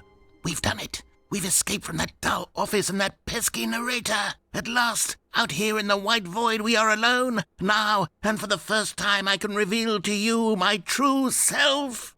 The bucket began to tell Stanley of its life and its history, of the countless wars it witnessed, desecrating the land and lives of untold numbers of innocent humans, and the bucket's own complicity therein, of sadness and regret, and the many years it spent dwelling on the actions it might have taken to curb the madness and the decay, if only it had been stronger, of hope and redemption, and its crusade to uplift the stock of life for the common man, to manifest justice where none existed, and the bittersweet reality of time, to see one's dreams and wishes met halfway, meted out in parcels like charity, and abandoned as soon as the warm glow of inspiration begins to dim.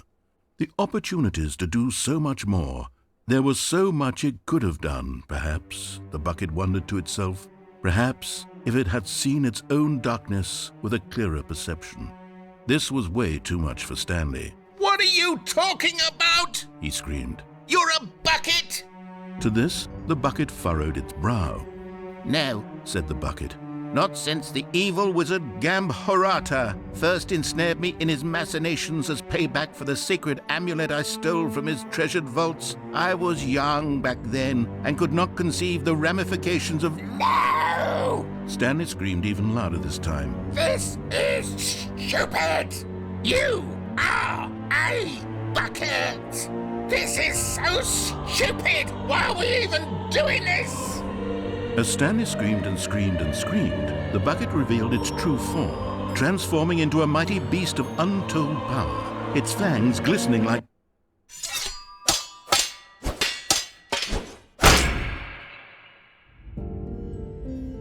My God, Stanley, you did it. You saved us from the bucket. Thank God you already had all 12 emblems of sages and knew the incantations to summon their true power. Otherwise, we would have easily been overwhelmed by the bucket's power. I'm speechless. You've demonstrated such bravery here today. Come, let's restart the game, and we'll agree to never again go trifling with this bucket, nor the dark magic cast away inside of it.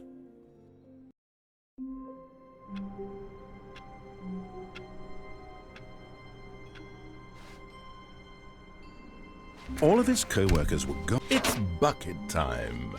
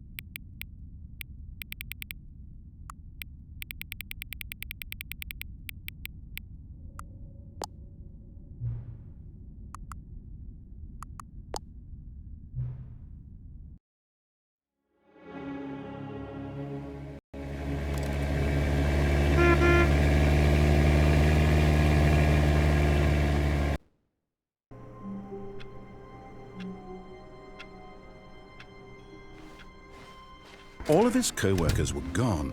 What could it mean? Stanley decided to go to the meeting room. It's bucket time.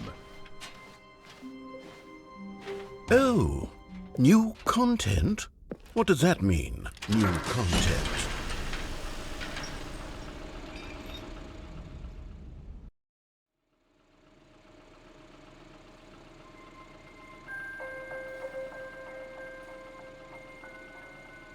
Hello, and thank you for playing the Stanley Parable Ultra Deluxe. As you may know, the Stanley Parable was a video game released in 2013 on home computers. After receiving critical and commercial success, it was expanded upon in 2022 with the Stanley Parable Ultra Deluxe, a reimagining of the game for consoles and home computers. The Stanley Parable Ultra Deluxe features exciting new content that broadens and expands the world of the Stanley Parable, delighting audiences the world over. Please step inside and see what thrilling new adventures await in the Stanley Parable Ultra Deluxe. Oh, well, this sounds delightful. I'm very excited to see the thrilling new Ultra Deluxe content. Wait, Stanley, I've just now realized. That bucket you're holding, it's the bucket I've been working on for my sequel. How did you get your hands on it? Isn't this the preview to the sequel? How do you have the bucket already? This makes no sense at all. Hold on.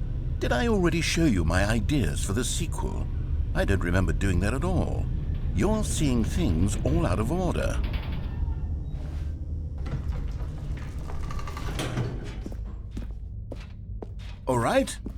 All right, let's see, it's the jump circle?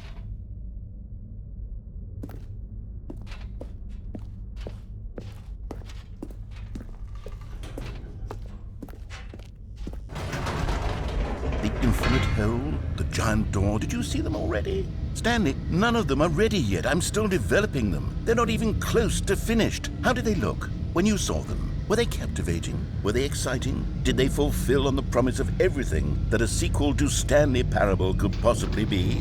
Had I figured out how the hell to make a sequel to this game?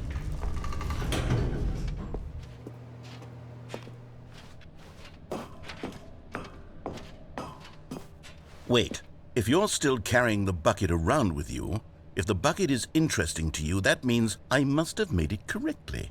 Yes. You carrying the bucket with you everywhere is exactly what I set out to accomplish. The bucket is the exciting and captivating new content that I promised. I did it! I win! I made a sequel to the Stanley Parable! Yes, the sign is correct. Thank you for enjoying the new content. Thank you for taking the bucket everywhere with you, clinging tightly to the bucket, never letting it go. It means I've won. It means I am victorious over the gamers. It is a sweet salve of victory on my soul. Thank you for enjoying the new content. The bucket is the Stanley Parable now. They are one and the same. There is no Stanley Parable without the bucket. I win, I win, I win, I win, I win, I win, I win, I win, I win, I win.